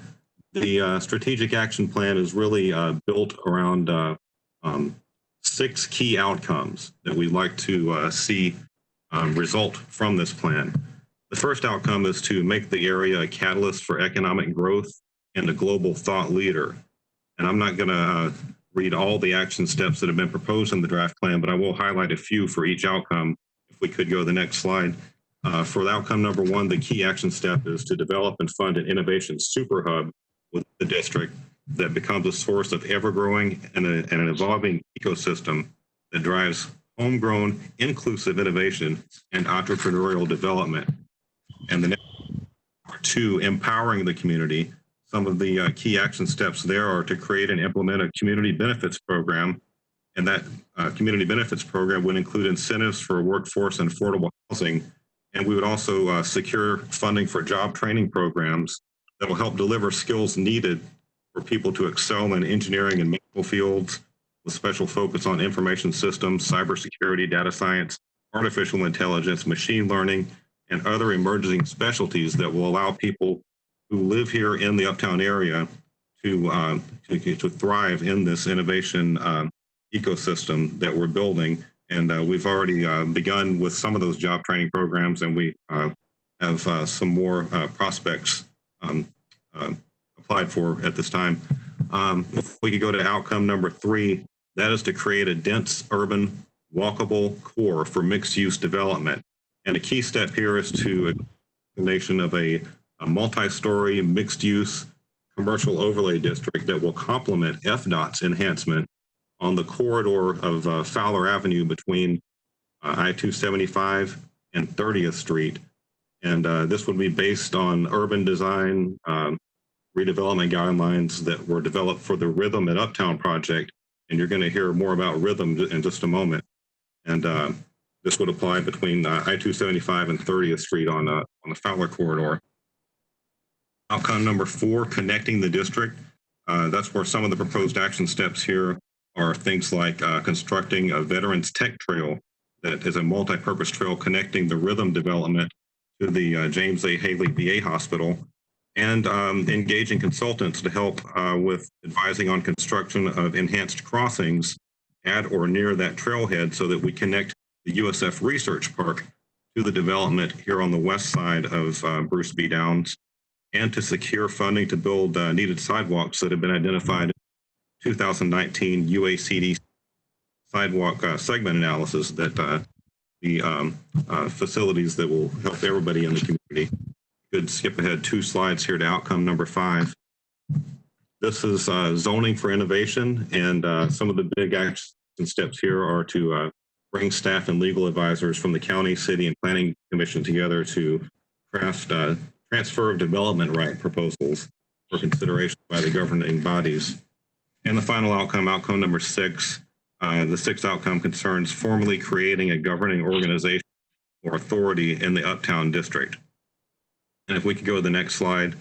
As you saw on those slides, there are a number of proposed action steps for each of those outcomes. Just to prioritize some of them over the next 18 months, the ones that we really prioritize are the establishment of the district governance structure, applying applicable EDA planning and HUD choice neighborhood grants, establishing a community benefits program, exploring the creation of that overlay district corridor, supporting the Mosey redevelopment, the Mosey property redevelopment, a formal assessment of the water and sewer service gaps in the Uptown District, and a plan for extending services to those areas where there are gaps, identifying and seeking federal funding assistance, as well as public-private partnerships to provide 5G broadband Wi-Fi access district-wide, using the Opportunity Zone pitch book and related materials created by IP Fagery Consulting for the Uptown District, and launching a full marketing of the district's OZ program to national and local investors, bring in private capital to the area, and establishing that mechanism for transfer of development rights that I mentioned just a moment ago. As Mr. Merrill mentioned, there is a companion item with this of the $100,000 drawdown.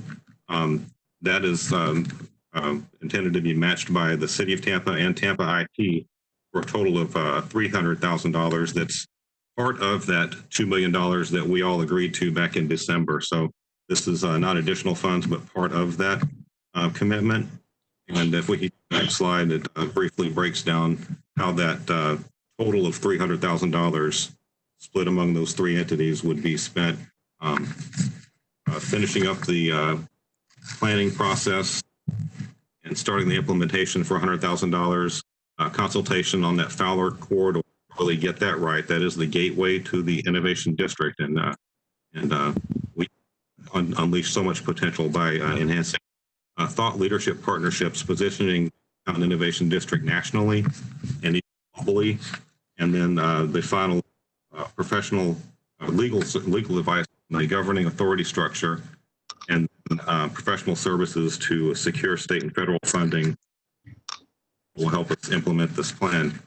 And I've mentioned opportunity zones a couple of times, and I believe Bo Kemp is on the meeting with us, and I do want to give Bo a chance to step up and give us an update on the work he's been doing with the opportunity zone program and others.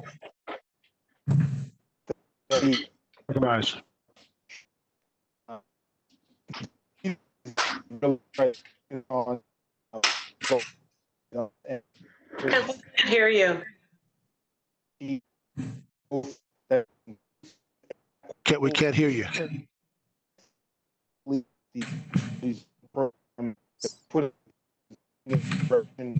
Sir, your audio connection is breaking up. Eddie, do you want to take over for him, sir? Mr. Kemp? Yeah, if I'll just I'll try to step in for Bo maybe while he's trying to work that out. Just to summarize some of the things that Mr. Birch, hold on a minute. I don't think Mr. Kemp can hear us because he's still talking.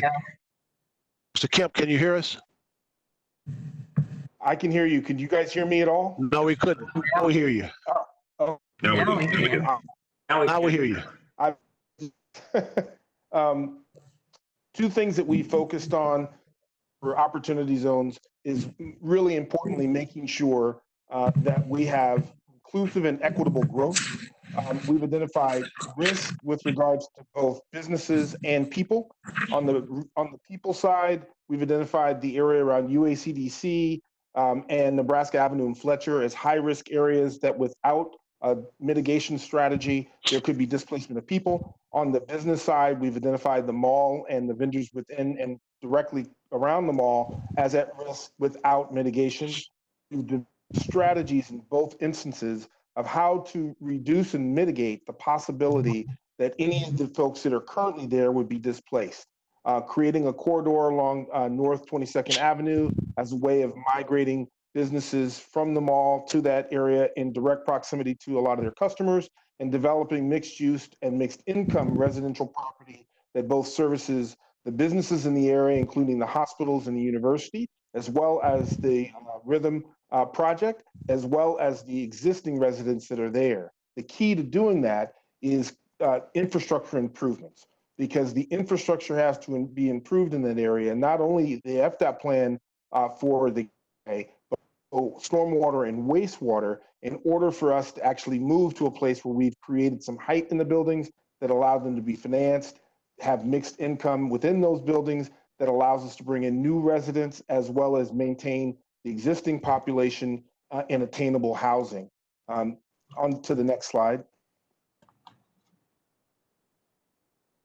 We've identified that these investments are going to be made throughout the area, but there's some core areas that we believe are important for us to focus on in a kind of serial way. Number one is around the Rhythm project itself, the mall itself, making sure that we focus there. Number two is the 131st Street, 22nd corridor area, which we believe is an important node for development, where we think that there's mixed housing that could be developed that would service the hospitals as well as the university and the mall. Number three is the gateway right at the corner of Fowler and Nebraska. Number four is UACDC, and you'll see it marked in other places, going all the way down to Bush Boulevard, which you don't see here, and all the way out to Temple Terrace.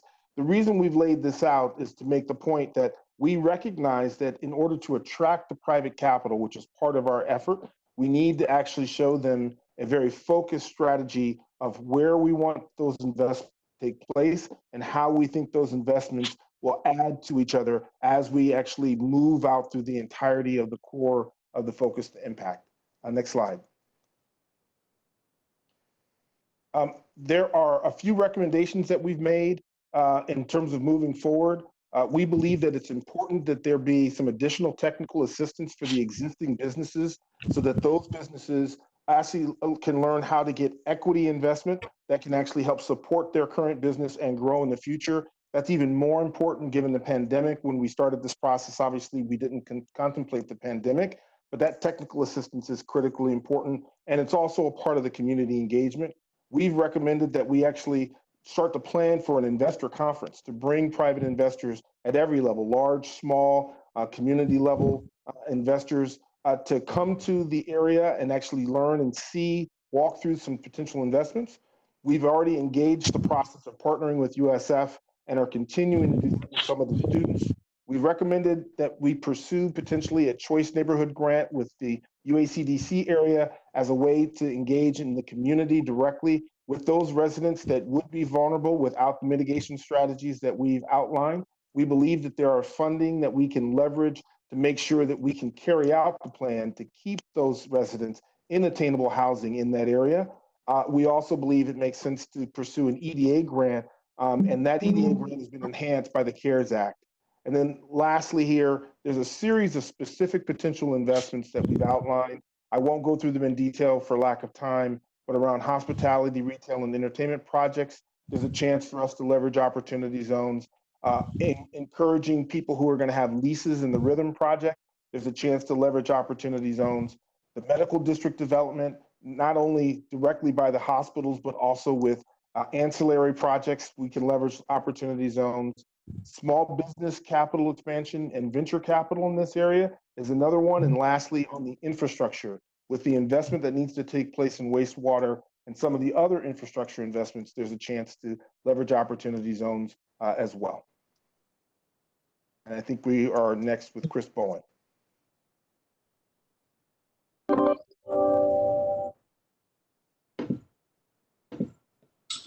Thanks, Bo. First of all, I'd like to thank Mike Merrill for his leadership and exceptional service to our community. I'll pile on to the thousands of others, maybe millions, that are Mike Merrill fans, as well as his unwavering support of the Uptown District and its vital and growing innovation community. Earlier in this update, we referenced the Rhythm at Uptown Innovation Community Project and the urban design guidelines produced through a collaborative effort between the developer RD Management, the Hillsborough County Development staff, and Planning Commission staff as part of the rezoning and PD plan approval process for the redevelopment of the 100-acre University Mall property. Rhythm, as in algorithm, stands for research, innovation, technology, habitat, and medicine. The 5 key elements infused into the DNA of this urban mixed-use innovation community development. We see this development as an American urban center for technology and life sciences innovation on a social plane. Rhythm's urban design guidelines provide a template to use for urban renewal development throughout the main commercial corridors of the Uptown District, including Fowler, Bush, Fletcher, BB Downs, and others, to establish prominent gateways into the district and spark new development focusing on an urban scale live, work, play ecosystem model. While we don't have time today to review the full set of guidelines with the board, we would be happy to do so at another time. With that, we'll open up for any questions you may have, and I'll turn the presentation back over to Mr. Eddie Birch. Mr. Birch?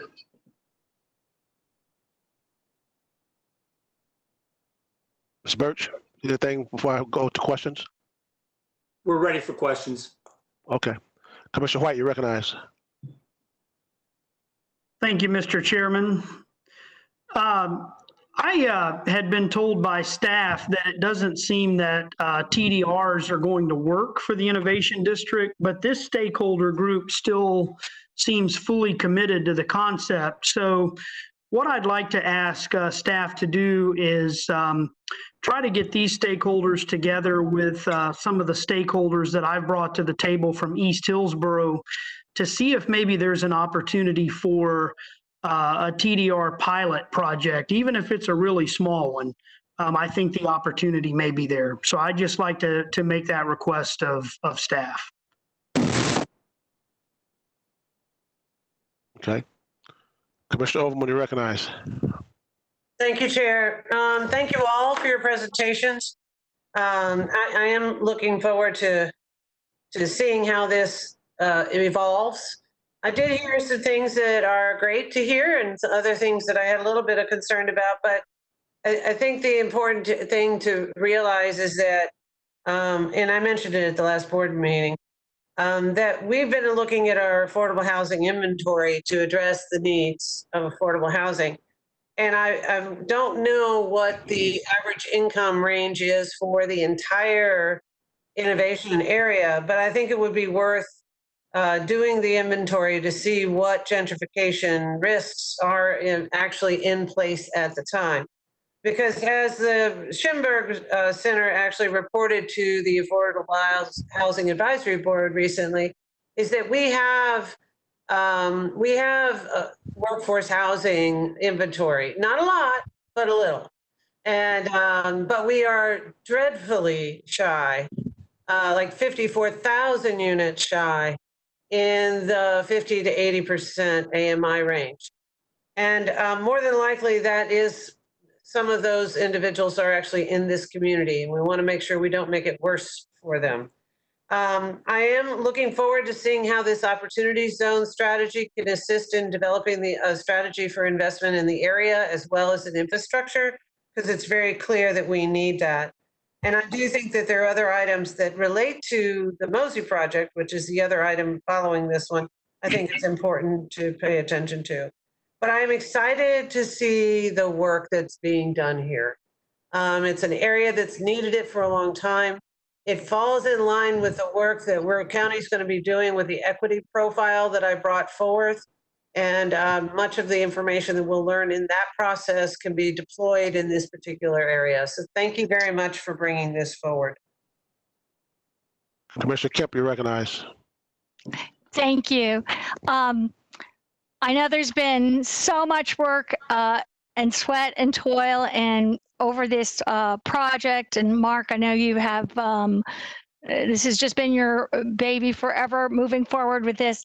I too share, and thank you for the comments, Commissioner Overman, some of those same concerns. And again, I will speak to them on the next item more with Mosey, but as we have heard so much about, and at the time that this was all under consideration, the county wasn't investing at all in affordable housing, and it wasn't one of our key projects. We weren't talking about the kind of discussions we're having now, and especially in the last few weeks with coronavirus, but also everything else that has happened. We are, I think, equity. This is an amazing opportunity to be a catalyst project for a mixed-use community that is a community that takes in all kinds of incomes and people, and provides an incredible, wonderful placemaking place in the city of Tampa. So I'm excited to see that move forward, but I will wait to make more comments until the final item. Okay, Mr. Merrill, are we going to go to B4 now? That was to take action on B4? Yes, Mr. Chair, that would be the next item. Okay. We're now on B4. Is there any discussion on B4? If not, I'll move approval. Motion by Commissioner Merman. I'll second that. Second by Commissioner Overman to approve item B4. Seeing no discussion, Commissioner, Commissioner, okay. Seeing no discussion, please call the roll. Miller, Yes. Hagan, Yes. Kemp, I'm Kemp, I'm sorry. This is for the This is MOU. before. Okay, sorry. Yes. Merman, Yes. Overman, Yes. Smith, Yes. White. Yes. Motion carried 7-0. Okay, we're moving to B5. Mr. Merrill, is there anything you want to bring forth on B5? No, I think we'll just let staff go ahead and present. Tom, are you presenting, boss? Yeah, I can, Mike. Okay, Okay. Mr. Fox, you recognize. Thank you, sir. Good afternoon, Commissioners. Tom Pass, Assistant County Administrator. Agenda item B5 is requesting authorization to advertise a RFP to solicit for a master developer for the redevelopment of the Mosey site. The purpose of this RFP is to seek creative and competitive proposals from experienced and qualified master developers with a proven track record of delivering successful mixed development urban projects and who share the county's vision for the property, including ongoing and future support to Mosey. The RFP is non-binding on the county. Staff will evaluate proposals with the assistance of consultants and staff from other agencies. All proposals will then be brought back to the board for consideration and final ranking. If directed by the board, staff will negotiate a master developer agreement with the top-ranked firm, and this process will include public outreach. Approval of this agreement is where the terms and conditions will be established. I do want to note that when the board authorized staff to proceed with developing the RFP back in December, leveraging a TDR was expressed. This property is located in the city of Tampa, so it will require staff to work with the city. Our concern was the use of the term attainable housing. This term was used in the MOU with the Innovation District. It's since been suggested by Commissioner Smith to replace attainable with the term mixed income. If that's the board's pleasure, we'll be happy to make that change. Finally, while this RFP is in draft form, no substantive changes will be made other than as directed today. We need to add the bonus points for minority disadvantaged subcontracting, and we may make procedural edits related to the procurement process. I'll be happy to answer any questions you may have. Okay, thank you, Mr. Foss. I don't see any hands. Or am I missing something here? Am I not being able to see any hands? I have a hand. I have a. Hold up. Let's start with Commissioner Kemp. I saw her hand first. Hold up before. Yeah. Okay, go ahead, Commissioner Kemp. You recognize. Thank you. For the public consumption, this is 74 acres up by Mosey. 21 acres is a wetlands that we're talking about doing an RFP for a development there. I follow this plan closely, and I do have some concerns about it moving forward. And maybe they can be addressed today. I'm pleased to hear that the attainable housing was moved. I'd like to really see at least some of it be set aside for affordable housing, as we had talked about in our plan as well. I realize that we want to get a mix of incomes and a mix of uses in that area. Another, as we talk again about equity, and the opportunity here is amazing to do a catalyst project that can really be a district that includes a university, that includes a mix of income, that redevelops the area. And part of my concern is in the repurposing of this land. For many communities, a museum of science has been a area that has been a catalyst, that has been such an important part of their communities. When I got on the board of Mosey, the Museum of Science and Industry, that was the first that I heard that there were no plans to actually move Mosey. As many know, it was significantly shrunk in 2017, and it's really a shadow of its former self, how it operates now. I looked into the partnerships, competitive areas across the country, the 20 competitive metro areas, and every single one of them has a strong, robust science museum. They are attractors for young people for our much heralded STEM education. And I think it's an incredible opportunity to especially have it in this area. So I have some concerns in this RFP as it goes out, that there seems to be aspirational talk of Mosey, but no guarantees that Mosey would in any way stay there.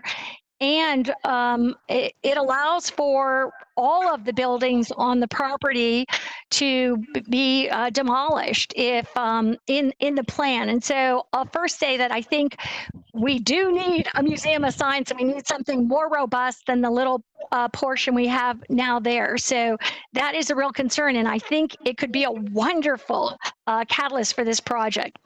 My second concern about it is that there is a CSX right-of-way right through there, which I had pointed out the last time this came to the board. And I know I saw the letter that gave grants to the county now, the CSX right-of-way. I still would like to see that right-of-way is preserved. It would be amazing for us to set a urban rail of some sort connecting the university. It could connect it right down to downtown, to the airport, to Clearwater, to the whole region, would be amazing. And this little part of track, or it's non-track, but it is right of way. I'd like to see that set aside for that. There's also just in the RFP things like hyperlink existing there, which no longer exists there, and also the idea that PICO funds were committed in 1991, a 40-year commitment that extends to 2031, which for public educational building funds that were committed to Mosey. And I don't understand through this what happens to that. So I just like to express my deep love of Mosey and thinking it could be a wonderful place, and the CSX opportunity there and the catalyst opportunity. So I want to make sure that those were part of the consideration as we move forward on this. Commissioner Smith, you recognize. Thank you.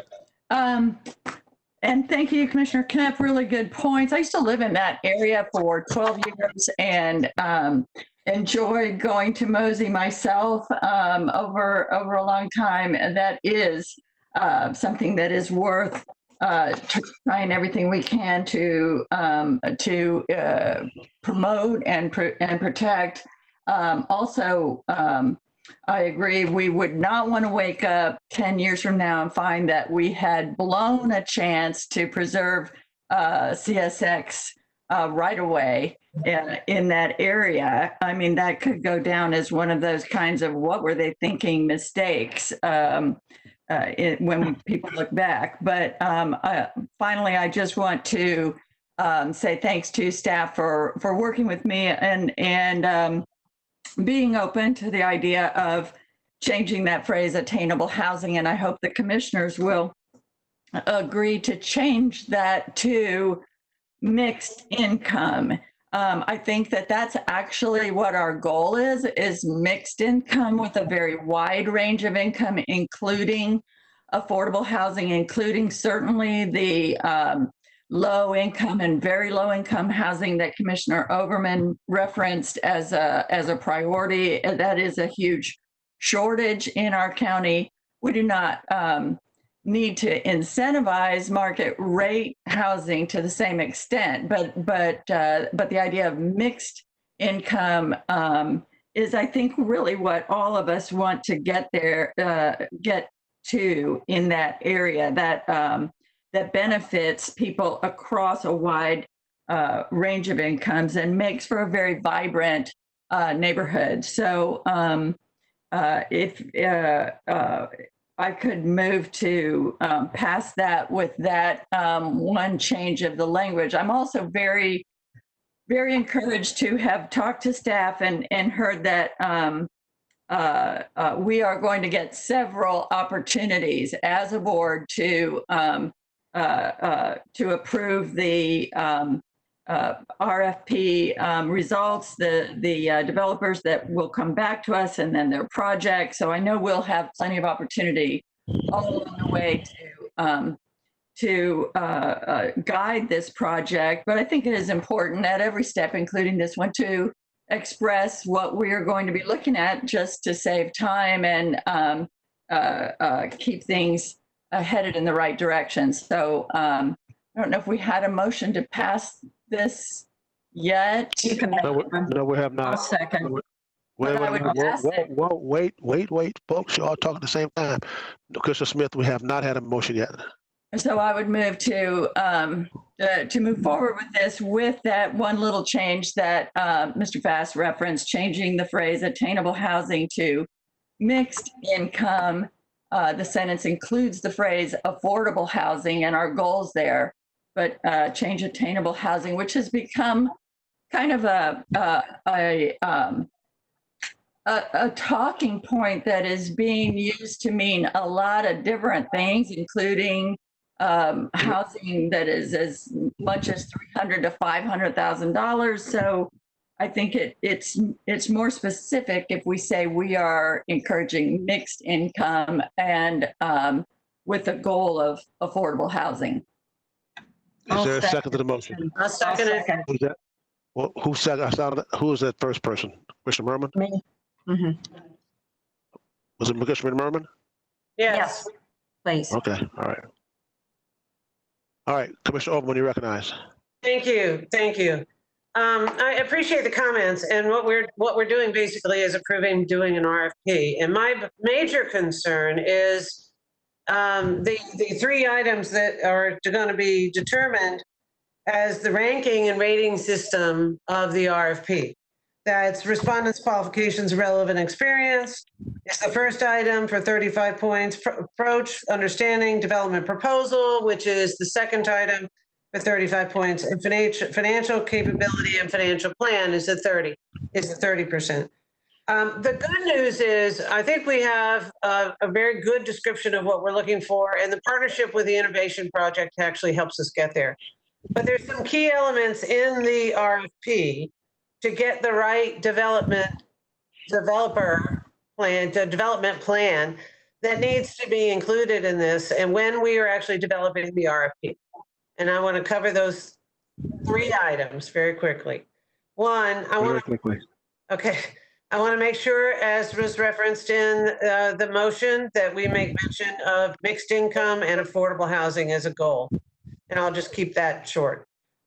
Two, the preservation of the environmental lands would require someone who has experience in redeveloping a community to embrace the wetlands that are there rather than just put them as an aside, okay? Because it needs to be actually preserved as much as possible. So we'll need, whoever responds to this, it needs to be clear that they have experience in adopting an inclusive process in developing wetland incorporation in a plan.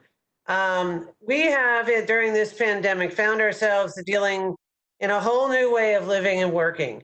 And I believe that's going to change the way humans navigate through life.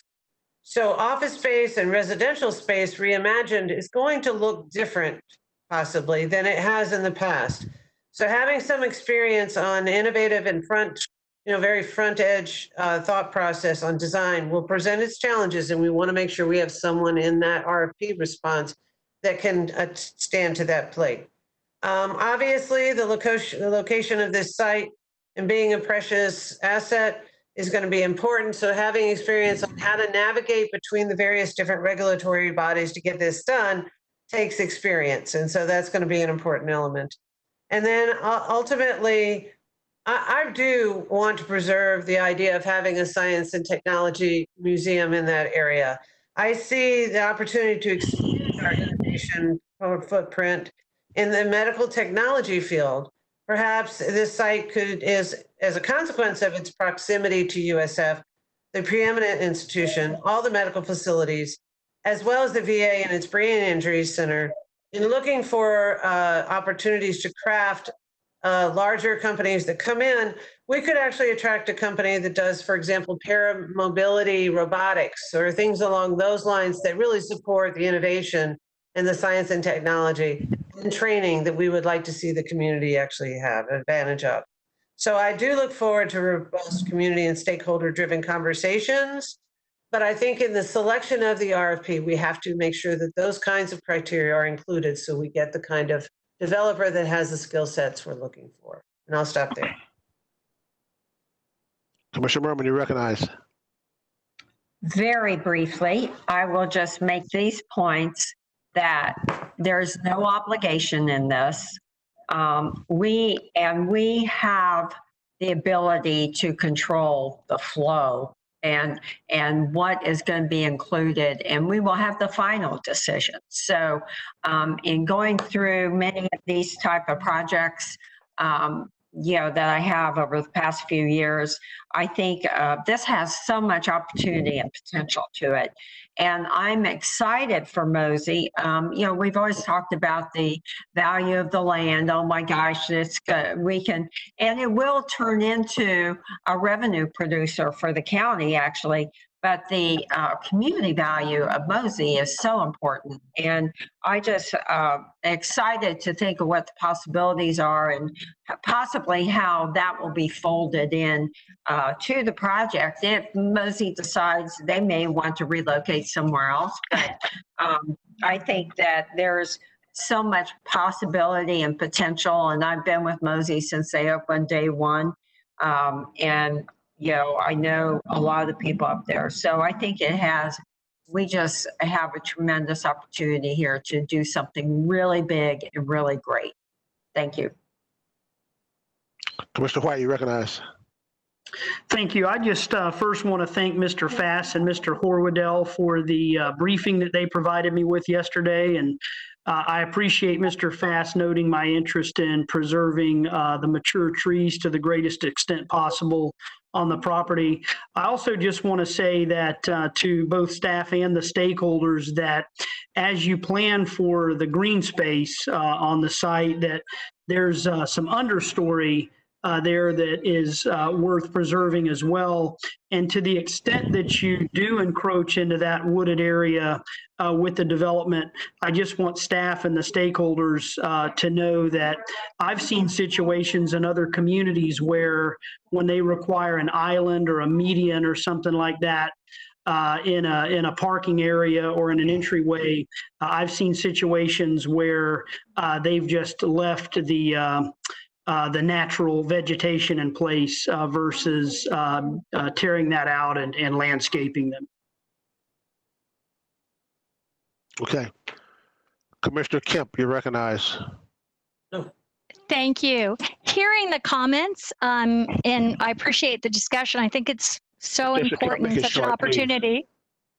I'd like to make an amendment, offer an amendment to one, include preserving the CSX easement for the possibility of a corridor for urban rail, and two, to ensure within the RFP that we express, or I can tell you I'm on the board of Mosey, there are no plans to move Mosey anywhere, that we preserve and protect and ensure that Mosey remains on that property and that accommodations are made for a robust science museum within the RFP. Second. There's an amendment by Commissioner Kemp, second by Commissioner Overman. Commissioner Merrill, you recognize. Oh, I forgot to take my hand down. Sorry. Commissioner White, you recognize. Same with me. I'll take my hand down. Okay, we have an amendment to the motion by Commissioner Kemp, second by Commissioner Overman. Seeing no further discussion, please call the motion, call the roll on the amendment. Miller, Yes. Hagan, Yes. Kemp, Yes. Merman, Yes. Overman, Yes. Smith, Yes. White. Yes. The amendment carried 7-0. We're now back on the amended motion by Commissioner Yeah. Smith, and second by Commissioner Merman. Oh, Merman. Let me say yeah. something before we go any further on this. I have been involved with this area since 1969. And I understand what you all are saying about wanting to keep certain things out there. It's important that this area continues to develop the way it's developing. I want to thank Commissioner Sharpe and all of those that are involved in here today for all the work that you've done. Commissioner Sharpe sleep and eats this thing. I get texts from him, emails from him in the middle of the night. Texts from him and emails from him in the middle of the night. So do I I. want to know if he's still sleeping or not. I think all that coffee he drinks keep him awake all night long. But be ever mindful. We can talk about affordable housing. We can talk about mixed-use housing, whatever the case may be. If you don't have jobs out there, there's no houses going to be utilized. So when we talk about saving Mosey, and I agree, Mosey is a jewel, and we need to look at doing that. We could talk about all the other things, but we also talk about the development out there. We got to have some jobs out there, because if the people want to buy the affordable housing, if we have that out there, and I think we do have an opportunity to have some affordable housing or the mixed-use housing. I think that's what we utilize. What Commissioner Smith said, you got to have some jobs. So be ever mindful that has to be placed out there too. So we have a motion by Commissioner Smith, second by Commissioner Merman to approve item B5. See no further discussion. Please call the roll. Miller, Yes. Hagan, Yes. Kemp, Yes. Merman, Yes. Overman, Yes. Smith, Yes. White. Yes. Motion carried 7-0. Mr. Merrill. It takes you to your last time certain 245B7, which is scheduling a public hearing for solid waste rates. And George, I think, is going to kick this off for us. Yes, sir. Yes, sir. Thank you, Mr. Merrill. Good afternoon, board members and Mr. Chair. George Cassidy, Public Utilities. This item we have two elements to the recommendation. The first is that we're asking you to schedule a public hearing for the solid waste enterprise on July 15th at 10 a.m. for the purpose of adopting an annual solid waste system assessment, fees, rates, and charges. And secondly, to accept a plan for the solid waste system assessment and system finances. James, that was, I'm sorry, that's the presentation for the water and wastewater. Can we do the solid waste assessment? Thank you. Continuing on with the recommendation, the assessments, fees, rates, and charges fund the cost of providing solid waste collection and disposal services for the customers within the county service area. The estimated cost of advertising and noticing the public hearing is $135,000 and will be funded by the solid waste operating budget for the current fiscal year, FY20. We've got a brief presentation for you, commissioners. I want to set the stage for you a little bit about what you're going to be seeing and what you're going to be hearing. The team today is Kim Beyer, our solid waste division director, and we also have part of the presentation, Rob Orey, who's our rate consultant with Raftellus. And to begin with, the current contract that we have for collection services is in its 7th year right now. And what we know today is that over the last 7 years, our customers and residents have enjoyed some of the lowest assessments for solid waste collection in the state of Florida, and quite frankly, in the Southeast United States. Our solid waste consultant, in fact, went so far as to say he's not aware of anyone with lower rates for solid waste collection. So, George? Yes? George, can I interrupt you for a second? There's Yes, somebody getting some feedback here while you're talking. Just everybody mute their phones. Okay, sorry, go ahead. All right, thank you, Mike. So that's the base. We've got these amazing contracts for the last 7 years. We've enjoyed some extremely low, our customers have enjoyed some extremely low assessment rates, but that's not the current market condition. And we know that more than ever today. After working on this for the past year, we've got some real challenges. We've got the challenges of the current economy as a result of the COVID impacts.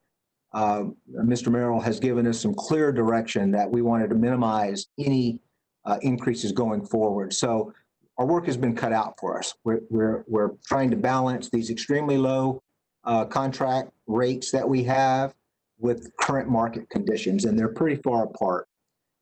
One of the very important elements that you're going to be hearing today is a financial plan. That financial plan has multiple layers to it, and these layers build to basically provide a funding platform for collection services over the near term while we go out to the marketplace and bid new contracts. So those details will be shared with you. I think the team has done an amazing job. We've worked long days and nights and weekends to put this plan together, and we're excited to be able to share that with you today. And with that, I'll turn the presentation over to Kim Byer. Thank you, Kim Byer, Hillsborough County Solid Waste Division Director. James, if you can forward the slide, please. We'll talk to you today about why we're here, go over the franchise collection status, and also talk a little bit about the residential assessments and the financial plan. Next, please.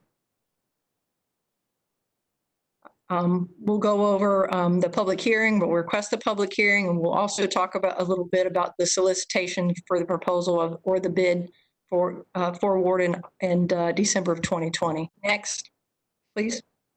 The current collection contracts, there are 5 collection zones: twice a week garbage, once a week yard waste, and once a week recycling. We have 3 franchise collectors. All 3 have separate contracts for those 5 zones. The contracts began October 1st, 2013. It was a 7-year contract with a 3-year renewal. That 7-year contract expires this September 30th. Next, please. The collection contract, as Georgia mentions, has resulted in very low rates over the last 7 years. We haven't increased those collection rates for the past 7 years, and in 14, we actually lowered those collection rates. According to the franchise collectors, their costs have significantly increased over the 7 years, and they're seeing financial losses. So that 3-year renewal was very difficult for them, and they also mentioned there may be some service issues for our residents if we pursued that 3-year renewal. Next, please. According to the franchise collectors, what's driving those collection cost increases is the truck capital. First, the truck capital has really increased over the last 7 years due to tariffs, technology, and some of the alternative fuel technology. The maintenance of those automated vehicles and the alternative fuel vehicles have greatly increased over the 7 years. Also, the contractual indexing hasn't kept up with the inflation, so they're not capturing all these increased costs. The labor shortage, especially in CDL drivers, commercial drivers, has really impacted the solid waste industry. Being able to retain and hire good drivers, they have to provide for a very good rate. Also, COVID has impacted that. There's additional screening, there's additional PPE, and additional disinfecting required. The growth in traffic, as we all know, traffic has substantially increased over the last 7 years. That requires additional maintenance on the vehicles and additional hours on routes. Typically, a route that might have taken 6 hours in 2014 may now take 8 or 10 due to traffic. Next, please. This slide depicts the current franchise collector rates, along with the blended rate, monthly rate of $832, is what we're currently paying. The market area average is about $1902. That's for twice a week garbage collection. The next slide will show how that $1902 compares to the market area. Can you please? Thank you. Next, please. Thank you. The blue bar indicates twice a week garbage collection, and the green bar is once a week garbage collection. The salmon color brackets those contracts that have been rebid or renegotiated over the last 24 months. And as you can see, Hillsborough is all the way to the left at $832, and they continue to trend upward. The dashed black line indicates the average $1902 rate. Next, please. Over the last 6 months, we've really focused on these collection contracts. As you remember, in 2019, we had an RFP on the street. We received those bids, we evaluated those, and the prices received were substantially higher than our current rates and even higher than the rates that we're trying to negotiate now. So in January, we pulled those back and we reevaluated what we were going to do because we knew if we put the same bid out, we were going to get the same results. So we're bracing ourselves for increased rates. So at that point, we said, what can we do? We looked at renegotiating the contracts. We also looked at our financial stability. How can we stabilize rates? How can we look into rate reserves and try to contribute such that these rates wouldn't be as shocking as they were? Then we got into March, and obviously COVID made our decision very difficult because we had to negotiate virtually. We also met with the franchise collectors. We tried to negotiate an extension to a year, even 2 years, to get us past this. And they made it very clear that they were unable to extend these contracts at the current rates due to their financial losses. Also, COVID also exacerbated those losses. So in June, we met with them and were able to negotiate what we call a 16-month bridge contract. Next, please. The market average now is about 35 cents higher than what we're paying currently in Hillsborough. So this 16-month interim contract would get us to a place where we could issue an invitation to bid that would be focused on providing the best value at the best cost for our residents. Those new contracts would be designed to start on February 1st of 2022. So that 16-month bridge would get us to January 31st of 2022. Next, please. Moving to our solid waste assessment, this is how our solid waste assessments are shown on our customer's tax bill. They're shown as two separate non-ad valorem charges, one for disposal and one for collection. And this bill here shown as FY20 tax bill at $234.22 was the annual solid waste assessment. We do offer senior assistance and other discounts for solid waste. I'll turn it over now to our rate consultant, Rob Ory, who will walk you through our financial plan. Thank you. Next slide, please. Good afternoon, commissioners. For the record, my name is Robert Ory with Raftalis. I've been working with the solid waste department in the county on developing the financial plan. The slide before you, Kim mentioned that rates haven't changed, assessment rates haven't changed for many, many years. And as you can see, since 2012, if you look at the total line, it's really remained relatively flat. They haven't really been changed at all on a combined basis. You also keep in mind, as you look at this, over 70% or so of your solid waste revenue comes from these residential assessments. Next slide.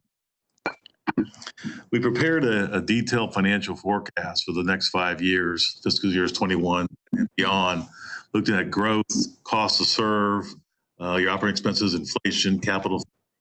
And keep in mind, on operating expenses, 5 to 80% of the costs are contractual. That would include operating the resource recovery facility, collection of waste from your residential customers, those type of things. We're only on fiscal 21. The primary driver, as you can see on this chart, is the cost of collection services. We are recommending an increase collection assessment from $131, as Kim showed you earlier, to $186.18. No change in disposal assessment. This is being driven essentially by the increased franchise collection services as part of the negotiation of the bridge agreement. The outer years are their preliminary projections. They're based today on current anticipated market conditions, but those will change as we know conditions change. For example, when we bid the collection services, that may change the forecast. Next slide, please. Next slide. Oh, it's there. Sorry. This chart kind of shows you a comparison of the assessment, disposal, and collection together. We looked at other counties, both adjacent to us, as also large counties that have resource recovery facilities. You can see the proposed assessment is right at the average. It's interesting that resource recovery facilities, as part of their waste disposal options, are actually higher than us. A good example would be the city of Tampa. Their current bill right now is over $418 for combined disposal collection service. Next chart, please. With respect to collection, we first looked at what would we recommend to the county if we were to fully recover the cost of providing service. Our recommendation would have been the assessment from $131 to $210.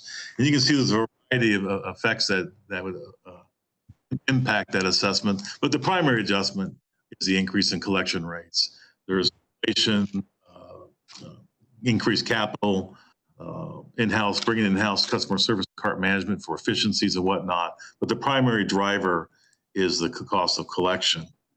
However, that is not the recommendation. Next slide, please. We looked at alternatives to cost recovery, looked at initiating new fees for carts, to new developments, the fees, the bonds. So we reduced our debt service payment that's related to election services, et cetera. And working with staff, we're able to bring down the assessment to recommended $186.43 just for the collection component. Again, no change in disposal. Please. So one thing we can say, I think George may have said this earlier, collection rates and the cost of disposal have risen across the southeastern Florida tremendously over the past several years. And as Kim showed you on this slide about the cost of collection, those that have rebid or negotiated new contracts last 2 years, those rates are a lot higher than they were 5 years ago. Staff evaluated various methods of finance, debt restructuring and retirement, new sources, et cetera, to come up with the first phase of the assessment that's being brought for you today. That rate adjustment is about 15 cents per day. That would be charged, or recommended to be charged to the customers through the assessment process. And if you look at the next slide, you can see, as I mentioned earlier, the impact for the collection service is really dealing with the cost of franchise collection. And Kim mentioned earlier that at the average rate of 832, the very far left bar there, based on the negotiations we are today, the average weighted rate will increase, it's projected to increase to about $12.85. It's still below the market average, but we will need to adjust assessments to recover that. And that's, again, the primary driver. With that, I will turn it back over to Kim to close and go.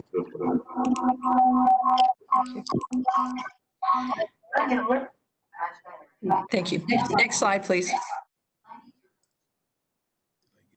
Thank you. So the next steps are that we'll hold a public hearing on July 15th to adopt and approve the residential solid waste not ad valorem assessments and rate resolution. Additionally, we'll ask you to finalize and approve the 16-month bridge contract with the franchise collectors, and we'll finalize the invitation to bid for the solid waste collections contract and bring that back to you in August for review and approval. But today, we're asking you to approve and schedule a public hearing for the Hillsborough County Solid Waste Enterprise for July 15th at 10 a.m. for the purpose of adopting the annual solid waste system assessments, fees, rates, and charges, and receive a plan for the solid waste system assessments and finances. I'm here to answer any questions you may have concerning this presentation or the request. Thank you so much. Well, thank you all for the presentation. Very in-depth. We appreciate it very, very, very much. Members, what's your pleasure? Move approval.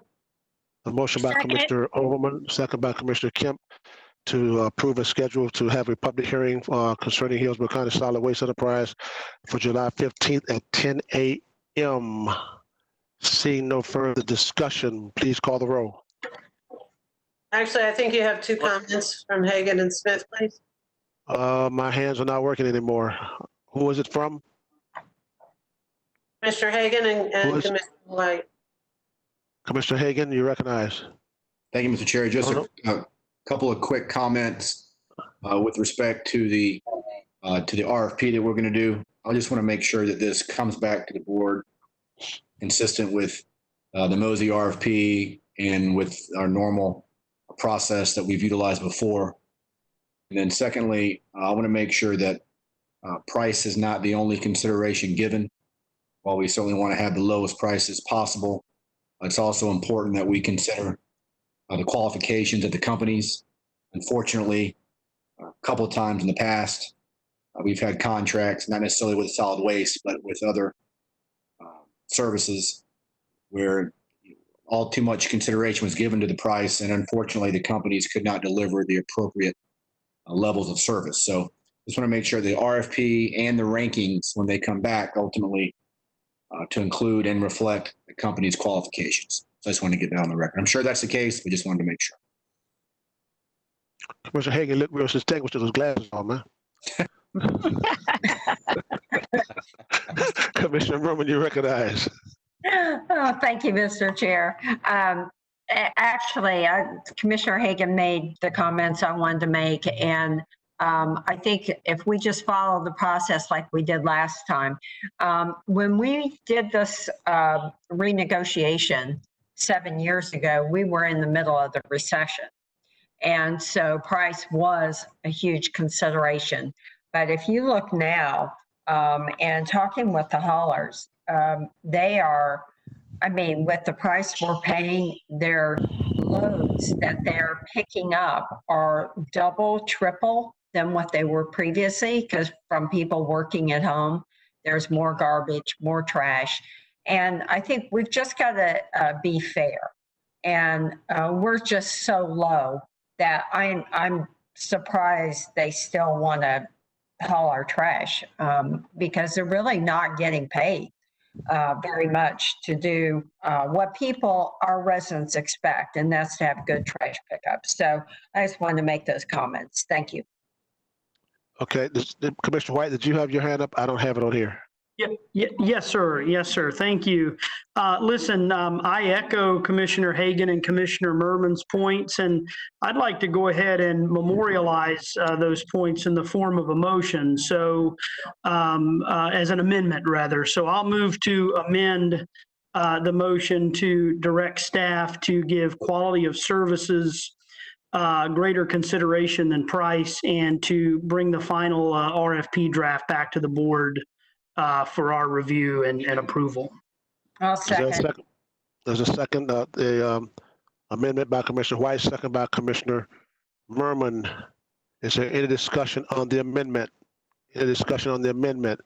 Seeing none, please call the roll on the amendment. Miller, Yes. Hagan, Yes. Kemp, Yes. Merman, Yes. Oberman, Yes. Smith, Yes. White. Yes. Motion carried 7-0. We're now on the amended motion. Seeing no further discussion, please call the roll on the amended motion. Miller, Yes. Hagan, Yes. Kemp, Yes. Merman, Yes.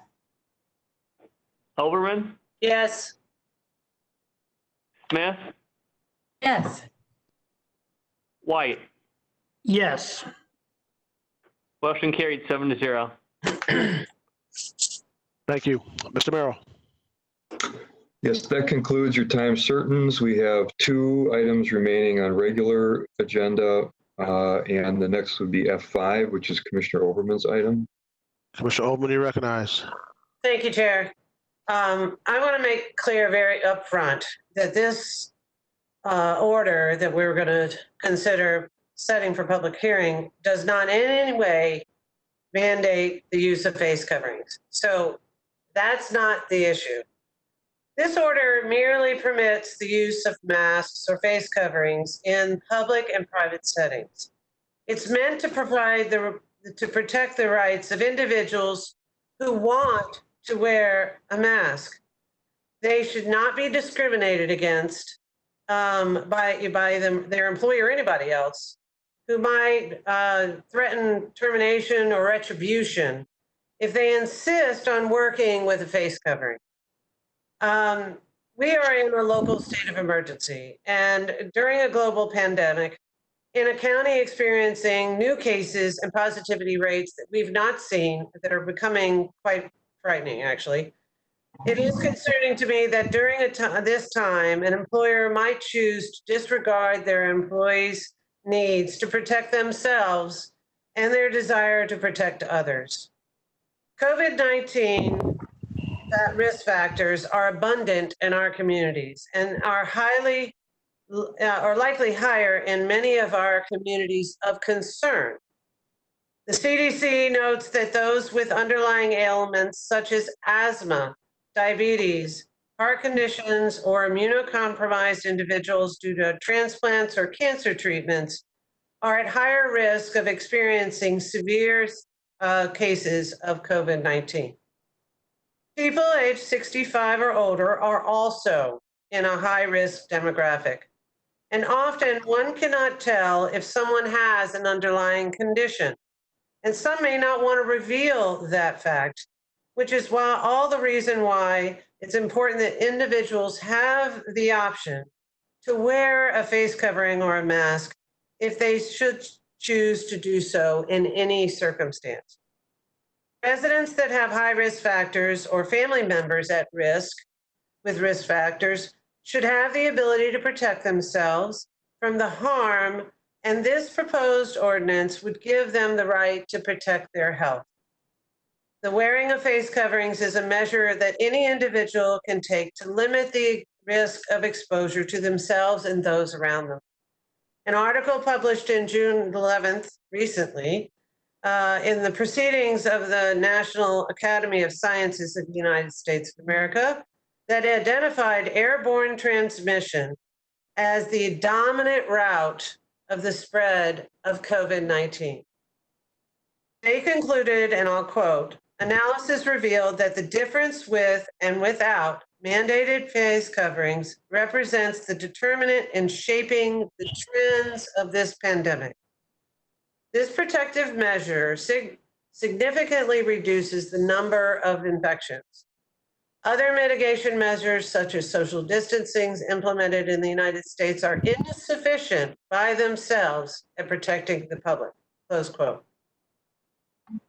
In the preliminary reopening survey report we did, Hillsborough County sponsored, almost 70% are workforce ages, and 51% of those that responded are with children in their households. The two primary areas of response that we need to pay attention to are the primary concerns that most of community have as we have moved to reopening are twofold. People are not social distancing, and people are not wearing face coverings in public. The second concern was that 76% of our citizens would like businesses that they frequent to require face coverings or face masks for all employees. While it's very important that we realize this order just allows someone the right to wear a face covering. So I brought this issue forward to the EPG for consideration in June 4th. During the discussion, it was suggested that a more appropriate venue would be the normal legislative process of enacting a county ordinance. Hence, this agenda item is being presented to the BOCC for consideration. So I'd love to hear comment before I offer a motion. Commissioner White, you recognize. Thank you, Mr. Chairman. I'll start by saying that I am confident, based upon conversations that I've had, that the Vice Mayor of Temple Terrace's comments were taken out of context and that he was not urging any of the governments to push for this sort of an ordinance. And I'll just say that I cannot, if a motion's made, that I cannot support such an ordinance for three main reasons. One is that this is a once in a century pandemic. And as a matter of public policy, I just cannot support enacting an ordinance to deal with a pandemic that will have a finite time frame, whether that's 3 months or 3 years. Secondly, I strongly believe that it would amount to government overreach. And finally, I have not heard of any problems whatsoever with people being denied the ability to wear a face mask. I certainly have no reports of any such cases coming through my office, and no one has reached out to me personally. So for those three reasons, I cannot support an ordinance. Okay. I don't see any other hands. Let me say this, okay? Today, Hillsborough County set another record, 244 cases. That's like the 5th or 6th day in a row that we've set a record for positive COVID-19 cases in the county. If you looked at the news last night or this morning in the state of Florida, there are 4 counties that they paint in blue, dark blue, that could very well become the epicenter in this country for the COVID-19 cases. Hillsborough, Broward, Dade, Palm Beach. Hillsborough, we weren't in there before, we're in there now. Our numbers are going up drastically. Now, I know that we're not going to make it mandatory to wear masks. I know that some people on here are going to vote if we have this motion made today. They're going to vote against it. I don't care if Jesus Christ came down here and walked on water and said, wear a mask. There's some people just not going to wear a mask. They don't want to wear a mask. A lady came on the call the other day, said she's not going to wear a mask, the church is not going to wear a mask, and she's not going to social distance. I wanted to tell her so bad, pretty soon you'll be shaking God's hand.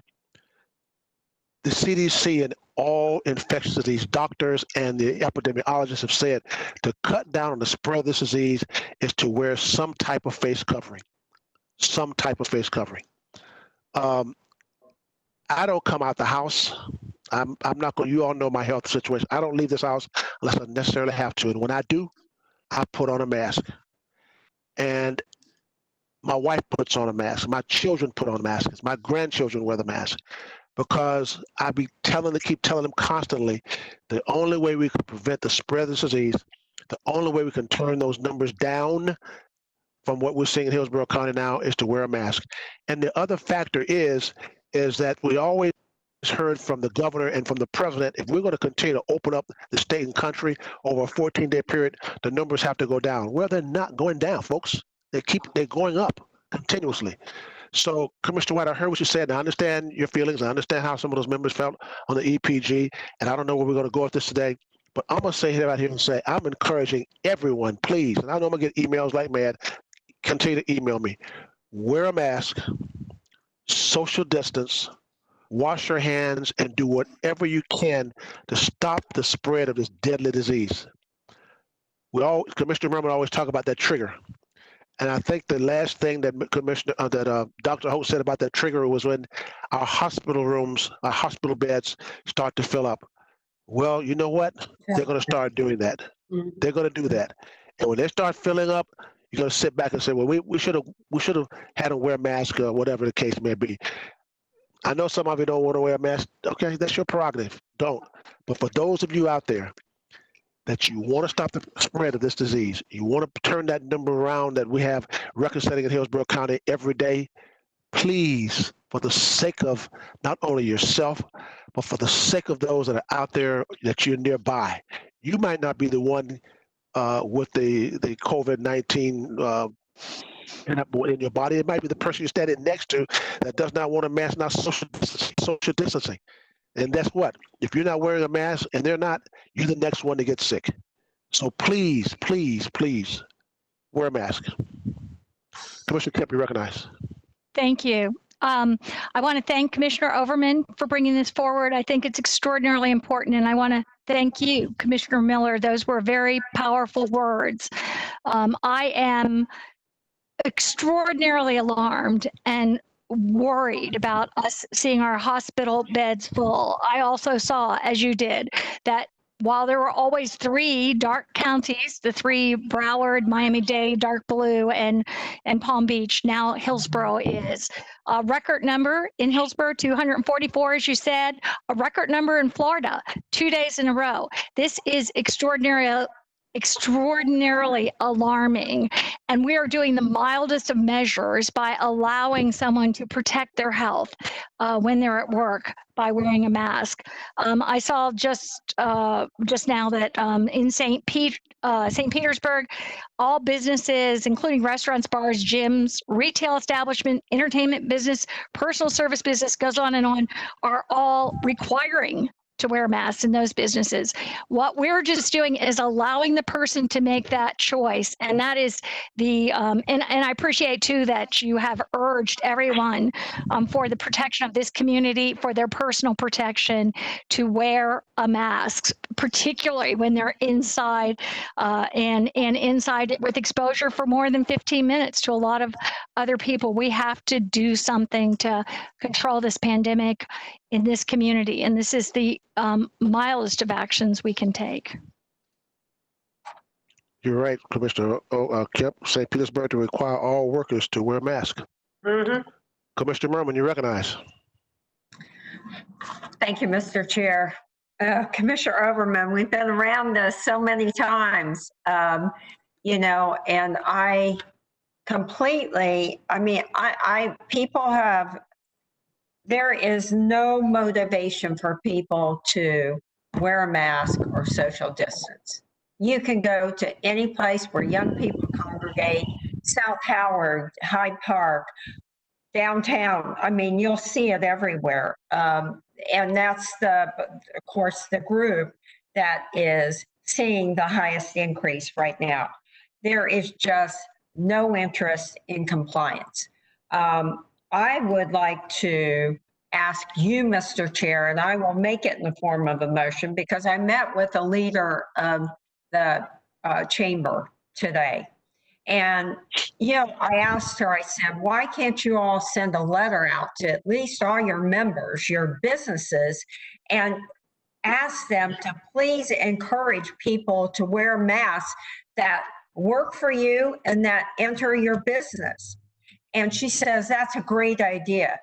You know, Commissioner Miller, I will make this, I think we should send a letter to the chair of the EDC, the chair of the Tampa Chamber, and ask them to please send communication out to their business members as employers and to protect our citizens, to please ask them to wear masks and urge compliance to wear face coverings. Y'all, somebody, you know, the odds are not in our favor here. And I do think people, I mean, I have to, if I go on statistics of people that have contacted me, it is overwhelmingly like 3-4 to 1. People are against any mandate to wear a mask. I get it. And I get it has a short life. Commissioner White, every comment you made. But honestly, if we don't send this message out, people are going to get sick. One of us may get sick.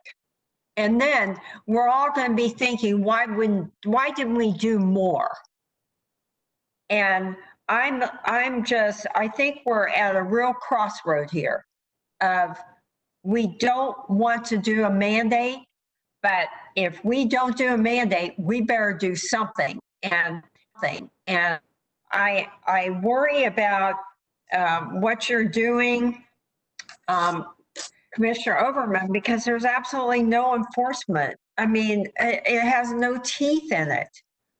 It's a strong message. So how can we send a strong message without having to do an ordinance that's going to drag out for 6 weeks, having public hearings and all this kind of stuff?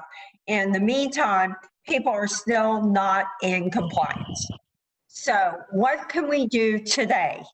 And I think at the least, let's ask our chairman. I'll make it in the form of a motion. Before and you y'all do can that, add things to it. Commissioner Merman, hold on. Before you do that, Okay. let me go back to Commissioner Overman. And Commissioner Overman, you see what Commissioner Merman's getting ready to go. Mhm. You brought this issue up. What do you want to do? Okay. You want to go forth, or are you going to do something with what do you want to do? I appreciate the invitation to offer the motion. Thank you. In this particular case, this motion is to allow someone who wants to wear a mask to protect themselves and others the right to do it without intrepidation, without coercion, without that issue. And one of the reasons why we may be seeing people not wearing masks in places is because they basically have had to make a choice. Don't wear the mask because they've been encouraged not to wear the mask, or run the risk of losing their ability to take care of their family through employment. So, shame is a tough thing. Being a bully is a tough thing, but it actually happens. And I don't want an employee to feel at risk of being able to take care of themselves financially when they're having to weigh risking their health as a consequence. So therefore, I move to direct the county attorney's office to draft an ordinance providing individuals with the choice to wear face coverings, with certain exceptions, because there are some that have to be considered, and to set a special meeting regarding the proposed county ordinance at the earliest opportunity, with the goal of advertising and scheduling a public hearing of the proposed county ordinance at the July 15th BOCC meeting. And that is my motion. Second. There's a motion by Commissioner Overman, second by Commissioner Kemp. Commissioner. I think Commissioner Smith had her hand up earlier. It looked like it. Yeah, Commissioner Smith, do you have your hand up? I don't see it. Okay. I'm good. I'm supportive. Okay, Commissioner White, you recognize. Yes. I just want to say that I really like Commissioner Merman's proposal as a compromise.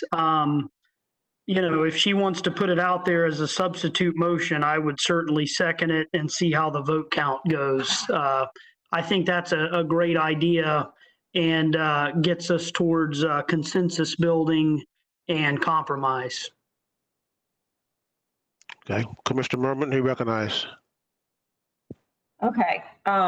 Yes, I'll make a substitute motion to have our board chair send letters to the board chair at the EDC, the board chair at the chambers, all the chambers, and ask them to do a letter to their members asking them to please encourage compliance with their business, in their businesses, to wear face coverings and social distance. Second. Is there a second? Substitute motion by Commissioner Merman, second by Commissioner White. Commissioner Kemp, you recognize. Excuse me, sorry. I didn't mean to have that up. Okay. I have my hand up, please. Commissioner Overman, you recognize. Thank you. And I appreciate the motion, but I object to it being a substitute motion because I do want my motion addressed. So while I would, if it weren't a substitute motion, I would actually vote for it. But if it substitutes the motion that I've made, I will not be able to support the motion and would probably offer a secondary motion. Commissioner Merman, you recognize. Okay, that's good. Commissioner Overman, we'll see where this goes on the vote. If it doesn't, I'll just address it in a separate motion after your motion. Thank you. Absolutely. Commissioner Merman, I appreciate where you're going, and I like what you're doing. But I would hate to see your motion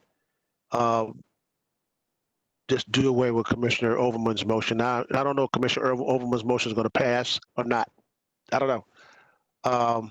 but if you don't mind, we could have two motions here, I believe. We could have a Okay, motion. just a motion call me. Pardon? Yeah, just calling me after Overman's motion. I'll withdraw my motion and okay. bring it up after Overman's. Okay.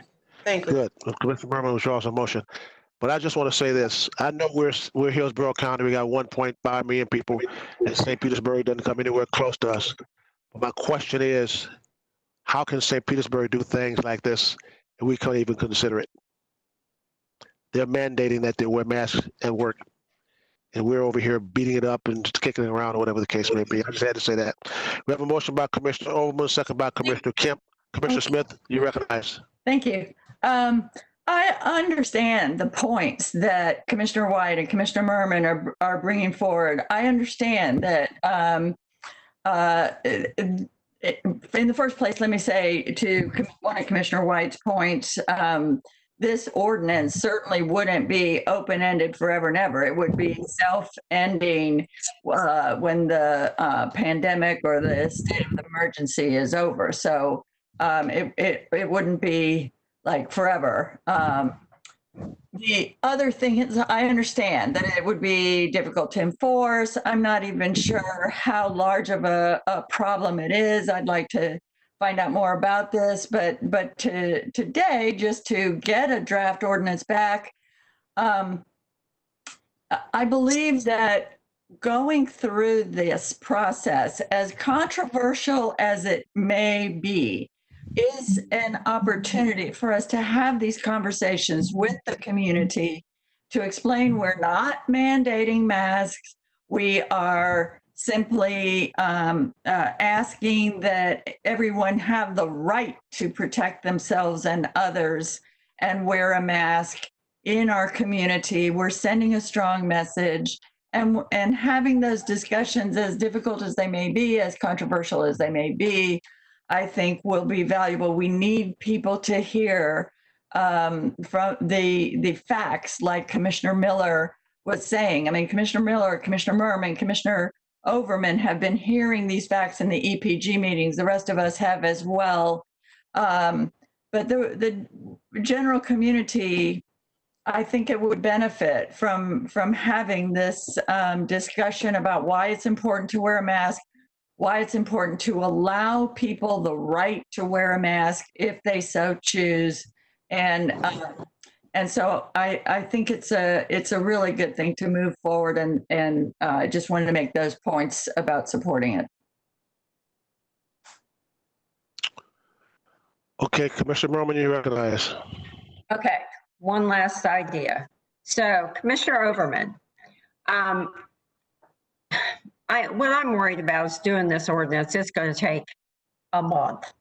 And you know what a month of 250 new cases a day is going to do? And we still really haven't done what we are trying to achieve here.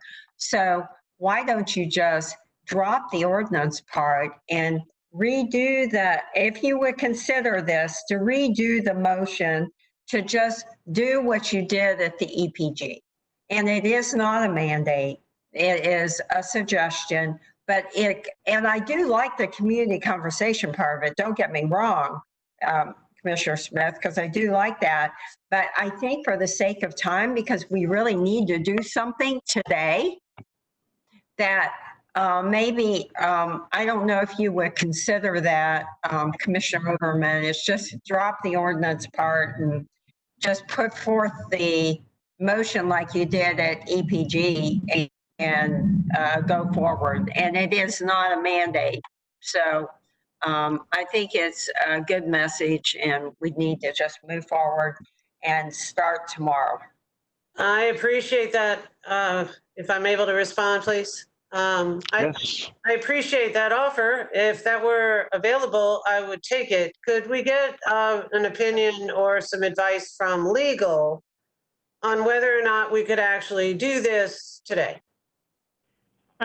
Commissioner, what she's talking about is something that's just strong encouragement. I heard her say it would not be a mandate. So that could be a communication that is strongly encouraging. It would not have the power of law, such as an ordinance. So I think it depends on what you're desiring to achieve. It would be a motion from our board to do something. To encourage the allowance and the communication, but it would not be an ordinance. In other words, it wouldn't have the power of law to be enforced. Just the same with the EPG orders, where some are mandates and some are strong encouragement. May I respond, please? Yes, ma'am. Thank you. I think the major difference is we've been recommending wearing face coverings for months, and apparently it's not sinking in. Unfortunately, we have a lot of individuals that live in a world where lines are important and where consequences cause them to make good choices or appropriate choices. If we were able to put something in place today that actually is the recommendation and then follow through on an ordinance to make sure people recognize we're serious about this, I would consider that. But our earliest opportunity for a hearing set date is after the EPC meeting. If we had a special meeting after the EPC meeting, which we'll all be together for that at the end of the month, it gives us an opportunity to set the hearing date, and then we would actually be able to have the public hearing on July 15th. At the rate we're going, we are going to be either in a much worse situation or a much better situation. And it depends on whether or not people choose to hear us about the issue of wearing face coverings. But without, delaying this till August or delaying it at all, I think is sending a message that we're really not that serious about it. And I think it's critical that we communicate that this is a very serious situation. And to protect those employees or workers or customers with the right to wear a mask without being impeded, I think is an important thing that we should have during a public health emergency. Commissioner Overman, let me make some parliamentary clearing on your motion. You just said that you wanted to have this come back, the ordinance drafted and be back by a week from tomorrow, next Thursday EPC meeting. That was not a part of your motion. That was not a part of your original motion. I did want I'm to. sorry. Excuse me. Pardon me?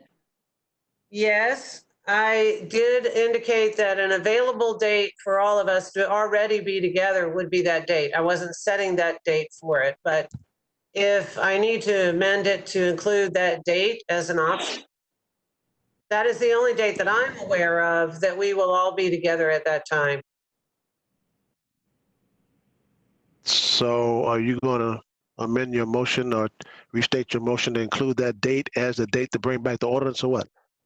As long as it doesn't cause the ordinance to fail, I have no problem with that.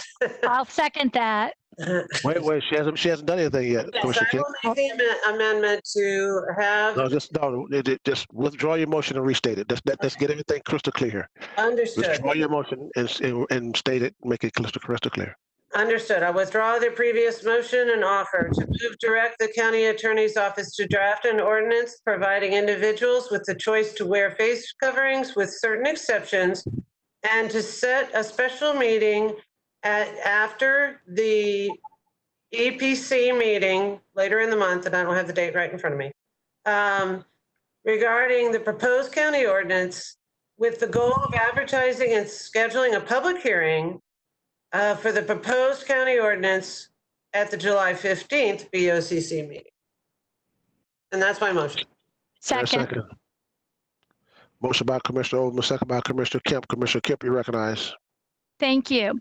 As you pointed out before, Commissioner Miller, there is nothing mutually exclusive about Commissioner Merman's substitute motion, nor a motion after this today to start today to do an encouragement of everyone wearing a mask. I will say that for me, one of the haunting things was, if you remember back to spring break when everyone was on St. Pete Beach and there was a young man, everybody was all crowded together and it went all over the nation and went viral.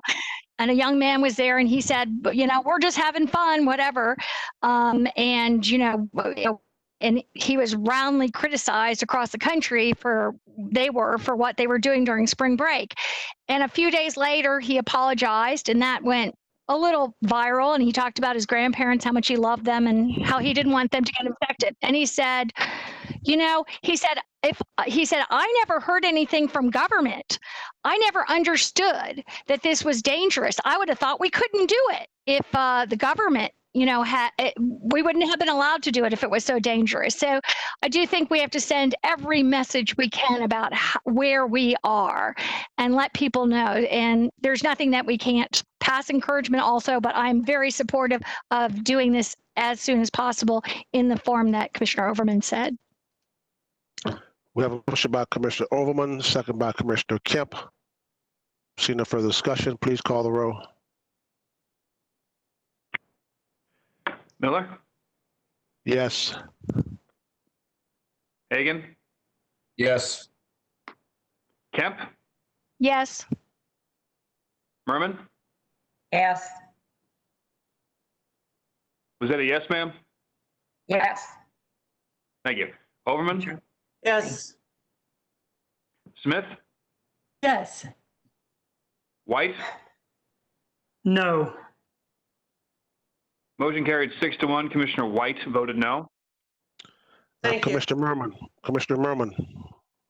Okay, thank you, Mr. Chair. I'd like to direct you as Chair of the County Commission to send letters to the Chamber Presidents and the Chair of the EDC, the President of the EDC, urging them to send letters to their business members, asking them to strongly urge each business owner to have compliance in face coverings and social distancing in their business and with people that come into their business. Second. There's a motion by Commissioner Merman, second by Commissioner Kemp. Mr. Merrill, I see your hand. Yeah, I just would like to offer a suggestion that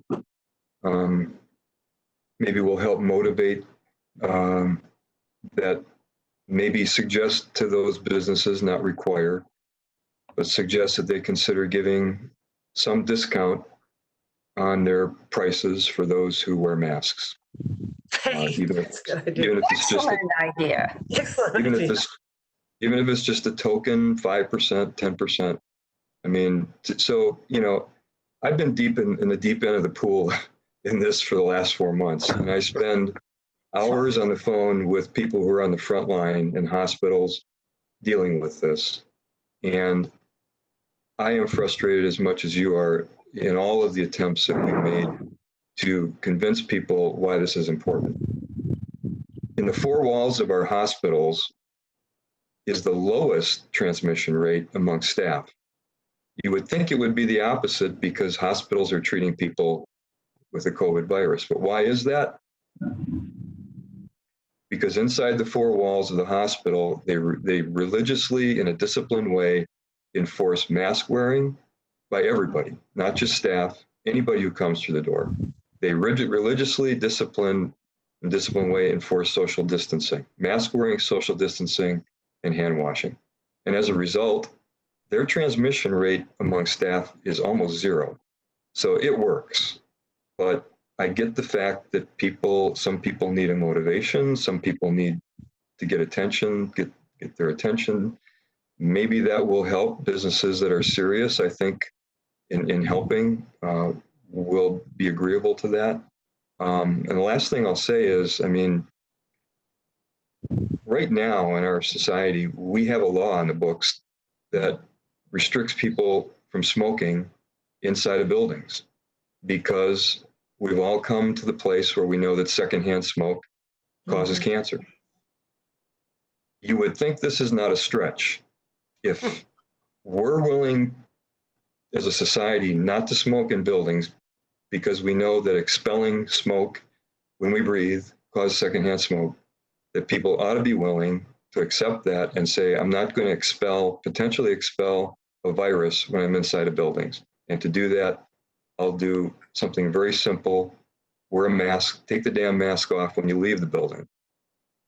So, you know, we're working regionally with Pinellas. We're standing up a communications effort, but time is not on our side here. No, it's not. So I'll stop there. Just offer that as a suggestion. I think he just offered an amendment. Well, good job. Our last item on the agenda almost, and you. I think we should memorialize this as Mr. Merrill made an amendment to my motion. Finally. You include that in your motion, Commissioner Merman? Absolutely.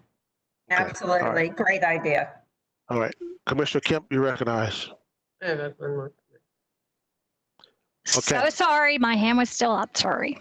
And Commissioner Overman, you recognize. okay, I just want to comment to that effect. I have a good intel that would suggest that someone advertises that all of their staff wear masks, they'll have a full house within the capacity that they're allowed to have. Okay, right. So right. I've heard one of the biggest complaints I've heard is I can't go there anymore because the staff's not wearing masks, and I like that place. You know, so I think it would help encourage those businesses that will take the risk of adopting a mask coverage for all their employees and knowing that they'll actually get more business rather than less. So I will support the motion. Please call the roll.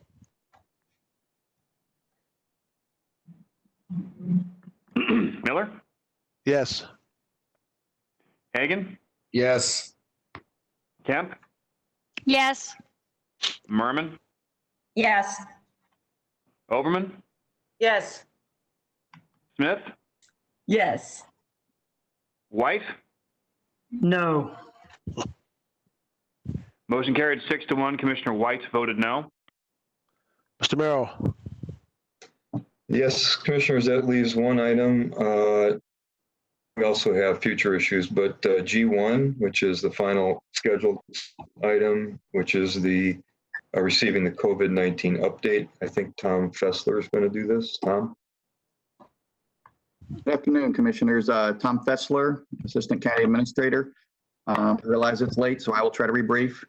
What we want to do at each of your meetings going forward is to present a staff report regarding the COVID-19 pandemic, just to keep you updated on the activities that we're involved in to try to prevent the spread, and to also assist our community in recovering and benefiting both businesses and the residents. Back in March, we had declarations of emergency at the federal, state, and local levels. At that point, there was an exodus from county facilities, from county employees. At one point, I know we had about 1,800 employees that were teleworking. That seems to be working extremely well. We've continued to be able to deliver services. While we did have to close down some operations, which we are now trying to open back up, we have to continue to be able to provide the majority of our services. Just wanted to kind of give you, again, it's kind of an update on the activities, and I will be brief. Going into the pandemic, the county had about $104 million in available funds for catastrophic and disasters. Right now, we are estimating that through the month of September, we're projecting that we'll have expenditures in the neighborhood of about $22 million. That would include about $10.6 million for testing. As you're aware, we have hotels for sheltering COVID infected individuals. That's about $3.5 million through September. We've recently set up an alternate care site to help try to get individuals out of hospitals and back into the community. That's going to cost us about $5.6 million through September. And then finally, we have obviously personal protection equipment. We are projecting expenditures on that to be about $2.4 million through the end of September. The majority of these costs, we believe, will be reimbursable through FEMA. When we do have FEMA reimbursements, the county is responsible for about 12.5% of those costs with a match. 75% comes from the federal government, 75% comes from the federal government, 12.5% from the state, and then 12.5% is associated with the county. On March 27th, the CARES Act was signed into law by the president. And then on April 22nd, the county received a direct payment from the federal government of $256 million regarding the CARES Act. The catch that comes along with that is that those funds have to be used for COVID-related purposes and purposes that are directly related to the COVID virus. They cannot be used to replace lost revenue. They cannot be used to supplant anything that was in the current budget. So from the standpoint of assisting in the finances of the county, it doesn't really help with our regular operations. And then also, the funds have to be expended between March 1st of this year and December 30th. On May 6th, we brought an item to the board, which you approved, which were planned uses for the CARES Act funds. That included workforce training, an accelerated business recovery program, back to work financial assistance, safe at work mitigation assistance, and then finally some life safety programs. These programs primarily are designed to get funds back out into the community to assist with recovery efforts. We're trying to do that on a county-wide basis. And we are enlisting the services of the EDC, Recovery Task Force, along with other community partners. Also on June 10th, we signed a contract, which we're asking you to approve today. Mr. Merrill signed a contract that we're asking you to approve today with Ernst & Young. They have been helping us over the past several weeks set up an electronic portal, which will be accepting applications beginning at the end of this month. In addition to that, they will establish and set up a call center, and they will provide dashboards to capture how we're expending funds and the outcomes that we're able to achieve. They're also going to help us with compliance with the CARES Act. Some of the things that we're doing with the funds, as you're aware, we have a utility and a housing assistance program. We've done a first round with that. The intent was to get about $15 million back out into the community. So far, we've accepted a little over 2,000 applications that were pre-screened. About 1,600 were qualified for further review, and 1,400, a little over 1,400 of those were approved with a financial commitment of about $2.3 million. With the portal that's being set up by Ernst & Young, we're hoping to open that program back up sometime, either by the end of this month or maybe in the middle of July, for another round to try to continue to get funds back out into the community and to assist with utility and housing assistance. Another program that we're doing is, as I said, was workforce training. We've entered into a $25 million contract with CareerSource to assist us with things such as workforce training, certifications for individuals, on-the-job training, financial incentives for new hires, and employment assistance with supportive services. Some of the programs that the county is trying to stand up that I just mentioned we have the Kickstart Small Business Assistance, Back to Work Assistance, a Safe at Work grant.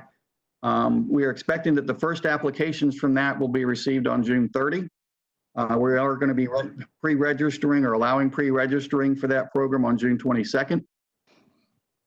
We're just taking a little bit longer for us to get this program set up because it's an extremely large effort. We're expecting that we may give out as many as assistance to as many as 20,000 different businesses out in the community.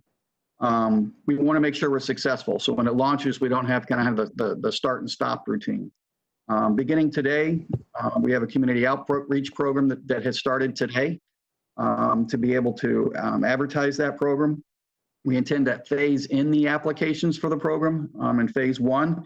That will be directed mostly at small businesses that were forced to close, and those will be businesses that are in distressed areas. Phase 2 will include small businesses that were forced to close, and that'll be on a countywide basis. And then finally, in phase 3, it'll be small to mid-sized businesses that have been economically injured on a countywide basis. We also have a food delivery and resource delivery and resource support program for about $3.5 million. We have a couple of contracts with Metropolitan Ministries and Feeding Tampa Bay that we're in the final stages of completing. As you're aware, we have quarantine and isolation sites. We've are currently leasing 2 hotels, and we have individuals in those hotels that are recovering from the COVID-19. The census in the hotels right now is about 20 individuals. And we also have a program that we've stood up through THHI, which is providing sheltering for approximately 150 homeless individuals. And that program was set up to help promote social distancing. As far as testing goes, we've got 7 test sites. We've provided over 25,000 tests as of June 8th. We established mobile testing as of April 22nd.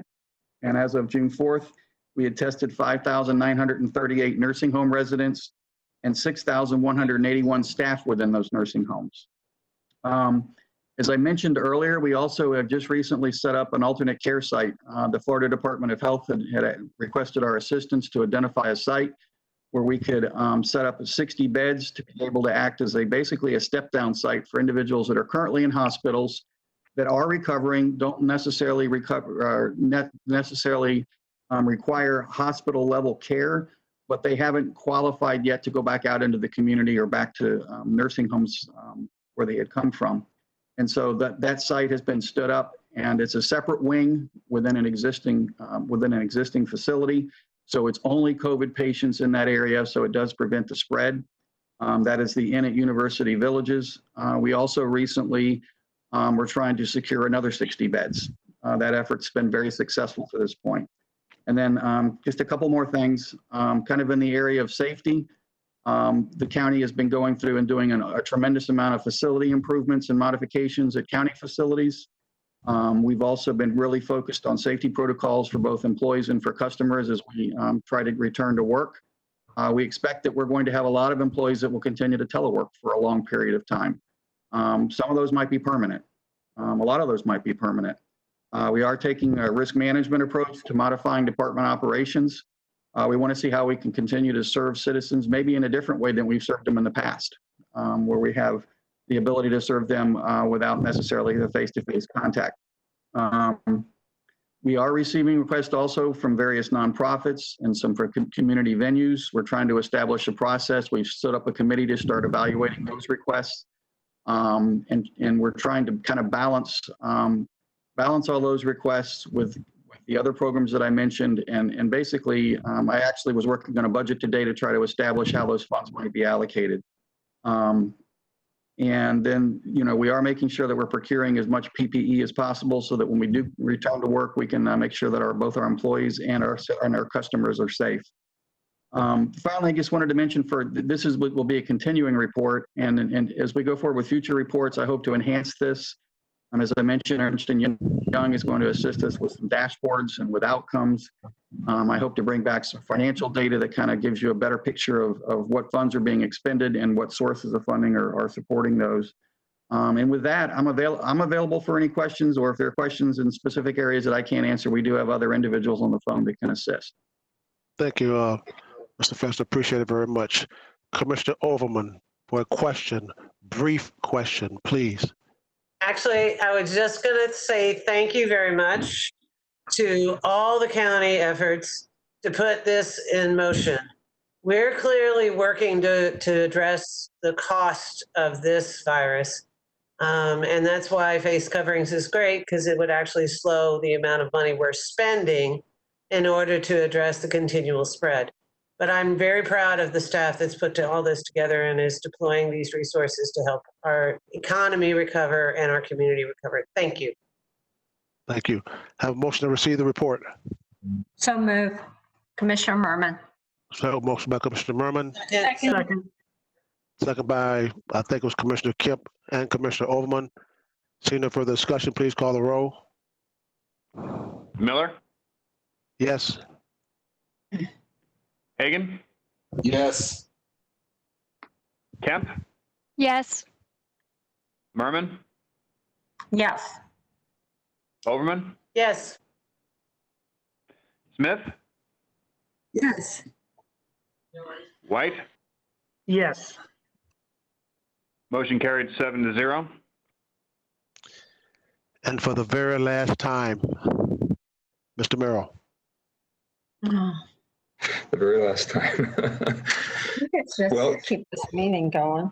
I think we've had enough. Can we just keep the meeting going? Yeah. Just keep the meeting going, sure. Just keep bringing food.